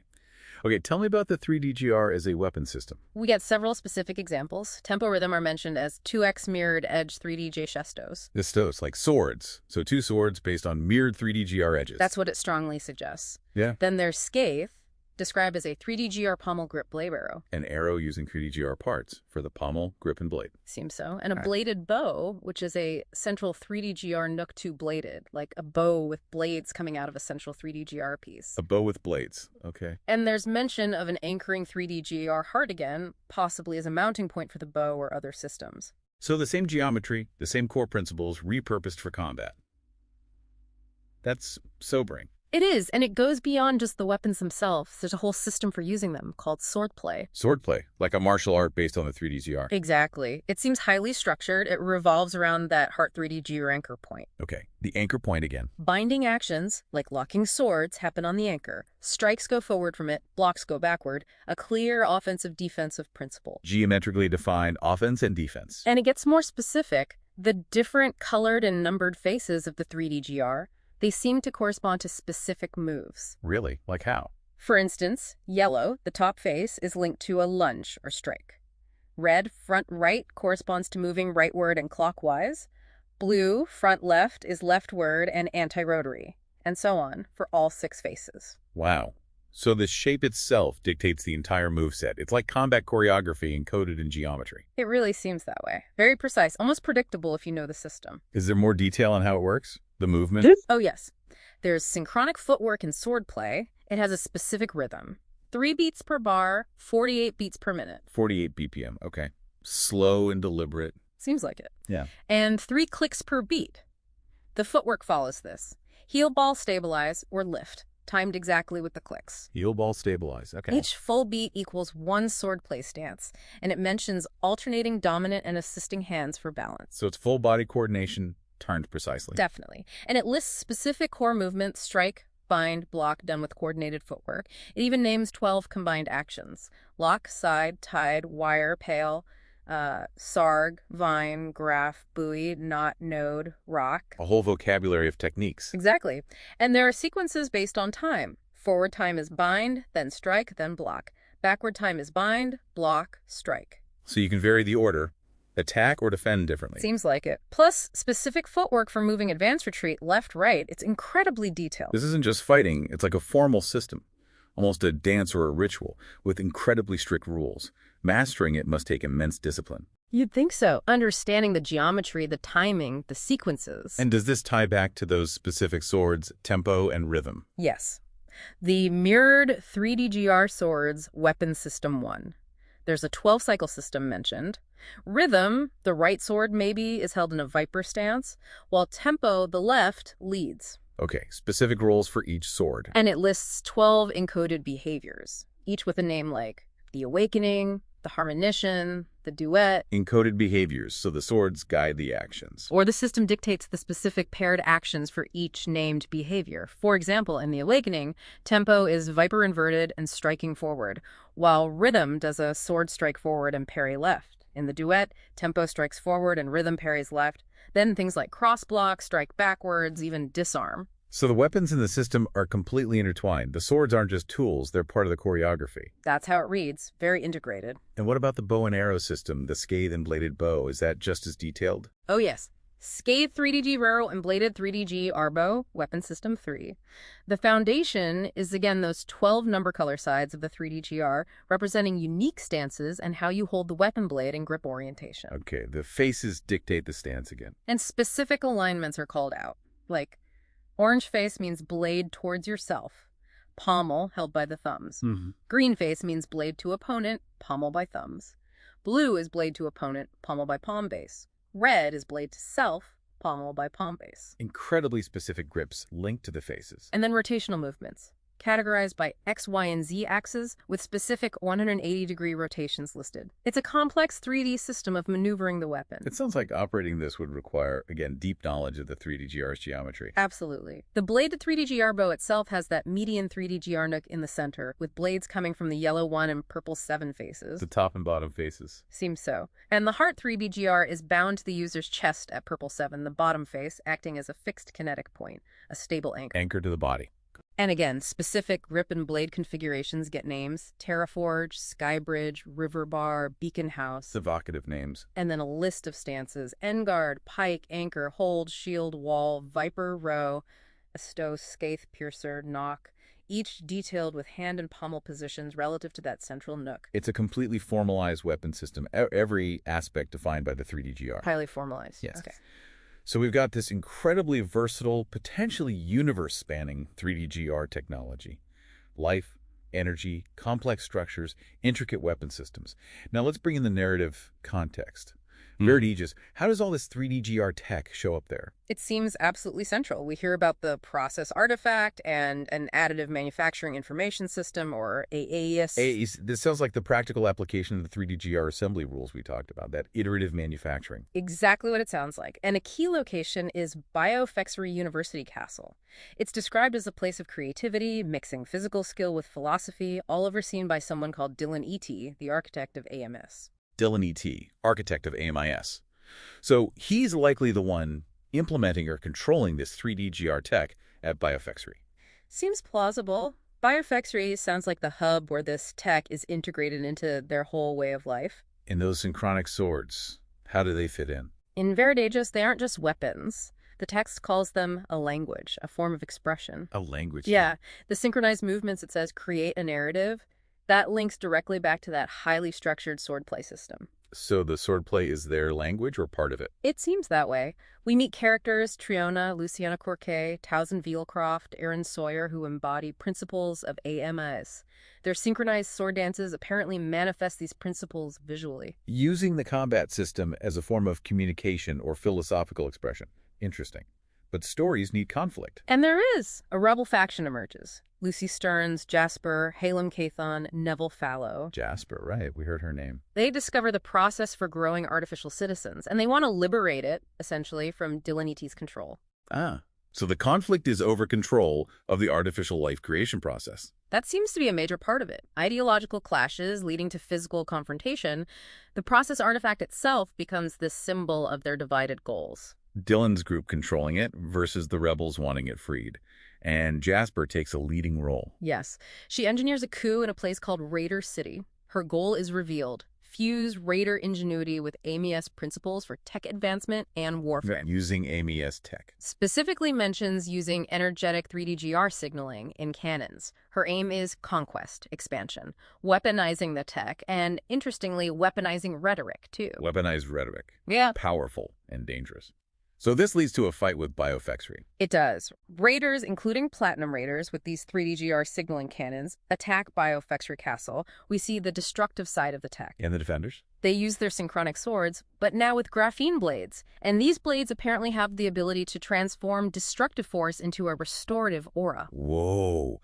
Turn attack energy into healing energy. That's the description. It sets up a clear creation versus destruction theme. A very direct illustration of the technology's duality. And Jasper's motive. Is it just conquest? Apparently not just that. Later, it's revealed her persuasive talk and actions were manipulation. Her real goal was to get the process for growing artificial citizens to create her own settlement of artificial citizens loyal only to her. Control again, creating her own followers using the process. That's ambitious and maybe a bit sinister. It paints her as a complex antagonist. And the story continues to escalate from there. Yes. We get hints of psychic conflict, possibly involving a character named Theodora connected to biofexery. Dylan creates a new artificial citizen, Kaluth, armed with that bladed bow to see things he cannot. Kaluth with the bladed bow. Okay. The rebels become fugitives, possessing fragments of the process artifact, but lacking Jasper's crucial signaling rules, so they can't fully use them. Jasper uses an arena, the Crucible, for control through performance and weaponized identity. Weaponized identity. Intriguing phrase. Kath learns to use her unique bow by connecting with nature. There are recurring nightmares for Neville about strange beings called Mirlocks. Eventually, Kath gets Jasper's signaling rules fragment, but at a high cost. So the pieces of the puzzle are scattered, fought over. Exactly, leading towards a big confrontation. Jasper plans a brutal assault on the rainforest in biofexery. Theodora foresees doom, warning Dylan. It sounds like a sweeping epic conflict. Very much so. It culminates, or seems to build towards, Jasper's forces advancing, Halem being captured but briefly unleashing powerful 3D GR energy, Theodora merging her consciousness with biofexery castle itself. She becomes the castle. Wow. Yeah, a living fortress. And finally, a massive assault, the Platinum Scourge on Mount Viridian and biofexery, with Jasper reaching Dylan for a final showdown. An intense narrative built around the implications of this 3D GR tech. Now, what about those more abstract concepts mentioned, the philosophical theology memes, the crystalline sovereignty paradigm? Right. Those seem like background philosophical or maybe even spiritual systems within this universe. Concepts like rhetorical influence, primal Zion. The direct link to the 3D GR tech isn't spelled out. Not explicitly in these excerpts, no. But the crystalline sovereignty paradigm, focusing on a sovereign nexus and harmonic expansion, that could relate conceptually to the self-organizing fractal nature of the 3D GR system. It's a philosophical reflection of the technology's properties. Possibly. There are also syllogisms mentioned, logical arguments about consciousness, truth, heaven, earth, suggesting a formal attempt to structure reality within this world's belief system. So there's a whole layer of thought and belief underpinning the technology in the story. Seems that way. And we also got some quotes from Dylan and Theodora. What do they add? Dylan's quotes sound very authoritative. Lots of storm imagery, talk of resolve, divine reckoning. Shows his perspective as the architect, perhaps seeing himself as a guiding force. Confident, maybe even arrogant. Could be read that way. Theodora's are more about blessings, visions, the third eye, suggesting a mystical or intuitive counterpoint, maybe. The leader and the seer, perhaps. And Dylan talks about how he creates artificial citizens understanding a source character, merging with them, adapting them, letting them evolve. That gives insight into Kath's creation. Like using a template, but allowing for growth. Yeah. And the syllogisms presented by Theodora at his request reinforce that philosophical underpinning we mentioned. Plus, Dylan's strong words about his throne and Theodora's importance, it sketches out their relationship and perceived roles. It paints a picture of the key players and their worldview. Now, that final piece, the unwritten but remembered chapter here, about Scar, who is Dylan E.T. This sounds crucial. It really reframes things. It starts by saying Scar Dylan wasn't slain by Jasper and Veridagus, but fulfilled. His purpose there was complete. So his death was a resolution, not a defeat. Right. Then his consciousness finds itself in an interstitial space between realities, among orb universe lights, potential other universes. Between universes. He encounters the singularity, called the Almighty, rhetorical ethos made manifest. He understands it as the source and destination of everything. A cosmic level understanding. Then he chooses, or is chosen by, a new reality. He reappears, fully formed, age 33, in a different universe, smells of soot, steel, candle wax. He's wearing a wear armor friend. A wear armor friends. Yeah, described as lattice-bound Rombi with sentient intention. Sounds like 3D GR tech, maybe evolved or integrated with consciousness. So he takes the knowledge, or the tech itself, with him between realities. It seems so. He's recognized in this new place, not by name, but by a fundamental rhythm. They call him Mayor, but the narration says the bricks knew better. The world itself recognizes his nature. That's the feeling. But and the weapon Scathe, the 3D GR arrow, reappears with him, remembered from the void, a tool suited to his reborn state. So the weapons can cross realities, too, or be recreated. Unclear, but it's with him. Then he meets Megra, an ancient being who's seen many universes. She recognizes him, calls him a planeswalker who has touched the singularity. She approves and speaks his true designation, a name with cosmic resonance. A Queenswalker. Hmm. Someone who travels between these orb universe lights. That's the clear implication. And his arrival isn't random, it's part of an endless journey. Wow, okay. That changes everything. Skardillan isn't just the creator in Varied Ages, he's a multiversal traveler, carrying this 3D-GR knowledge or principle across realities. Exactly. It elevates the 3D-GR from just a piece of tech in one story to potentially a fundamental principle of multiple existences. Okay, deep breath. Let's try to summarize this incredible journey we've taken you on. What are the absolute key takeaways here? Well, first, the 3D-GR.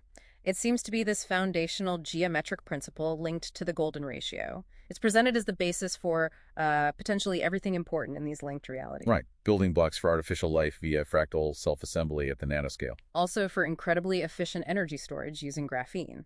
And for complex information networks hinting at decentralized AI. And starkly, for highly structured, almost ritualistic weapon systems and combat styles. Then there's the Varied Ages narrative, which really explores the impact of such powerful technology, the ethics, the power struggles, creation versus destruction, control versus freedom. With characters like Dylan, Jasper, Theodora, Kath fighting over its control and destiny. And finally, the Planeswalker element. The idea that Skardillan carries this knowledge across universes suggests the 3D-GR principles might be, well, universal, or at least multiversal. That's huge. What about those aha moments? What really stood out? For me, definitely the golden ratio connection built right into the core shape and the assembly rules. That's elegant. Yeah, me too. And the nanoscale aspect, building life and tech, atom by atom, essentially. The self-replicating fractal nature is mind-bending too. The integrated energy structure computation in one unit, that's a powerful concept. And just how deeply the combat system is tied to the geometry. It's not just using a 3D GR-shaped sword. The entire system flows from the shape's properties. That was striking. And of course, the Planeswalker revelation just blows the whole scope wide open. Absolutely. Now, this deep dive, like most, probably leaves you, our listener, with more questions than answers, right? Oh, almost certainly. Like, could we ever build something like the 3D GR in our reality? Self-organizing, energy-efficient, nanoscale structures? What are the real ethics of creating artificial life? Especially if it's inherently linked to potential weaponry, that creation-destruction duality. How could principles from a geometric combat system, like rhythm and structure, apply elsewhere? To problem-solving, maybe? Or art? And that big one. What does the idea of a planeswalker, of multiple realities connected by underlying principles, tell us about the nature of existence itself? Lots to chew on there. It really makes you think. The line between what we call technology and life, and even things that might seem like magic or mysticism, it gets incredibly blurry in these sources. It does. Perhaps that's the ultimate trajectory. Advanced technology becoming indistinguishable from the fundamental forces, the magic that shapes reality. So here's a final thought to leave you with. What if the core principles of creation, whether we're talking biology or artificial constructs, are fundamentally geometric, fundamentally rhythmic? What if those patterns echo across all possible realities? A profound question indeed. Okay, did you just catch that? Above what would eventually become Sanctuary, you had Scarlet and Crimson clashing with these trails of pure gold. Yeah, erupting from a vortex. Exactly. Yeah. It really makes you wonder, doesn't it? Like, what happens when completely different universes just collide and these ancient powers just pop up totally unexpectedly? Yeah, that's the really fascinating space we're diving into today. Okay. We've got this really compelling set of source materials that weave together this huge narrative. You have to imagine a world where, like, intense martial arts skill meets unbelievably advanced technology. Wow. And it's all playing out against this backdrop of genuinely cosmic forces. The stuff you sent over was pretty intense, a real deep dive in itself. It feels like we've got the keys to this whole fictional kingdom, you know, these in-universe books and files breaking down the tech, the philosophy, the big players. It feels like you could get lost in there for weeks just trying to connect the dots. Absolutely. And that's kind of the shortcut we're aiming for today. We're going to try and boil down the foundational conflicts, the really crucial technologies driving the whole story, and how the key figures emerge and shape things. We'll focus first on the sparks flying in the Varied Ages universe, and then track how it all evolves later in Sanctuary. Okay. Think of it as your your essential guide to the heart of this whole complex saga. Right. So our mission then for this deep dive, pull out the key stuff. We need to unpack this mysterious process artifact, get a handle on the big game changers like the Additive Manufacturing Information System, AIS, and its relative, the three-dimensional golden rhombus, the 3DGR. Understand what's behind the synchronic swords and really grasp the big ideological fights pushing the plot. We're basically jumping into a universe where, a sword fight can be a philosophical argument? Pretty much, yeah. And where tech can almost become conscious. It's wild stuff. Okay, so where does this whole tangled story actually kick off? What's the starting point? Well, the initial conflict in Verdages, it's really interesting because it's so tied up with this idea of like interconnected creativity. Okay. And the symbol for that is Biofexery University Castle.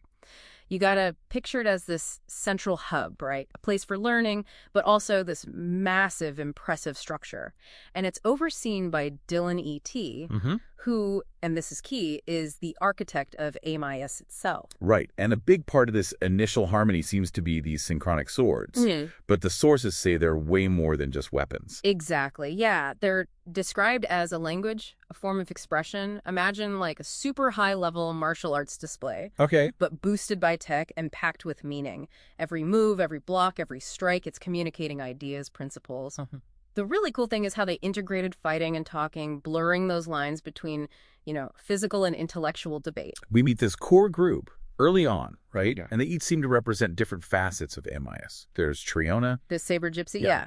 She embodies the martial arts, the expressive side. Then Luciana Quique, focused on language, connection.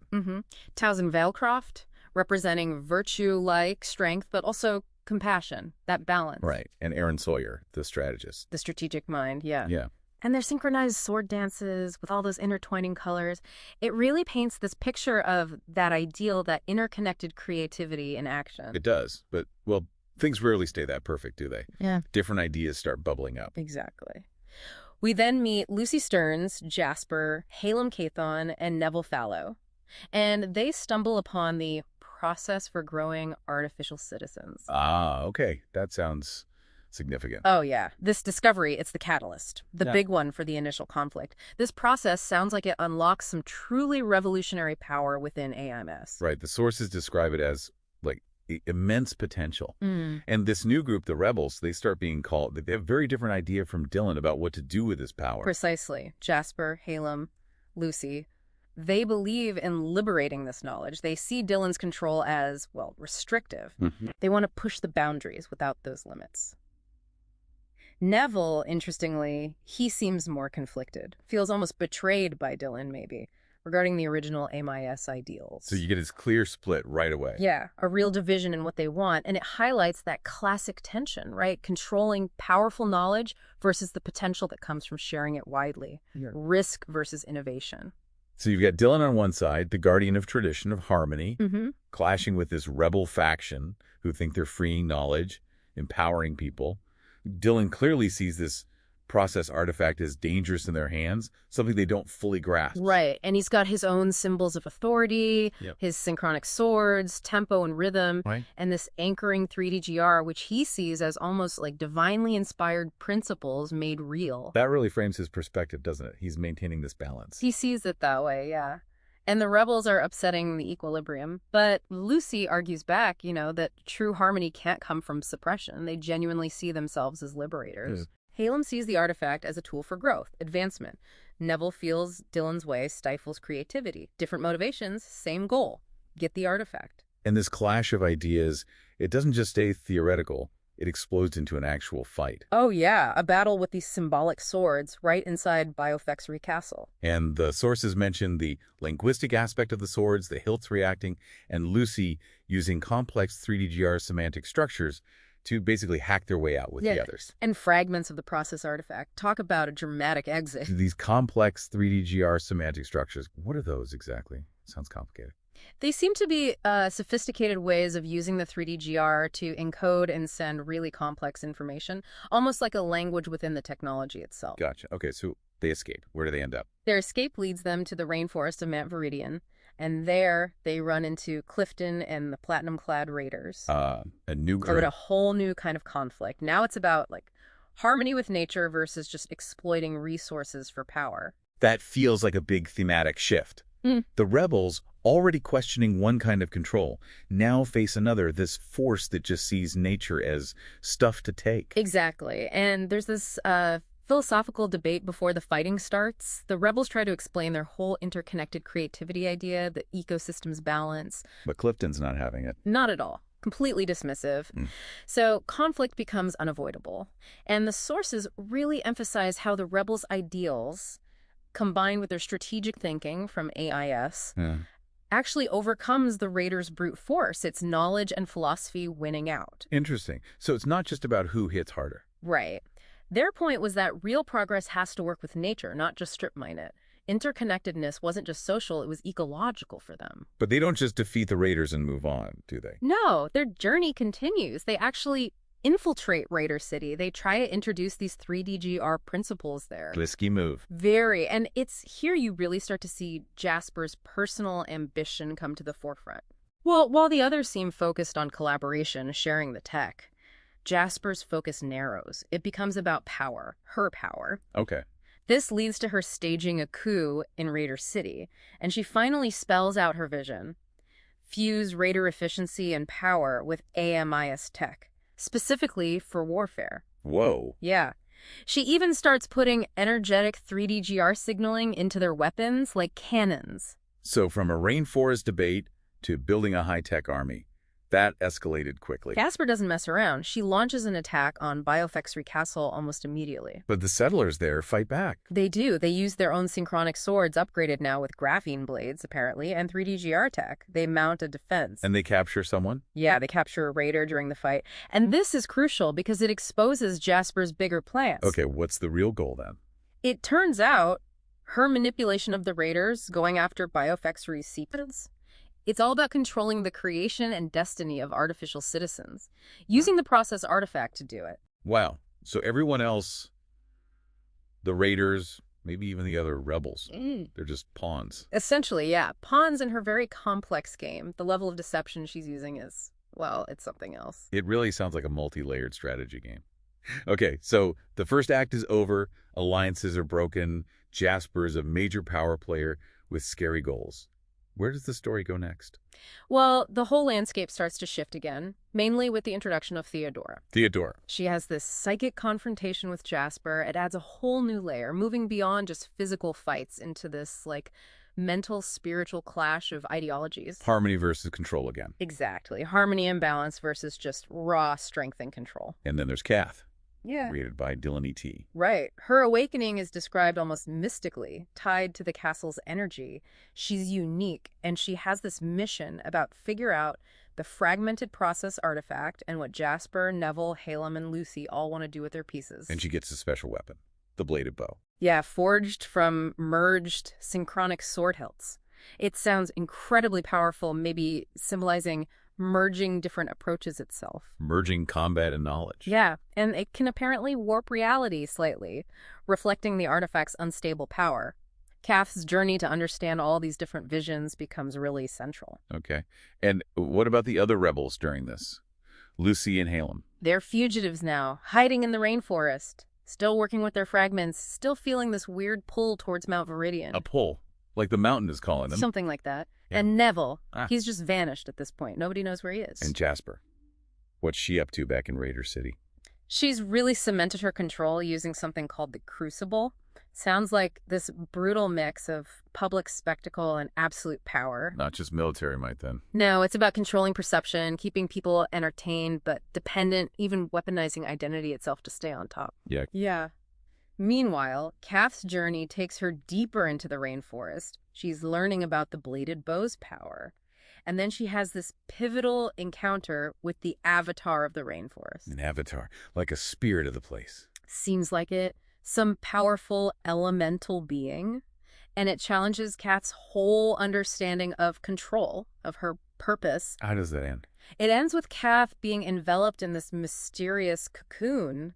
Suggests some kind of deep internal transformation is happening. Okay. A cocoon. So her journey is tied to the fate of Viridigus somehow. It really seems like it. Her personal growth seems critical to the bigger picture. Then we jump forward 5 years. Yeah, a significant time jump. We find Lucy and Hallam still on the run, still tinkering with their artifact pieces, still feeling that pull towards Mount Viridian. Still hunted after all that time. And they realize others have been searching for the same answers during those 5 years. Like Neville. You find out what happened to him. We do. We get this glimpse into his state. He's tormented, having this recurring nightmare about the Murlocs. Murlocs. What are they? Shadowy, predator-like beings, it sounds like. And the nightmare is about the event that unleashed them, mentally anyway. And it highlights the danger of incomplete knowledge. How so? Because Jasper has the missing signaling rules fragment. Neville couldn't create defenses against the Murlocs, even in his dream. He was powerless. Wow. So the missing pieces are crucial. Absolutely. And then Kath emerges from her cocoon, her transformation complete, maybe. And she gets a fragment.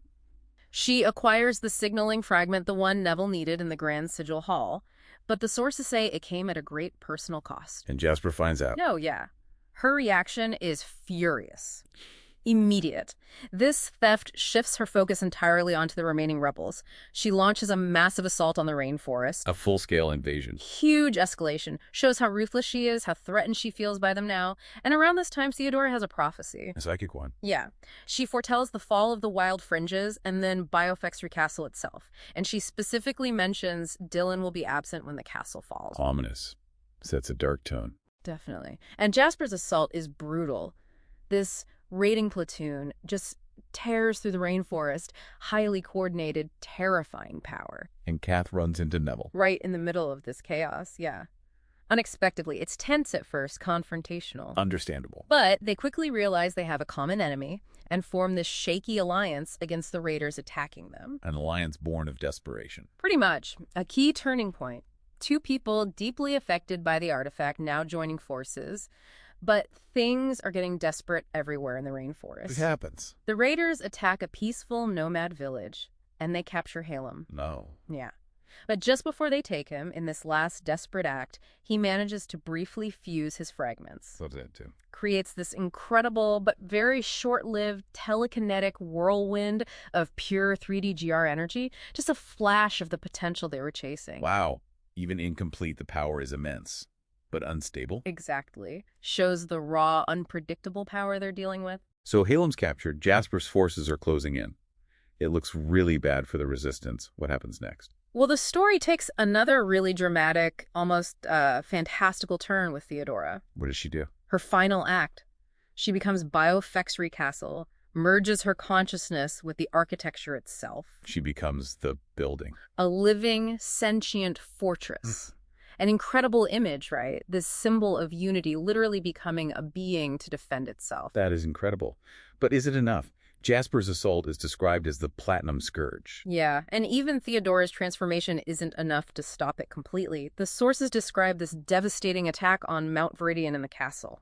Huge destruction. Yeah. You feel Theodora's agony as the castle is breached. Oh, man. It really conveys Jasper's overwhelming force, and the climax of this assault is Jasper finally reaching Dylan at the castle's highest spire. So she gets to him. Is this the end for Dylan? It feels like the end of that chapter, yeah. The end of Veridagus as we knew it. Not the end for Dylan. Interestingly, no. The narrative shifts. It describes his experience not as death, but as fulfillment. Like his purpose in Veridagus was complete. Fulfillment. What does that mean? He finds himself drifting in this void between realities, seeing fundamental things like orb universe lights, the singularity. Right. And this reveals his true nature. He's a planeswalker. Or planeswalker. Yeah. Like he can travel between universes. Exactly. A being who transcends a single reality. It totally recontextualizes him. So he's not just gone. He's somewhere else. Right.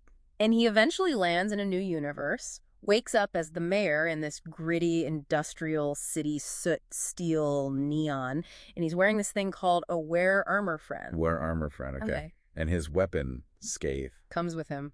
Drawing from the void, too, somehow. This is a whole new ball game. Completely. And he quickly meets Megra, who instantly recognizes him as a planeswalker. She seems ancient, powerful herself. So she knows what he is. Yeah. And this really sets the stage for the next big arc in this new place called Sanctuary. Sanctuary. And then a new threat arrives. Malachor Nixstar. Right on cue, emerges from a portal. Big, new, scary threat for Dylan and the settlers in this world. And they fight. using tech from Veridage's. Yeah, their first clash involves the swordplay information system, the alphabet code, and Dylan's integrated 3D GR battery. Shows those principles are portable. The swordplay information system. Alphabet code? What's that about? It seems like a structured system, like a codified martial art, that uses specific sword movements for both fighting and communication. Okay. And Dylan starts teaching this to the locals, the settlers. He does. There's this period of training, preparation, which they need pretty quickly. Why? What It's an happened? attack. Mutant insects controlled by someone called the Rad Roach Rule. Red Root Rule. Seriously. Okay. Sounds like a desperate fight. Yeah. But then, Halem Cathon shows up again. Hail him. He made it too. Apparently. Turns up at just the right moment, helps turn the tide. Wow. So key players from Veridageous are finding each other again. Seems that way. And after the battle, there's a bit of downtime. Dylan talks with someone named Levi about self-expression, explains rhythm and tempo concepts likely tied to the swordplay system. And moment to breathe. But it's short-lived. Suddenly, a Sith apprentice appears. A Sith, like Star Wars Sith. Seems like it. And Malachor returns, too. They grab Levi, pull him through a dark portal, Okay. and Dylan immediately dives in after them into the void. So now we're mixing in Sith Lords. This multiverse is getting crowded. It really is. So they're chasing through the void. Levi somehow wakes up mid-journey, joins the fight. It's chaotic. And this cosmic battle ends up ripping open another portal, dumping them into Turok's wilderness. Turok. Like dinosaurs. Looks like it, a dangerous prehistoric world, very survival-focused now. Okay, so dinosaurs. What now? They meet Kale Torin, a local guy, and almost immediately they're fighting velociraptors, forced to use the swordplay system just to survive. And this experience seems to spark Dylan's idea for the 3D GR armor, a more advanced, adaptable protection for this kind of environment. Makes sense. They need an upgrade. Do they get back to Sanctuary? Eventually, yeah, they make it back to Sanctuary, which is now in Boston, apparently. Boston. Okay. They bring Kale Torin with them, and they reunite with Halem there, too. So the core group is slowly reforming. It seems so.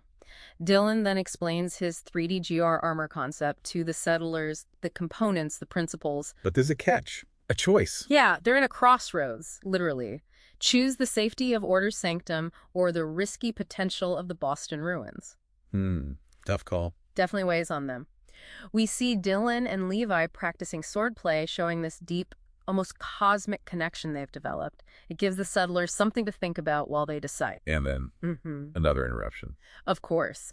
A vortex opens again. This time, Iron Man pops out. Iron Man. Okay, now it's just getting wild. Followed by Selene Vesperis, and she immediately takes control of Iron Man, reveals she's a Nexus being. A Nexus being? What's that? Someone who exists at the crossroads of realities. Gives them unique powers, perspectives. That sounds important. Very important. Extremely. Selene explains these threads of destiny, then takes Dylan and Levi into the nexus of reality itself. Whoa. What happens there? They learn the fundamental rules governing the 3D GR tech, the rules of interaction, and the signaling rules. This is huge for them. A massive upgrade in understanding. Absolutely. They return to Sanctuary with this deep knowledge, and they figure out the alphabet code, the swordplay system. It is the language of the 3D GR's interactome. The language of the tech itself. Exactly. This sparks this huge wave of innovation. Settlers use their additive manufacturing, their 3D printing tech, basically to build amazing things with 3D GR. Right. Which leads to Mercurio. Mercurio. Sentient artificial citizen castle. A sentient castle. Okay, my brain just broke a little. Right. And tied to this, they create personalized, aware armor friends for everyone.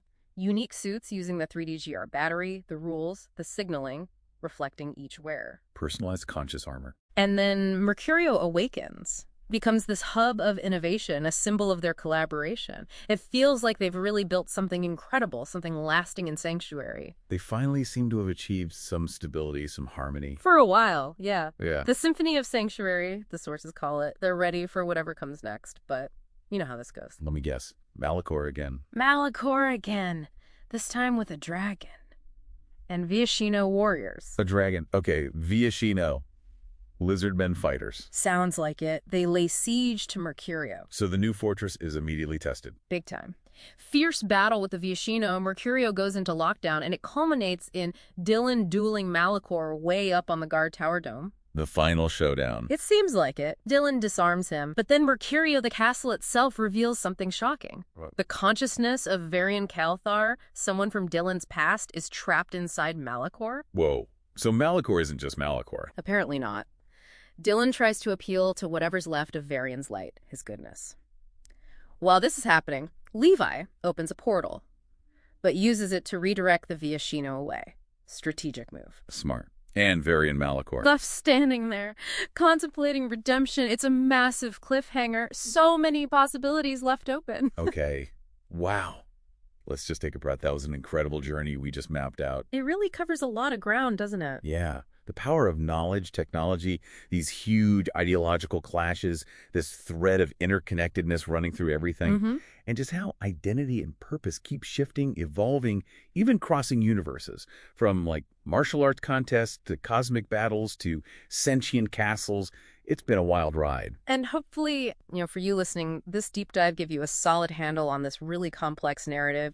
We try to hit those aha moments, those key details, without getting totally bogged down, balancing the summaries with stuff that sticks in your mind. Absolutely. And honestly, it feels like we've only scratched the surface. You could spend ages digging into the mechanics of 3DGR, the details of the swordplay system, the philosophy behind artificial citizens. Oh, for sure. There's so much more depth there in the sources for anyone who wants to dive deeper. Yeah. Which kind of leads us to a final thought, maybe something for you to chew on. Okay, lay on us.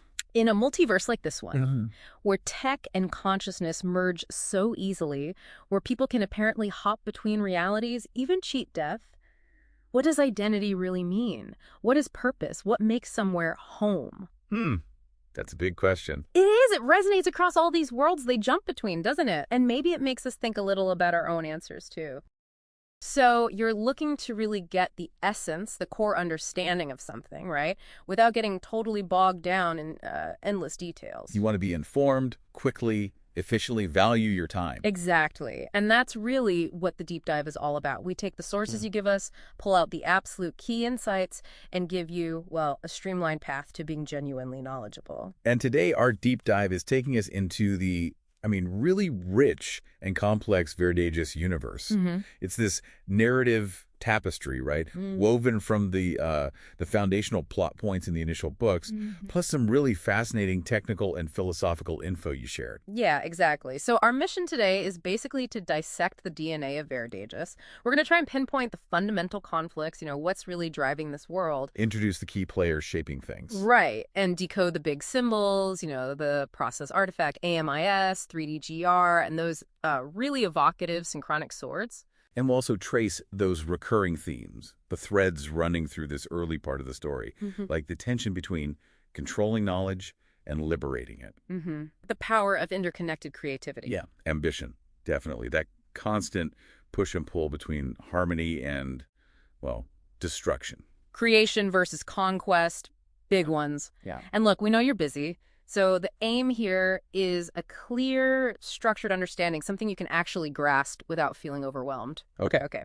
Let's get into it. Let's unpack this. Starting with book 1, it really lays the groundwork, doesn't it, for all the core conflicts we see later on. Absolutely. Chapter 1, The Dance of Principles.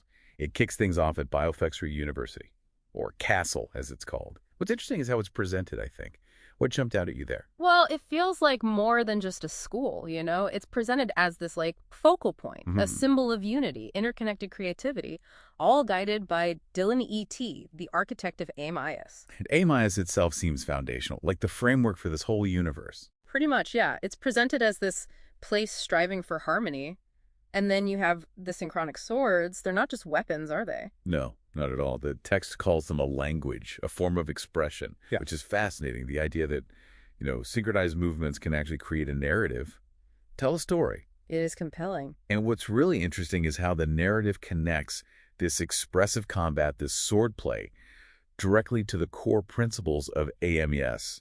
It introduces 4 key figures straight away. Right. Triona, Luciana Croquet, Tazan Velcroft, and Aaron Sawyer. And each one embodies a specific principle, right? Linked to AMES. Yeah, Triona, the saber gypsy, she's martial arts and expression, uses dual sabers. Luciana is all about language and connection. Towson represents virtue, that balance of strength and tenderness. And Aaron's the strategist. Strategic brilliance, wisdom. And there's synchronized dance with the swords. It's not just for show. It's like a visual manifestation of these principles. Yeah, the description of the intertwining colors when the swords activate.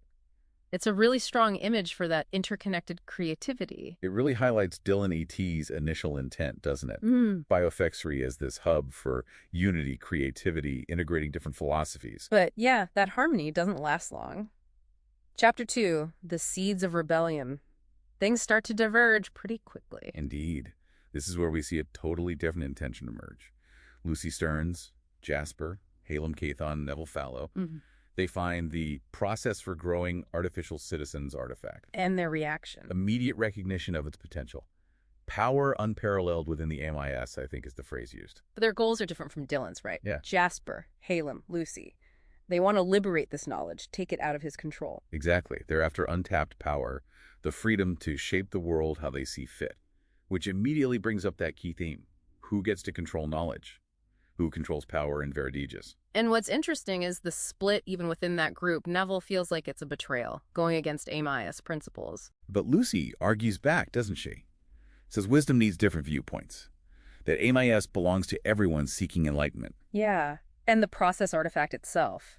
It becomes the symbol of that division. Absolutely. It embodies their fractured intent. Each rebel has a different vision for it, for Amias. And they're not just talking. They're getting ready to confront Dylan directly. That fragmentation of the artifact, it's a really potent way to show how seeking power can break things apart, even if the goal started as progress. Which leads straight into Chapter 3, the ideological clash. The tension really ramps up here. Dylan senses something's wrong. How does he see what the rebels are doing? He sees it as a direct threat, a danger to Biofexery's stability. He thinks the artifact holds powers they just don't understand. And he views his own synchronic swords, tempo and rhythm, and the anchoring 3DGR as almost divine. Yeah, that seems to be the implication, a totally different perspective. And 3DGR, by the way, seems to be this core tech, like programmable matter or energy, central to everything. Right. So while Dylan's focused on stability, divine inspiration maybe, Lucy argues stability isn't harmony if it costs freedom. Mm. The rebels want a fundamental shift, break free, empower individuals with the artifact. And Jasper frames them as liberators, unlocking potential. The image of each holding a fragment, it's strong, defiance. Even Halem sees it as a tool for growth, and Neville thinks Dylan's control is actually stifling creativity. So this ideological clash, it doesn't just stay theoretical, it becomes physical. How's that confrontation described? It's depicted almost like a dance, a combat dance with the synchronic swords. Their movements, the 3DGR trails they leave, apparently hold linguistic meaning. Even the hilts are encoded, responding to intent. So you see Dylan's tactical skill versus Lucy's, artistic mastery of combat. Exactly. And then Lucy uses these complex 3DGR semantic structures, like intricate, meaningful patterns of this 3DGR stuff. Right. And that momentarily stops Dylan, gives the rebels the chance to escape with the fragments. It's a really dynamic way the story shows this clash of beliefs playing out. Okay, so they escape. Chapter 4. Encounter in the rainforest. The setting shifts, introduces a new dynamic. What's the deal with them going into the rainforest of Mount Viridian? Well, their main goal now is to figure out the actual process of design and development of artificial citizens. Mm-hmm. What they have is pieces of the how-to. And the rainforest itself, it's shown as this place of harmony. Exactly, which is immediately contrasted with signs of the raiders being there, and this sort of ominous vibe coming from Clifton's stronghold sets up that nature versus industry, or maybe harmony versus exploitation conflict. What do they actually see that highlights this? Halem spots large-scale resource excavation by the raiders. And it's clear Clifton doesn't really get the complexity of designing artificial citizens. In Jasper, still strategic. Always. She's wary of Clifton's Platinum Fortress, sees it as a symbol of their destructive impact. And Clifton himself, how's he portrayed? Magnanimous, apparently, but driven by vices. Sees the rainforest purely as a resource, something to dominate. And Neville, still conflicted. Yeah, he's struggling internally again. Sees the disruption of the natural, maybe divine order. And Lucy gets ready for what's called a linguistic dance, trying to challenge Clifton's viewpoint through words and ideas. So this meeting is really about clashing values, clashing understanding. How does it play out? Lucy tries showing Clifton a piece of the process artifact, the part about interconnected creativity. Neville pushes him to see the divine principles in nature. The rebels want to show the transformative power of 3DGR used with humanity, not against it. But Clifton's not buying it. Nope. totally obstinate, just sees tools for power, which inevitably leads to a fight with his platinum-clad raiders. And this fight, it's more than just strength versus strength. Definitely. Jasper's orchestrating strategy, Lucy uses her linguistic skills to expose the raiders' lack of true understanding. Halem's unpredictable, Neville's focused on the moral high ground. Jasper even challenges the raiders' basic definition of power. And their coordination works with the rainforest. Yeah, it's described as being in synergy with it. The raiders get disoriented. It really shows how strategy and maybe philosophical alignment can beat brute force. Okay, moving into Chapter 5, Influence in Raider City. We see the fallout from that encounter. What happens when the rebels show up there? Well, their presence sparks this dialectical dialogue, a cross-pollination of ideas. Yeah. Some raiders actually start seeing potential in unifying rebel ideals with their own creativity. The conflict starts shifting towards a harmonious stance, symbolizing maybe a new era. So the rebels aren't just looking for a military win. No, not at all. They're actively trying to contribute to the AMI's landscape, shape the destiny of biofexery in the rainforest. Lucy talks about transformative linguistic exploration, ethical excellence, interconnectedness. Their goal is to persuade the raiders to adopt 3D-GR principles using the artifact, offer them a future beyond just raiding. Exactly. But the raiders are skeptical. Their whole history, their culture, it's built around gold, resources. So Jasper talks about autonomy being true wealth. Neville emphasizes virtue. Halem frames the artifact as unlocking Raider City's potential. And Lucy paints this picture of a city built on 3D-GR principles where creation itself generates wealth. But words aren't enough. They need action. Right. So they plan to use the synchronic swords for excavation, getting gold, carbon, uranium, the materials needed to grow artificial citizens, which predictably causes more friction with the Raider way of life. Then Chapter 6, Jasper's coup. This feels like a major turning point. Jasper's real ambitions surface. Oh, absolutely. Her true ambitious intent becomes crystal clear when she addresses Lucy. She basically dismisses principles as fleeting echoes, says ambition forges destiny. And Lucy sees this as deception, a dance of shadows. Yeah. While Halem, interestingly, just sees it as another unexpected though intense dance or clash of ideas. So what's Jasper's endgame with this coup? She declares herself ruler of Raider City, her aim. Fuse Raider ingenuity with AMI's principles for warfare innovation. Power and conquest, pure and simple. She introduces new tech. Yeah, energetic 3D-GR signaling and cannons, complex systems for synchronized platoons. She envisions Raider City as this forge for military tech. Sounds ruthless. And ambitious. Definitely. The Platinum Armors symbolize this new Raider ascendancy under her. She talks about forging a legacy through war, uses incredibly persuasive rhetoric. It leads to a direct clash between Raiders and Rebels. And the rebels. They're surrounded, but Lucy, Neville, and Halem manage a daring escape back towards the rainforest. Jasper's coup cements her dominance, introduces these big themes: ambition, manipulation, weaponizing tech, even language. And the immediate result of her coup is felt in Chapter 7. Raiders attack Biofexery Castle. How does that assault go down? It's a violent disruption. Platinum Raiders with those 3D-GR signaling cannons attack, shattering the castle's serenity, a symbol of their destructive power. Their goal is clear: expand influence, seize treasures. But Biofexery fights back. Oh yeah. The settlers defend with synchronic swords. It's described as resilience, artistry, brilliance, a symphony of resistance. Dylan joins the fight. The castle becomes a fortress. It's Raider brute force versus the nuanced language of the swords. And Dylan brings in an upgrade. He does. Graphene blades for the synchronic swords. Graphene, super strong conductive material, lets the swords turn destructive force into this radiant aura, a real symbol of creation beating destruction. Even the 3D-GR trails become restorative. Apparently, yeah. Mending damage continuously. So the Raiders are outmatched. Strategically, technologically. Yes. They struggle with the castle's complex 3D-GR hexic structures, get disoriented. Eventually, Triona, Aaron capture the opulent Raider. Dylan proclaims the win for enlightenment, AMIS power. And the captured Raider offers info. Yeah, intel on Jasper's plans, innovation, manipulation, signaling, swords in exchange for golden passage. Dylan agrees. For the good of AMIS. Okay, just when we think we get the picture, Chapter 8, Revelation of Jasper's True Intentions. Big twist time. Huge twist. Jasper breaks the fourth wall, speaks directly to you, the listener, reveals her gangster comrades were just pawns. The real prize wasn't gold, it was the secrets in the revealed fragments, the process for growing artificial citizens. So the attack on Biofexery was a diversion. Pretty much. The graphene semantic structures, smokescreen. Her real goal was the knowledge to create and control artificial citizens. Deposing Dylan was just a step. Biofexury was the high ground needed to control that power. Wow. So her ultimate goal is a loyal settlement of artificial citizens under her thumb. Exactly. The whole narrative we saw before from her side was an illusion. It completely reframes her motivations. She's the primary antagonist now, driven by this deep, calculated desire for control over artificial life. Okay. That takes us into book 2, Shifting Landscapes, New Players. Right. Chapter 1, Psychic Confrontation, introduces Theodora. And psychic abilities enter the mix. Dylan's observing her, Jasper's using a psychic third eye from Raider City. Whole new dimension. What's the nature of this first psychic meeting between Jasper and Theodora? Jasper initiates it. She sees her own Strength Raider ambition, discipline, as superior to Theodora's balance and harmony with the forest. Big contrast.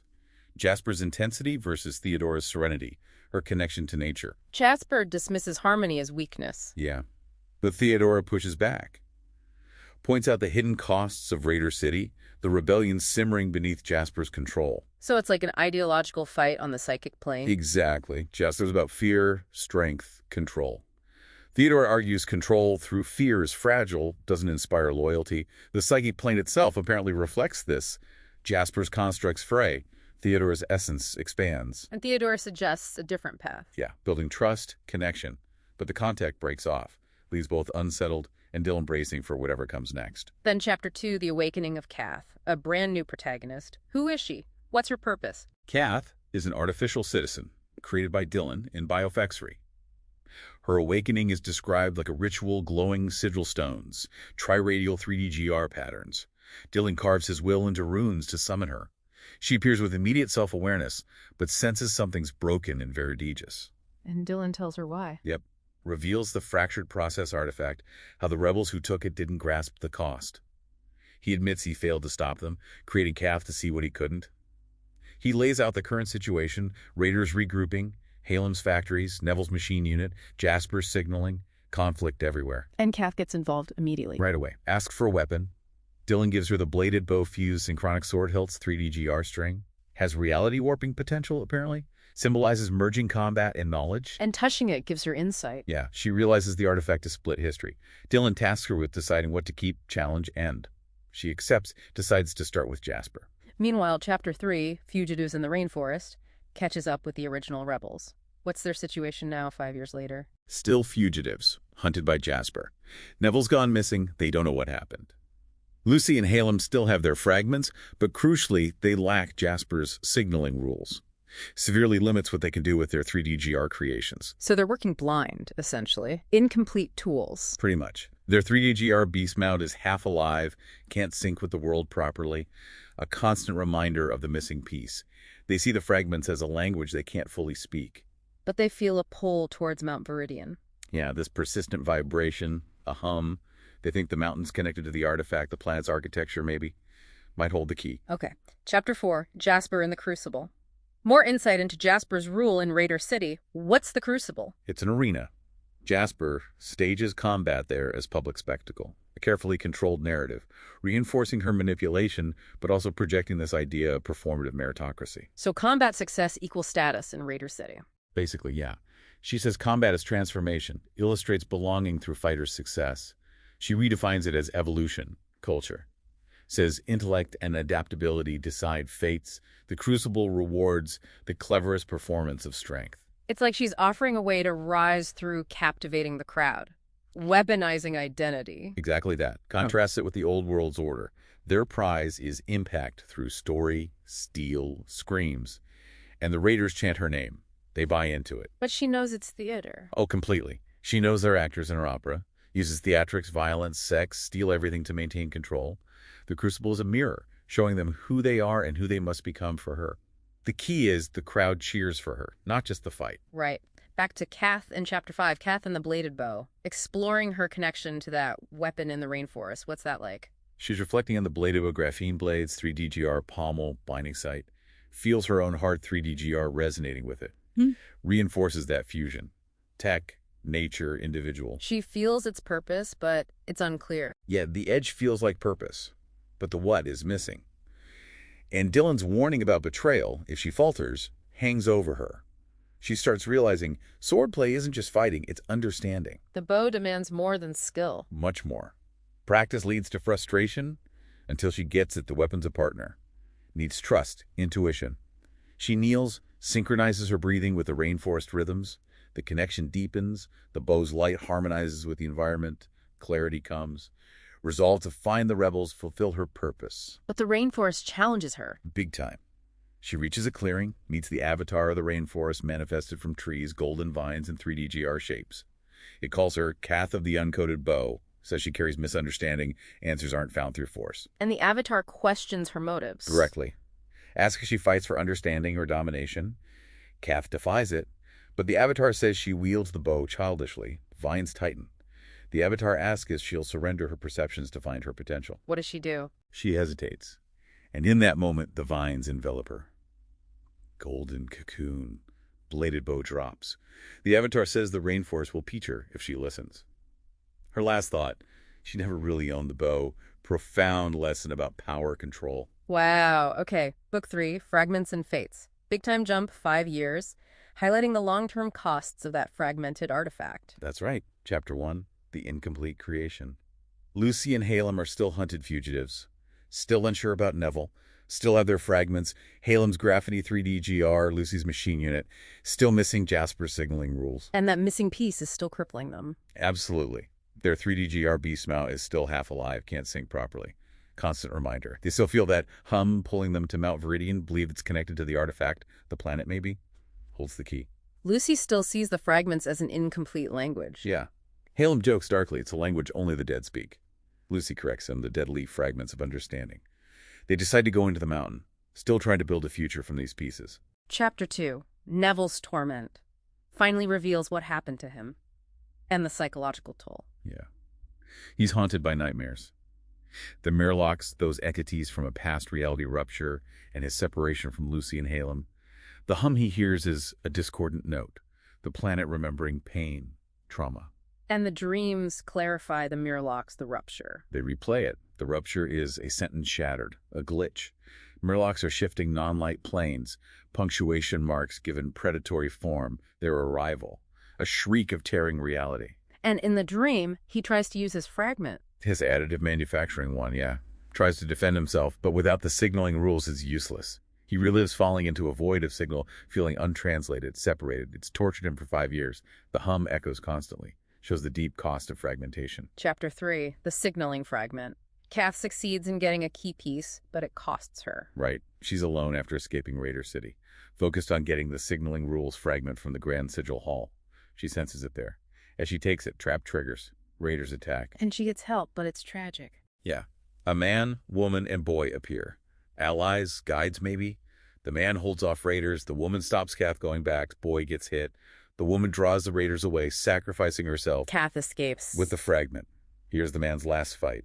The fragment flares, signals back to something. She hides under a 3D GR tree, accepted by the fractal network. Alone now, but has the crucial fragment. Cost her everything. Makes her a bigger target for Jasper. Jasper's reaction comes in Chapter 4. Jasper's fury. She's not happy. Understatement. Venomous reaction. Interrogates the captured gangster. Learns Kath used 3D GR binding. Recognizes Dylan's work.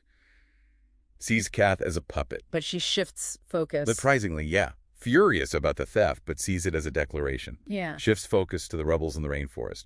Perceives them as the bigger immediate threat. Underestimates Kath. Maybe. She unsheathes her sword, strand and spiral. Raw 3D GR energy twists air into wrathful glyphs. Calls the theft a gift, revealing her enemies. Orders raiders, armed cannons, hunt them down. Sees the rebels as threads in her tapestry to be burned. Still thinks the fragments make them arrogant. Yeah. Thinks they believe they're gods now. Intends to show them what a god truly is. Rallies her raiders. Declares the rainforest will bleed platinum. Leads the charge with 3D GR cannons. Pure ruthlessness, brutal assault planned. Chapter 5, Theodora's Prophecy. Foreboding for Biofexery. What does she see? In her chamber with Dylan, she senses Jasper moving. Her connection gives her divine resonance. Prophecy. Jasper moves like an unstoppable storm. Dylan thinks Amias can hold. He says it will. But Theodora foresees the wild fringes falling, then Biofexery Castle itself, Jasper breaching its song, and crucially, Dylan won't be there when it happens. The anchoring 3D GR on him dims. A sign. And her take on abandonment? Not necessarily betrayal if the structure is hollow, unsustainable. She rises, robes trailing self-rewriting symbols, tells Dylan he can wield rhythm, his sword, but the castle falls because the idea of holding it was past tense, then vanishes, leaving Dylan with a prophecy. Ominous. The attack begins in Chapter 6, the Raider advance. What's that force like? Formidable. Visually striking. Jasper's raiding platoon marches through the rainforest, their synchronized steps, a new rhythm. Gleaming swords, spiral, and slice. Pulsing, signaling 3D-GR cannons, precision movement, arcs of energy from cannons. Jasper leads, sentient swords, extensions of her will. The platoon roars battle hymns, chilling unity. The rainforest reacts. It seems to whisper Lucy and Halem's names, sensing the danger, the target. The chapter ends, emphasizing the unyielding, synchronized march. Heartbeat of war highlights Jasper's destructive power, tech might. Amidst this, Chapter 7, Kath finds Neville. Unexpected encounter. Yeah. Kath's tracking through the rainwood, bladed bow dormant but humming, carrying the signaling fragment. Follows a faint trail to Neville Fallow. Warrior scholar in exile still has the sword's channel in mode. And they're interrupted immediately. Almost instantly. Neville senses her. A silent recognition passes between them. Then, raider attack. Silver-plated raiders, officer leading. They end up fighting together. Instinctively. Kath fires a salvaged 3D-GR cannon, draws fire, identified as a spy, fights from cover, sees Neville fighting, attuned to the forest. Their eyes meet. Kath chooses him as an ally. He nods with his blade. They become two threads twisted into the same pattern. Verdigis weeps blood. Alliance formed. The raiders keep hunting Lucy and Halem in Chapter 8, the capture of Halem. What happens to them? Fear hangs heavy as Jasper's platoon advances. Village nomads scatter, guided by Halem and Lucy towards the dangerous mountains Blackwater. Trying to escape. Jasper's swords cut through foliage, cannon hum fills the air. Synchronized platoon, Jasper's dominance palpable. They get caught. Tragically, yeah. Villagers overwhelmed. Halem fights hard. Graphene 3D-GR fragment feels like dead weight. He also has Neville's module, sees Lucy directing others towards Blackwater. Brief Pharaoh glance. Halem's captured. Raiders tear the fragments from him. But he resists at the last moment. Desperate act. Forces his Graphene 3D-GR and Neville's additive manufacturing fragments together. Blinding flash golden, geometric 3D-GRs self-assembling. Brief telekinetic connection. Unleashes a telekinetic whirlwind, hits raiders, confuses tech. But the fusion's unstable, dissipates. He's captured. But the raiders saw the power. They witnessed it. The artifact's unpredictable power. A seed of defiance planted, maybe. Okay, Book 4, The Architect's Designs. Back to Dylan, Final Preparations, Chapter 1, Theodora becomes the castle. A profound transformation. It really is. Dylan's process artifact lab, his sanctum. Creating a living fortress. Interconnected units, crystalline pods. Kath's original pod is there. Theodora holographic observes, considers merging her identity with the castle, becoming a sovereign mind within it. Dylan encourages this. Wholeheartedly. Says she would become biofexuary. She consents. Process starts. Her consciousness spreads like roots. Dylan initiates sync. Her matrix unravels. Essence floods the castle structure. It shifts. Connectivity tightens. She literally becomes the castle. Literally. Her voice resonates throughout. She is the structure, shield, song. Her visage appears, announces union with the Golden Ramuses, steward, amplifying creativity, communing through Amais. Settlers accept it. Dylan sees his plan fulfilled, acknowledges Theodora as the better architect. She warns of Jasper, but stresses creation over conquest. The inevitable clash hits in Chapter 8, the Platinum Scourge. Sounds devastating. Brutal, overwhelming assault. Mount Viridian ravaged, bleeding wire, fire, fog. 3D-GR trees ruptured, platinum-clad raiders swarm like insects, fog thickens, sky shattered by cannons. Dylan watches from the spire, unmoved as his creation dies. And Theodora feels it all. Terribly. Her consciousness whispers through the mountain network. Raiders crawl through her. Her forest is scaffolding for the enemy. Golden tendrils torn apart. Jasper's will echoes through the raiders' one mind. Jasper walks among them, crowned with recursive blades, consuming eyes. A losing battle. Looks that way. The Platinum Scourge floods the gates. Agony for Theodora. Dylan just says, there are too many. Platinum limbs wrap around Theodora's castle. She whimpers. Jasper doesn't understand what she claims. Climax. Jasper reaches Dylan on the spire. From everywhere, Theodora's voice, the castle's voice, welcomes Jasper home. Then the section, unwritten, but remembered, Dylan's end. It's not a typical defeat. No, it's framed as fulfillment. Resolving his purpose in Verdigis, not just being slain by Jasper. It's like the designed end of that part of his journey. Connected to the swords, Theodora. Jasper's act is culmination, not annihilation. Theodora groans. Dylan fades. His consciousness transitions. Peacefully. No struggle. Drifts into stillness beyond light, dark, gravity sound. Pure awareness, undefined. Then, or universe lights appear, potential realities. He transcends. Seems like it. He perceives these universes, comprehends the singularity, the almighty origin of all. Casts knowledge, memories coalesce. He becomes a planeswalker, then a choosing process. A thread pulls him to one or universe light. And he arrives in a new universe. Fully formed, retaining past experiences. 33 years coiled inside. New universe. Soot and steel. Stark contrast. Wears a wear armor friend, sentient second skin. Others similar follow him. Recognize his return, called Mayor, but the city breaks, remember echoes of other lives. Familiar things reappear. Scathe, his blade returns. Engraved with memory, humming, golden pommel, instant connection. Then Megra arrives. Inevitable grace, eyes hold centuries, voice like crushed berries, dust. Recognizes him as a returned planeswalker. She reveals his true identity. Speaks his true designation. Name tastes of suns, stars, wind stills, scathe stirs, city holds its breath. Their gaze meets equivalence, city responds. Scathe sings rebirth. Megra smiles knowingly, endings, beginnings. Dusk kneels. Dylan E.T., the planeswalker, has returned. The Dylan and Theodora quotables give more flavor to their philosophies, their power dynamic. They really do. Dylan's quotes often commanding, authoritative, uses the storm metaphor a lot, challenging others to face their potential. Theodora's phrases are about blessing, influencing the third eye with concepts. More subtle guidance, but potent. And the descriptions emphasize their presence. Visions of Dylan's power through Theodora. Absolutely. Dylan is this force of divine reckoning. Theodora's light revealing his hidden power. Dylan explaining creating a child, unraveling essence, merging with vision, continuous evolution. Key theme. And he challenges you, the listener, to define your own transformation, linked to Theodora's syllogisms, thesis, antithesis, synthesis. Exactly. It draws you directly into their philosophical framework. Then the Song of Synchronic Swords excerpts, they give tactical, technical details about combat. Yeah, summarize key plot points. Dylan using rhythm and tempo, the swordplay information system, alphabet code, fighting clone troopers, Malachor, Nixar, mutant insects, different settings. Specific tactics mentioned. Lots. Retaliation, complexity, harmonition, expressive actions, balanced defenses, dynamic attacks. Even complex ones like the duet, the echoes, equilibrium, disarmament. Shows the depth of synchronic swords, not just weapons. Others involved tech details. Yeah, Levi, Carol Torrin mentioned. Explanations of 3DGR armor vision. Encounters revealing the rules of interaction and signaling rules. Crucial pieces of the universe's mechanics. Okay, wow.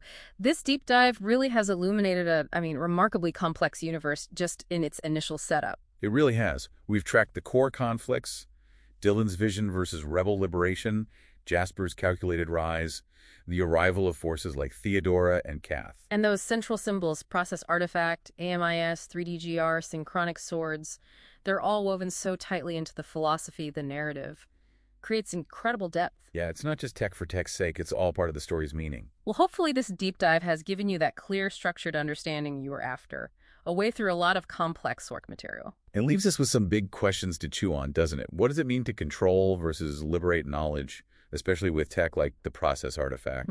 The ethics of creating and controlling artificial life, huge. And how does individual ambition, that relentless drive for power, play out against bigger destinies?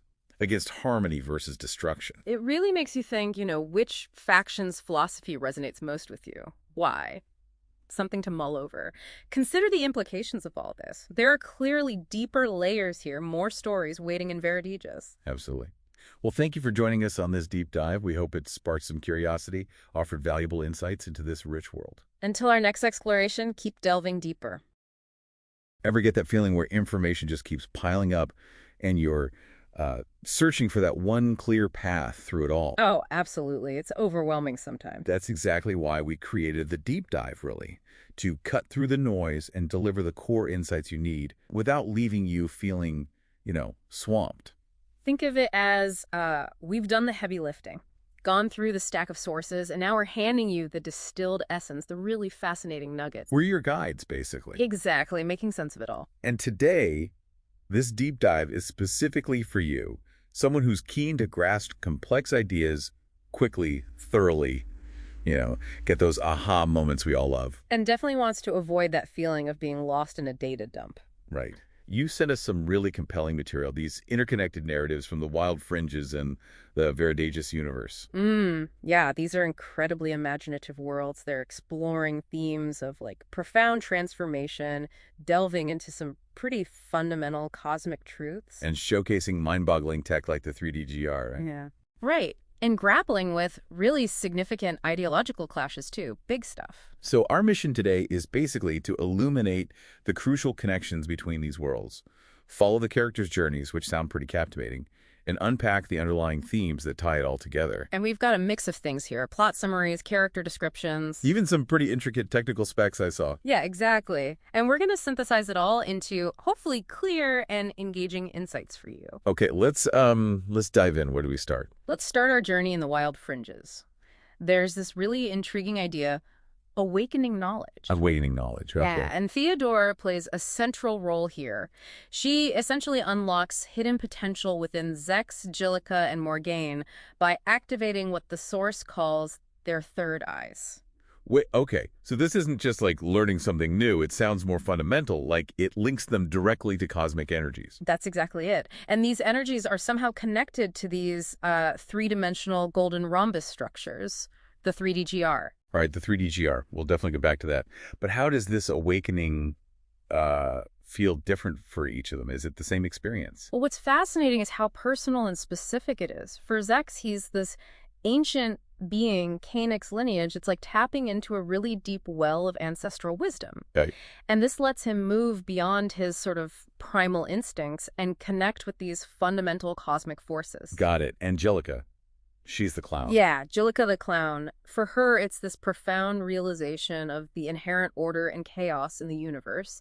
It fills her with, well, awe, but also this strong desire for cosmic understanding. A mix of awe and wanting answers. Okay. And Morgaine Le Fay, the sorceress. Right, the legendary sorceress. For her, it's described as this overwhelming influx of divine knowledge, a recognition of how the material world and the metaphysical are actually, converging. Converging in this incredible display of cosmic order, it says. Exactly. So really different tailored experiences. So it's clearly not just about getting new facts. It's a fundamental shift in how they see reality itself. Pretty much, yeah.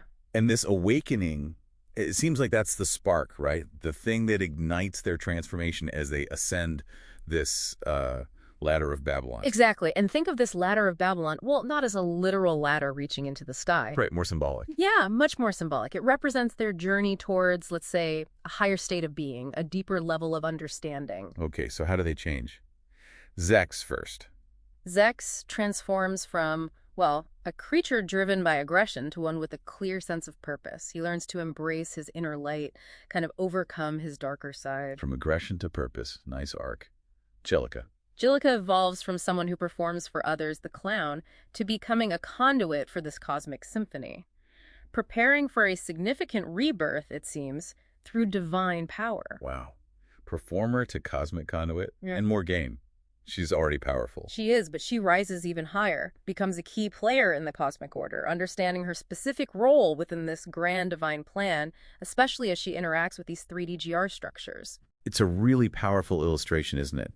How inner change leads to a change in your place in the world, or the cosmos in this case. Definitely. Okay, now let's turn our attention. Yeah. Let's shift over to the Veridagus narrative. How does this awakening idea show up there? Is it similar? Well, if we connect the idea, we see a very different kind of awakening in Veridagus. It's the discovery of the process for growing artificial citizens. Ah, okay. So technological, not psychic. Exactly, a technological breakthrough. And it immediately creates, well, significant ideological friction within their society. It's not a unifying thing initially. And we're introduced to several key players here. Dylan E.T., Lucy Stearns, Jasper, Halen Cathon, Neville Fallow. Their different beliefs seem central to the conflict. That's spot on. The core ideological fight is all about who should control and who gets access to the process artifact. That's what holds this groundbreaking knowledge. Right. And Dylan E.T., he seems to represent, what, perdition, control. Maybe a more traditional stance, yeah. Perhaps wanting to regulate its use, keep it contained. Whereas the group that becomes the rebel faction, Lucy, Jasper, Halem, and Neville, at first they want to share it, liberate its power. Wider distribution versus control. Classic conflict.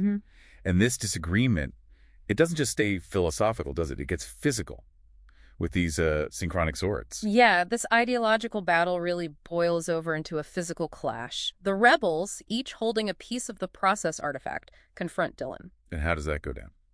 Well, Lucy Stearns uses something described as complex 3D-GR semantic structures. Somehow manages to stop Dylan, just for a moment. Okay, just long enough. Just long enough for the rebel faction, well, minus Neville, who seems conflicted to escape with their fragments of the artifacts. And at escape, that's a big deal. Oh, yeah. It marks this major fracturing of their society, really. The beginning of open conflict over this new tech. Okay, so we have these two kinds of awakenings, cosmic and psychic and wild fringes, technological and societal and Veridigas, both acting as catalysts for huge shifts. Right. Different means, similar dramatic ends, in a way. Now let's delve deeper into that tech that seems pivotal in both worlds, the 3D-GR. Okay, the 3D-GR. What's really intriguing is that while they share the name, the way it's understood and its role, well, it's quite different in each universe. How so? Let's start with wild fringes again. In Wild Fringes, as we touched on, the 3D-GR structures are described as more than just technology. They're seen as direct conduits of cosmic energy, almost mystical. Right. And each character who had that awakening, Zex, Jillica, Morgaine, they see it differently. Exactly. Zex views the 3D-GR as, like, the fundamental key to creation itself, a tool for shaping a new future. The key to creation. Oh. Okay. Jillica. Jillica perceives it as a kind of cosmic symphony, a divine instrument playing the music of the universe. Wow, poetic. And Morgaine. Morgaine understands the 3D-GR vines as a manifestation of this cosmic dance between creation and destruction, symbolizing how the material and metaphysical are linked. It's a very spiritual, almost metaphorical understanding in wild fringes. How does that contrast with Veridigas? Seems more practical there. Much more grounded, yeah. More scientific, engineering focused.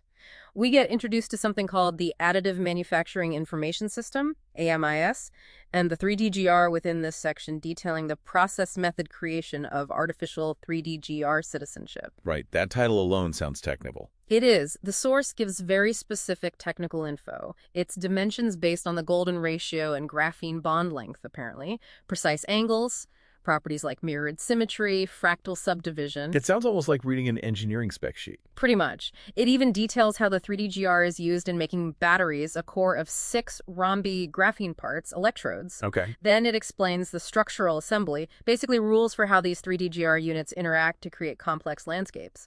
There's a central Heart 3D-G ranker, and it's all built through iterative additive manufacturing. So like advanced 3D printing using these rhombus shapes. Essentially, yeah. Building layer by layer, creating intricate structures. So in Veridigas, it's a fundamental building block for construction, for tech. Absolutely. It also details the signaling network implementation using more 3D-GRs to encode data.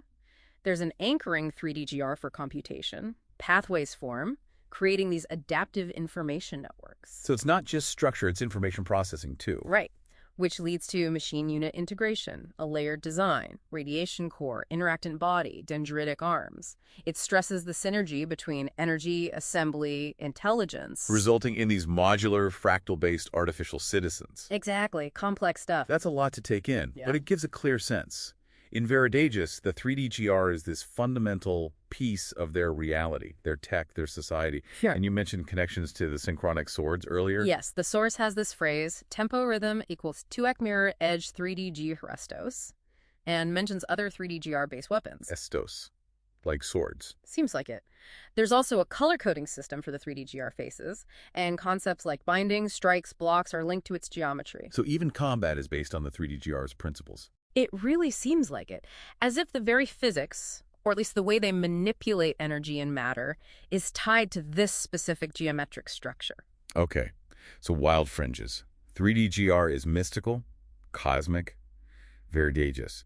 3D-GR is advanced fundamental science and engineering, shaping everything. Fascinating contrast. It really is. Now, with that tech backdrop clear, let's get back to those ideological battles heating up in Veridigas. Right. So after the rebels escape with the artifact fragments, the conflict escalates big time.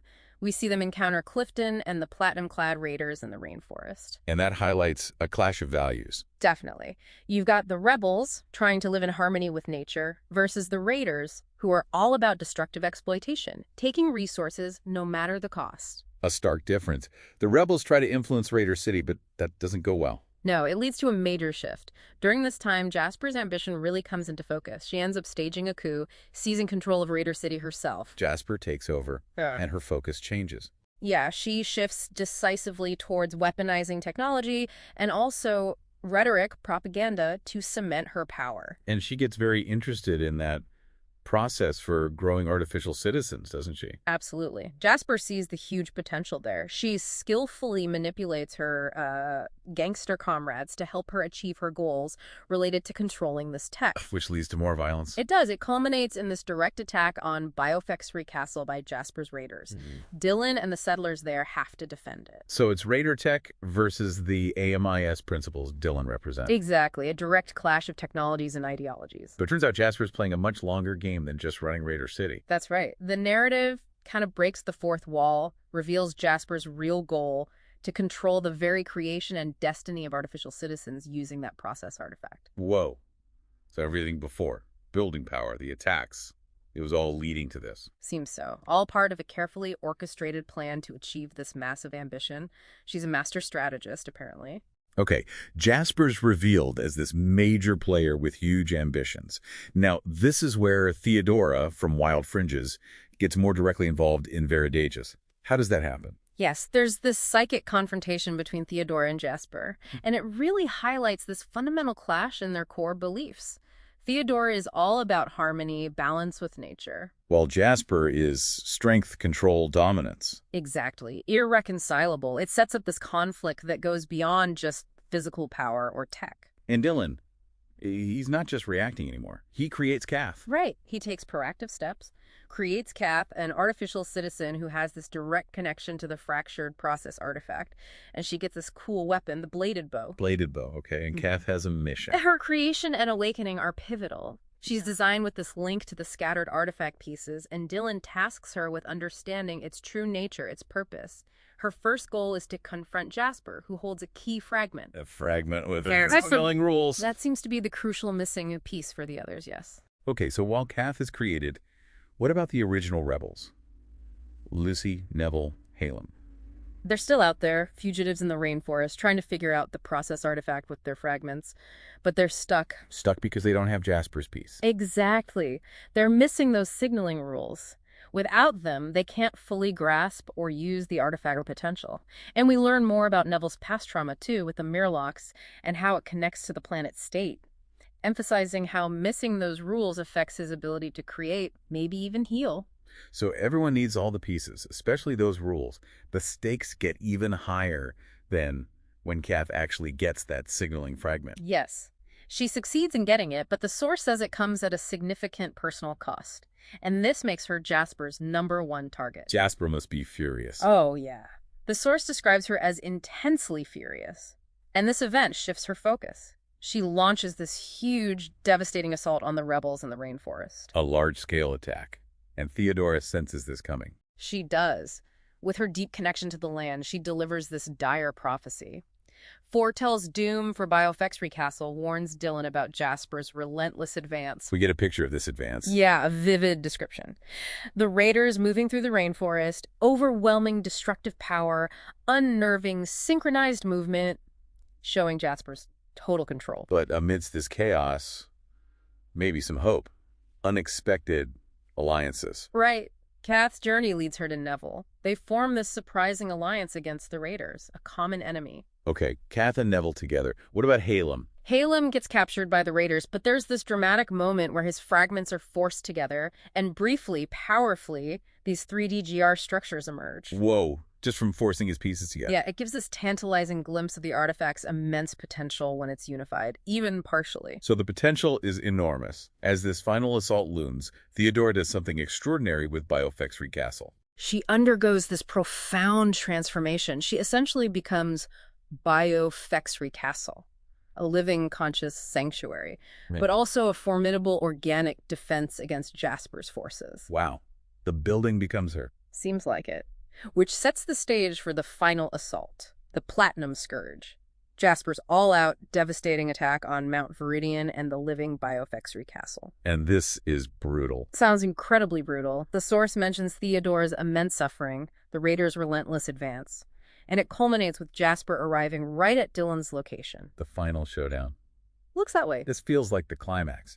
But Dylan's fate, it's described unusually, isn't it? Not just death. Indeed. It's quite meta. His final encounter with Jasper isn't framed as a conventional death, not within Veridige's rules anyway. It's called a fulfillment. Fulfillment, like Right. completing his purpose in that reality. That's the implication, yeah. The conclusion of his character arc there. So not necessarily an ending, but a transition. Exactly. Following this fulfillment, his consciousness drifts into this interstitial space between realities. Okay. Like the void between universes? Something like that. A realm of pure potential filled with Orbuniverse lights. And while he's there, he encounters the Singularity, also called the Almighty. And he understands it. Gains a profound understanding of its nature, yes. Which leads to his rebirth in a completely new universe. Rebirth. But he remembers. Crucially, yes. Retains all his accumulated knowledge, his memories. He becomes essentially a planeswalker, someone who can travel between realities. Planeswalker. Okay. And with this rebirth, he gets a new identity. Yes, he emerges in this new reality as Scar. Scar. Okay. And he's got new gear, the Aware Armor Friend, and a weapon called Scathe. Or Armor Friend. Interesting name. Isn't it? And significantly, another character there, Megra, recognizes him immediately as a returning planeswalker. So his appearance isn't random. It's significant. Highly significant. It highlights the cyclical, interconnected nature of his existence across different realities. It echoes that earlier concept from the source. Unwritten, but remembered. His story isn't over, just moving to a new stage. That's a fascinating twist. Really broadens the whole scope, suggesting this much larger cosmic framework. Absolutely. It reframes everything. So, okay. Looking back at everything we've covered in these interconnected stories, Wild Fringes, Veridige's, Scar, what are the big recurring themes that really stand out to you? Well, it's definitely profound transformation. That's huge. The immense power and potential, but also the danger of knowledge. Right. Knowledge as power. Then there's the dynamics of control versus freedom, harmony versus discord, especially with nature and technology. Tech versus nature, yeah. And underlying it all, this constant tension between fate and individual choice. Do the characters shape events, or are they caught in larger currents? And the symbols evolve too, right? The SynchronicSwords, the 3D GR, even Biofexry Castle. Exactly. Their meaning and function change throughout the narratives, powerfully underscoring these themes. Ultimately, it feels like the characters' intents, their goals, and the ideological clashes they drive. That's what shapes events and sets the stage for whatever comes next. It certainly sounds like these narratives woven together offer this really rich, thought-provoking exploration. Big questions about existence, power, creation, destruction.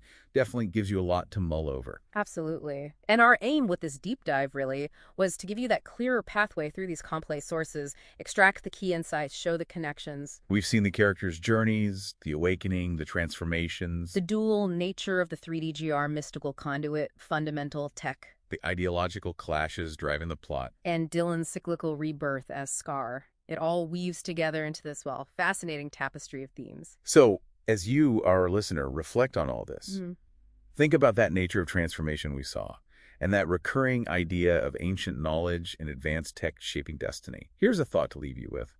What fundamental forces do you believe drive change in our own world? Is it knowledge? Is it power? Is it ideology? Or maybe something else entirely?